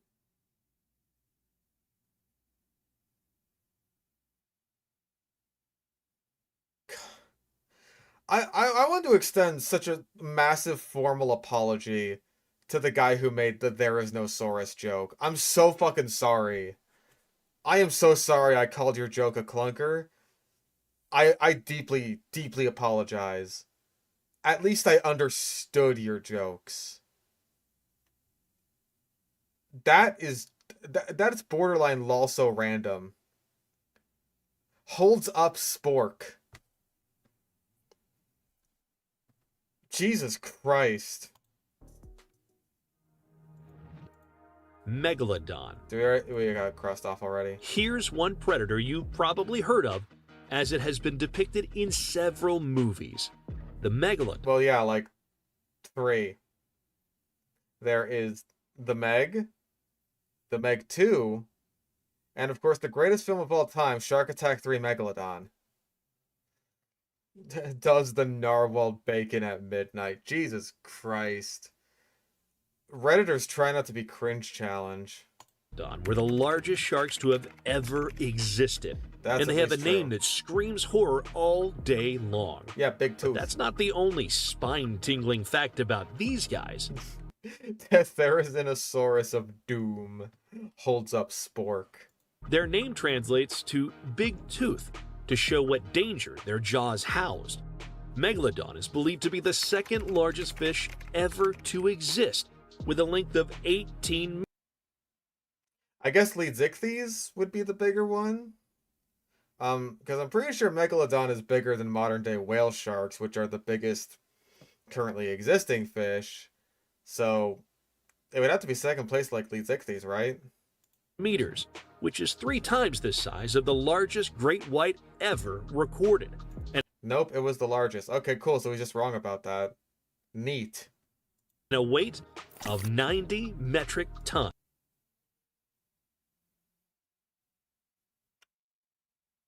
The diver looked a little weird, so I thought it might have been actually it's the eye that makes it look a little weird. I think this might just be very stylized. Also, 90 metric tons. Yeah, just seeing that now. Like normally, whenever it gets to the fucking measurement shit, it just goes in one ear and out the other. That's too big. The art is weird, but I don't think it's AI. 1, 2, 3.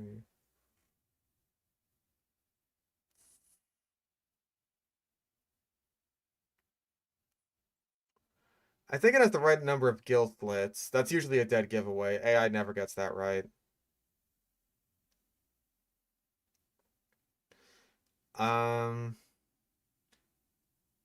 don't see an anal fin, but maybe the pelvic fins are just blocking it. I don't know. If I knew if this art was credited, then it'd be easy to find.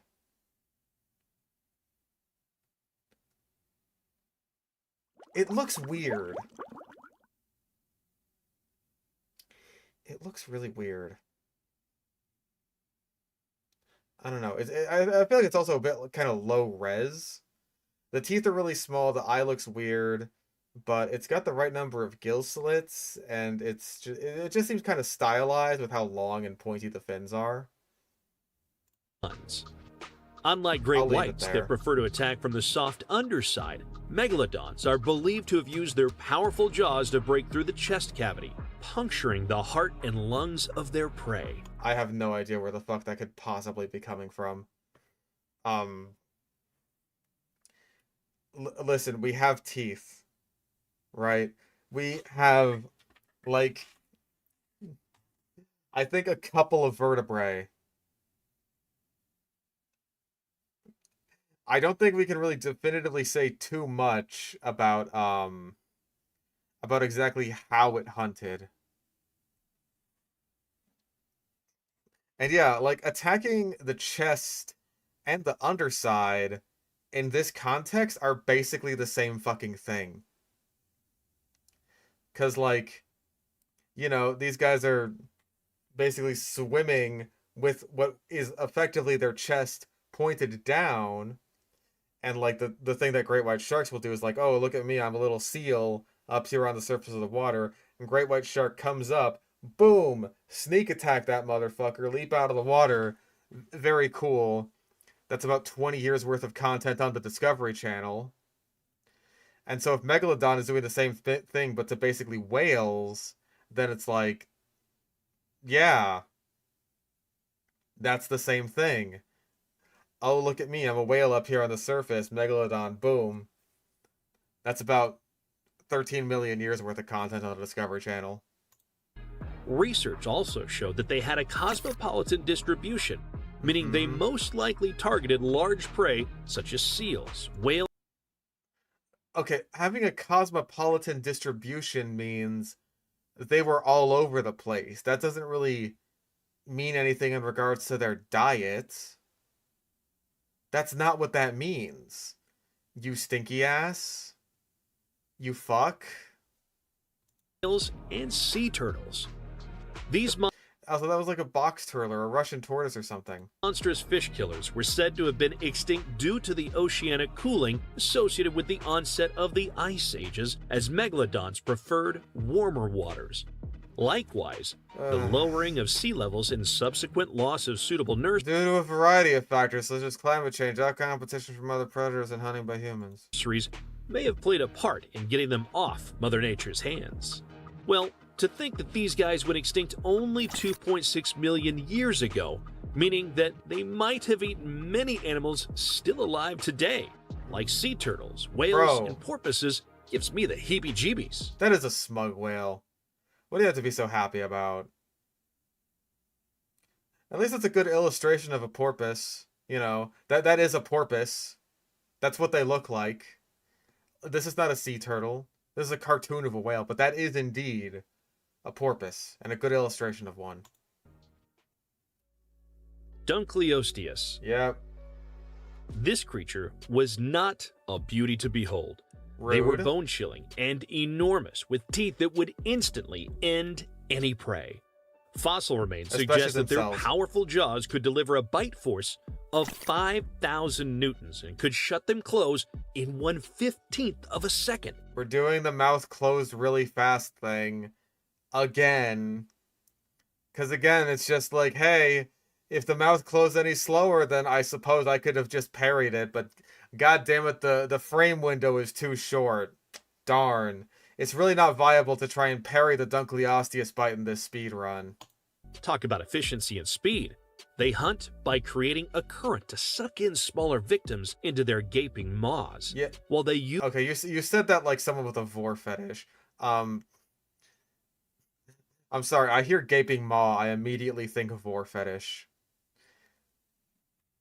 Yeah, it's suction feeding.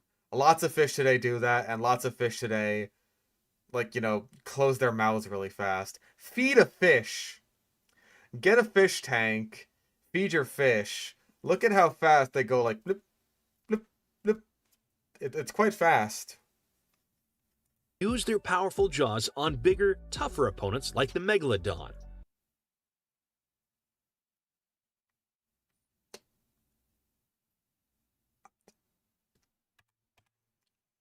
Pardon? They hunt by creating a current to suck in smaller victims into their gaping maws, while they use their powerful jaws on bigger, tougher opponents like the megalodon.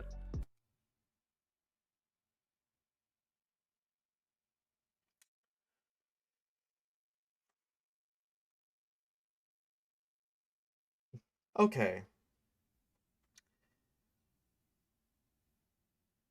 The most generous read of this is that he is saying that Dunkleosteus used its jaws to fight bigger animals in the same way that Megalodon does. And not that it was using its jaws to attack larger animals, such as the Megalodon.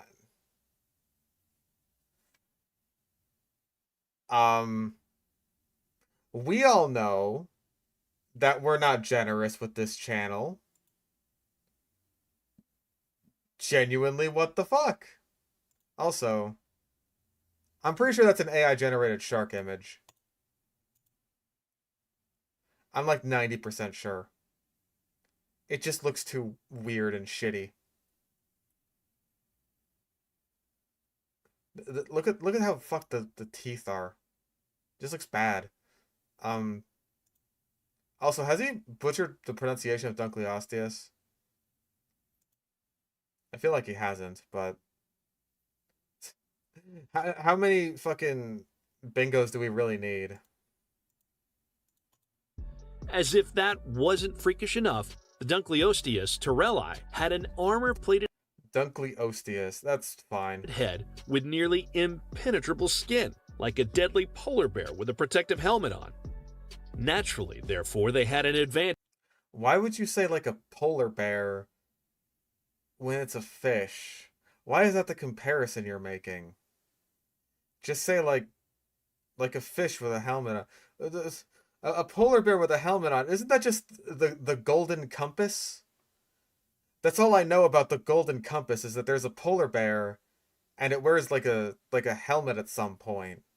Because I saw the trailer, but I didn't see the movie. Because I didn't seem all that interested in it. Advantage over other predators that lived at the time. The only downside to this is that the armor would slow it down while moving. They were hypercarnivorous and are believed to have weighed almost 4 tons and measured 10 meters in length. 10 meters, yeah, like that's still really big even by pre-shrunk dunk standards, but we've already got everything checked off This with that protective already. mechanism, our guns and bullets would be useless against such a formidable predator. Okay, so you see how there's this entire part of its body that is not covered with armor. Imagine, right? If like everyone who went to war just wore a helmet on their head and that was it. Like, it's a really good helmet. Like, this helmet will 100% stop any bullet that comes into contact with it.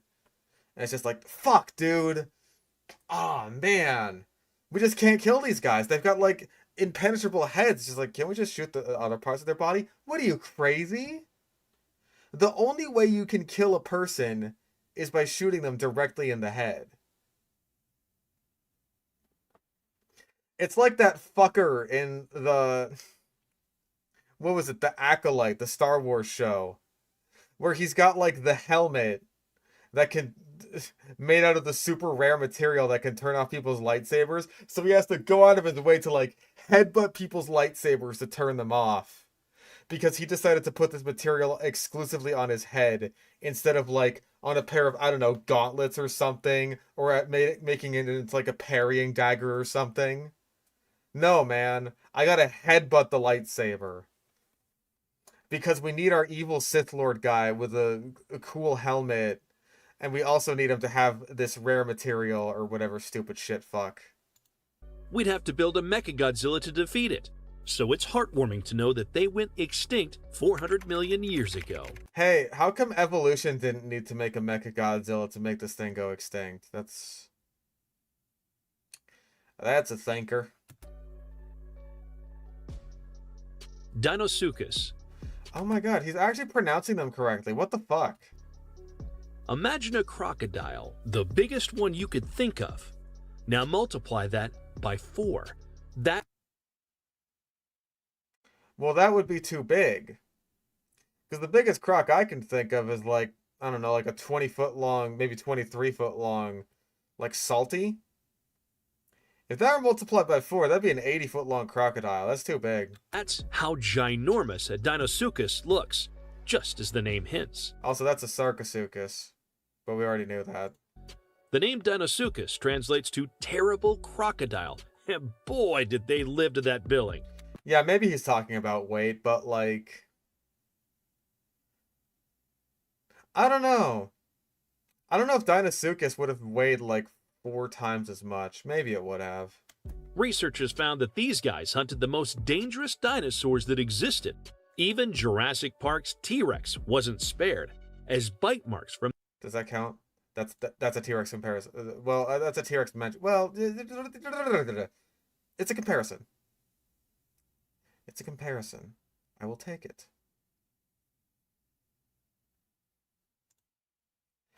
One of the most, some of the most dangerous dinosaurs, including the T-Rex, as a T-Rex comparison. And also, yeah, Deinosuchus was not contemporary with T-Rex. It just wasn't. It would have been contemporary with things like Albertosaurus, I'm pretty sure, which is a, you know, a tyrannosaur, but not T-Rex itself. these giant crocs were found on their fossils. This means the enormous No, they crocs weren't. often battled with the king of the dinosaurs in a battle to the death. No, they weren't. They didn't. No, you're just wrong. But still emerged victorious. A study showed that they may have had a lifespan of up to 50 years and grew at a rate similar to that of modern crocodiles, but definitely outgrowing their modern counterpart. Deinosuchus measured nearly 11 meters in length and resembled the crocodiles and alligators we have around today. They sported large, robust teeth built for crushing. Imagine having these guys living around the modern-day crocs and gators. Of course, no one would ever enter their territory. I don't know. I feel like we were repeating ourselves a little bit with the T-Rex thing. Maybe that's just like it's sticking in my head more because it's blatantly wrong information that he's repeating, because Deinosuchus was, again, not contemporary with Tyrannosaurus Rex. So you know what? Fuck you. Fuck you, Stinky. Leviathan. I'm genuinely shocked that we haven't had a butcher pronunciation. I thought that one would be guaranteed. Leviathan melvillei, or Leviathan for short, was an ancient whale that ruled the oceans millions of years ago, with its nearest competitor being the megalodon. These apex predators lived in the Miocene epoch era, some 5 to 23 million years ago. They were believed to be about the size of current sperm whales, measuring about 18 meters in length and weighing around 62 tons. However, they're equipped with a set of large, menacing teeth that sperm whales don't have. Yes, they do. Sperm whales have teeth. They're just not as big of teeth as Leviathan. For fuck's sake. Instead, they had the largest biting teeth found on any animal living or extinct. The Leviathan tooth discovered measured over 1 foot long and wouldn't be a pleasant sight for any prey or competitor. Unfortunately, no 30-meter long teeth. We'll get something that ridiculous again one of these days. They hunted by chasing their prey until they wore out, dragging them to depths where they couldn't survive. Furthermore, researchers couldn't ascertain if they hunted in packs like the killer Pack hunting mentioned. Thank God. So we're once again tied. We just need him to mispronounce something or mention a scavenger or get confused. whale or hunted as a lone wolf. Either way, Well, it's a whale, actually. Wolves are different. Leviathans are formidable predators that wouldn't have bowed to any other creature. If we existed with these guys, it's safe to say we'd have stayed off fish and opted for sausage instead, as they'd rule the seas with reckless abandon. Stay off fish and stay with sausage instead. What the fuck? What the fuck? Like, he laughed at that joke. That was a real laugh, right? He was just like, oh man, AI, you came up with a real funny joke there. And of course, we have to do the thing where it's just like, oh, if this thing was alive today, which we've repeated several times. So I think that also counts for AI repeating itself, because it just does it all the fucking time. Meganeura. Again, hasn't mispronounced We all one. know how pesky bugs can be, but when you have a bug you can't swat is a whole other level of scary. And that's exactly Damn. what the Meganeura was. A massive bug. In fact, They were the biggest insects to ever exist. I can't think of an insect that's bigger. I'll give him that one. First glance, they looked like a dragonfly, but when you remember dragonflies don't have wingspans that measure 2.5 feet, you'll begin to question what you're actually looking at. Meganura was actually a member of a close family named griffin flies. They had giant wings. A close family, a closely related family. You should probably specify that, but like, hey, at least you got it right. They are indeed griffin flies. Which they used to fly quickly like Falcon in Captain America. Also,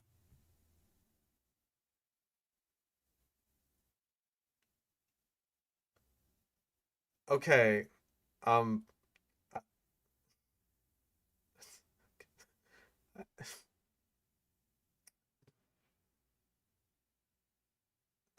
now you very blatantly posted a white Captain America there. That one doesn't fly.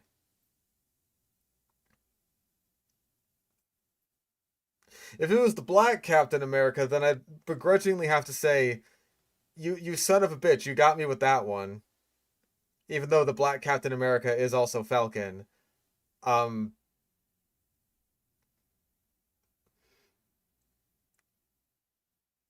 They fly now. You know what?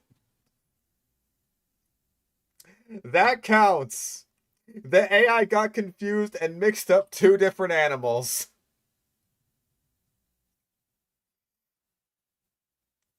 We have a winner.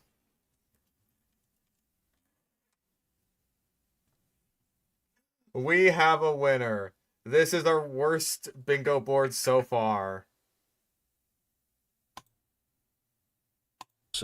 their supersized eyes were very helpful in spotting predators and avoiding danger. They were formidable predators themselves, as they could snatch other flying insects mid-air with their legs and bring them to their mouths to eat without perching on any surface.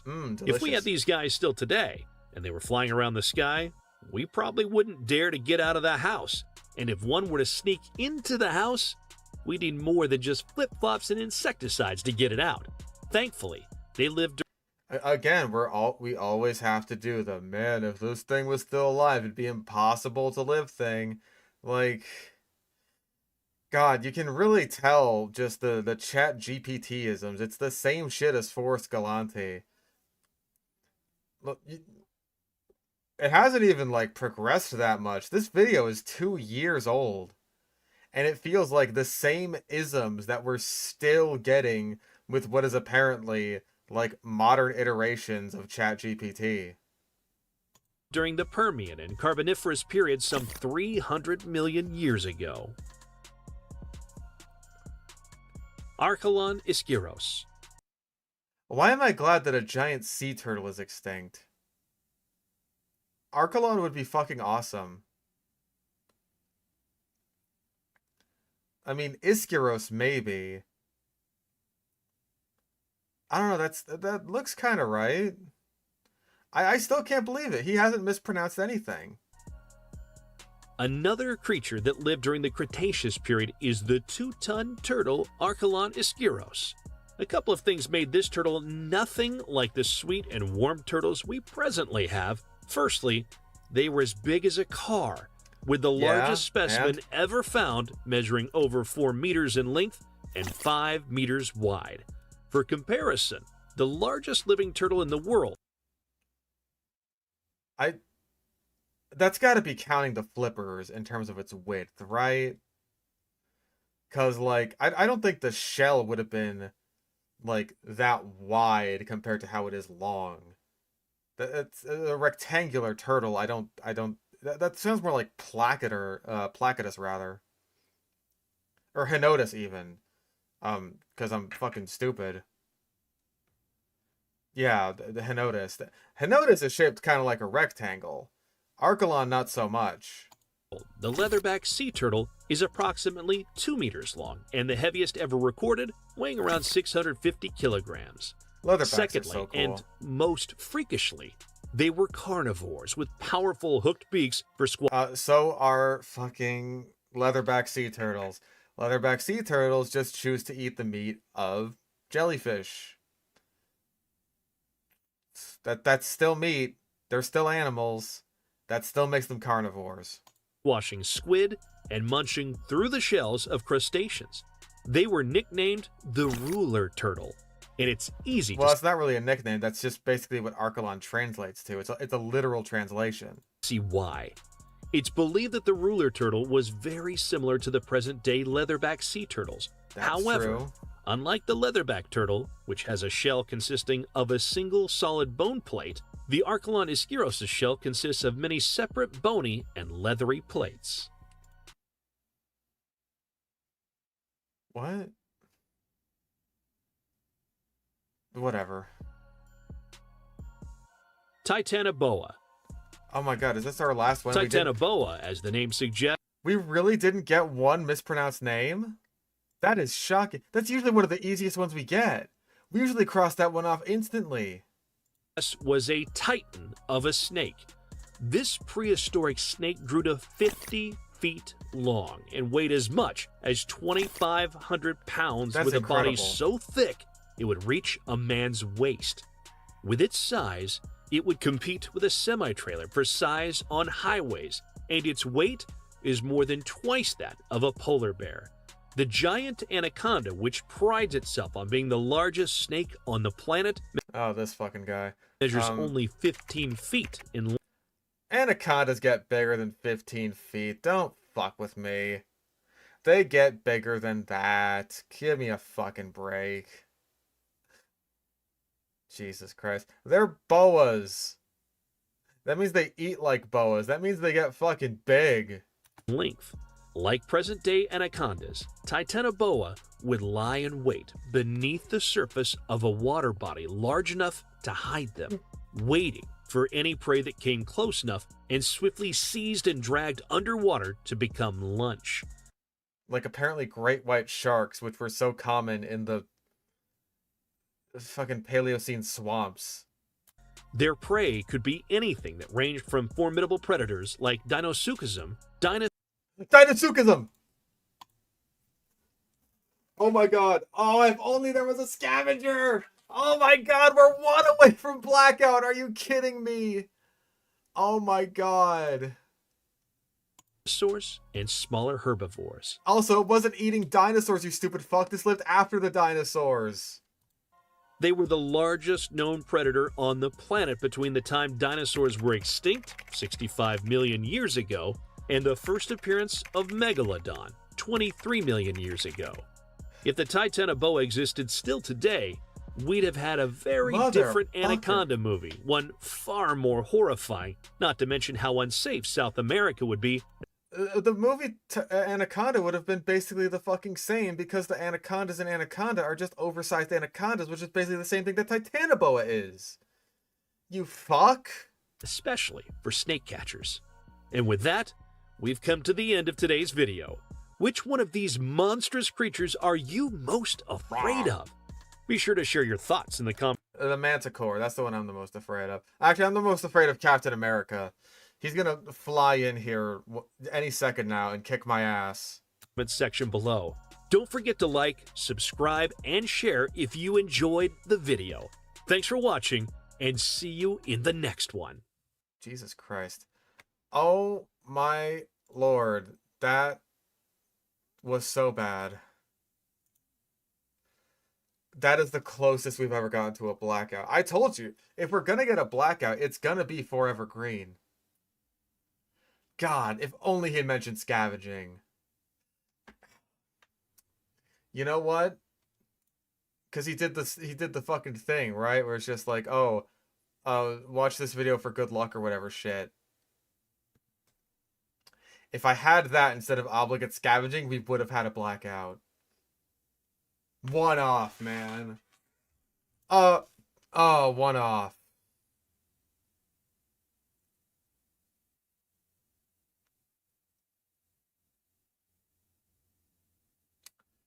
Disappointing. He mentioned scavenging early. Uh,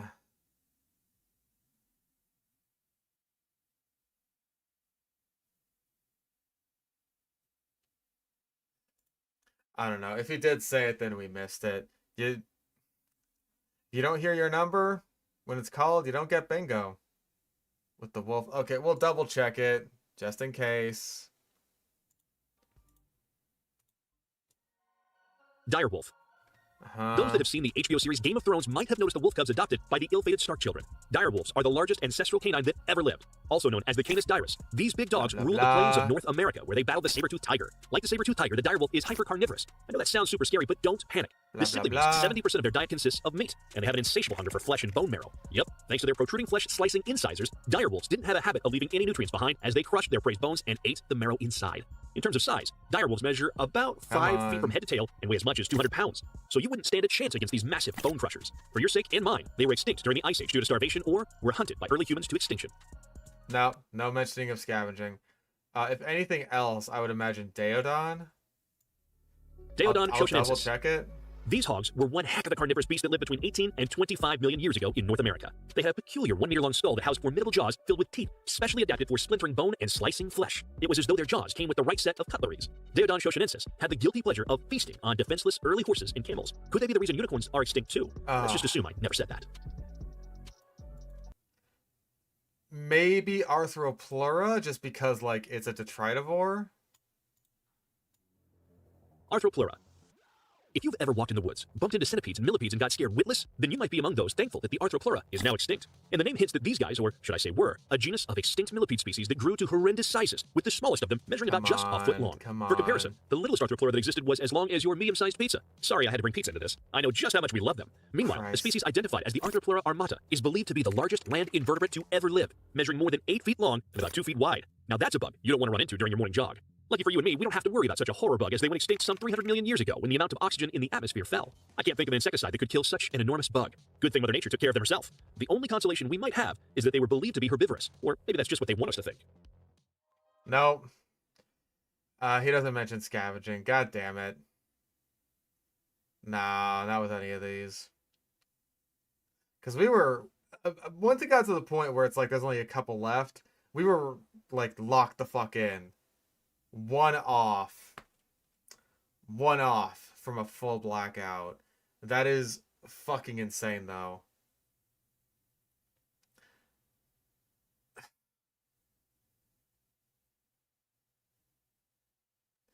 Hell of a sludge today.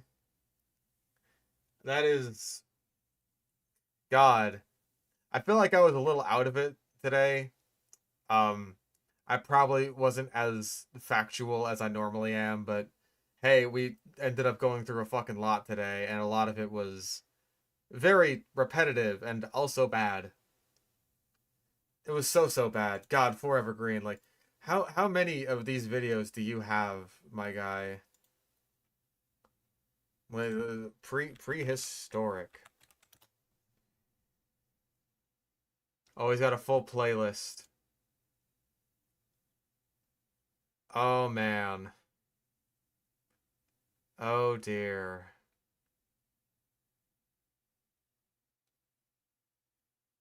That's not extinct. The fucking birds, dude.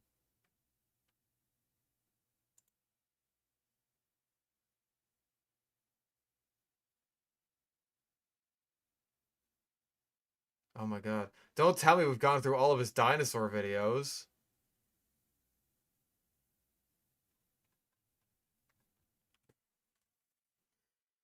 Oh man. Oh, there's gotta be more. We need more Forever Green. More. Damn. Damn. Well, we could look at dinosaur. Dinosaur. Kong and even Godzilla were afraid of these deadliest dinosaurs. Okay, we can figure something else. We can figure something out here. There's still some stuff. I gotta piss.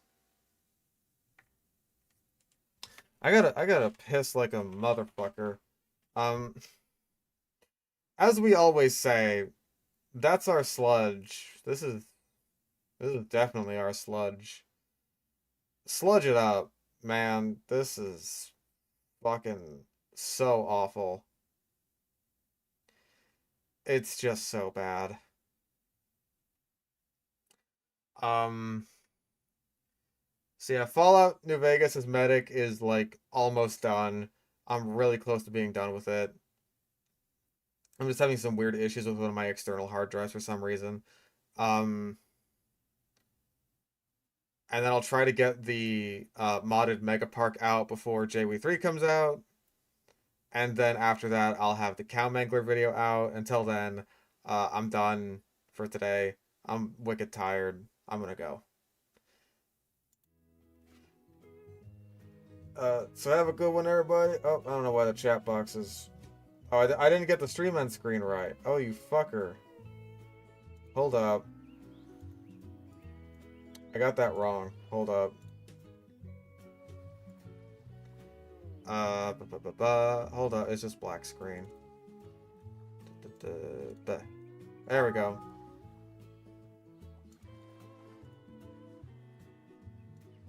Okay. There. Okay, have a fun time, everybody. I'm gonna probably crash the fuck out. Well, I'm gonna pass the fuck out and then crash the fuck out. And then I'm gonna poop. Because I have to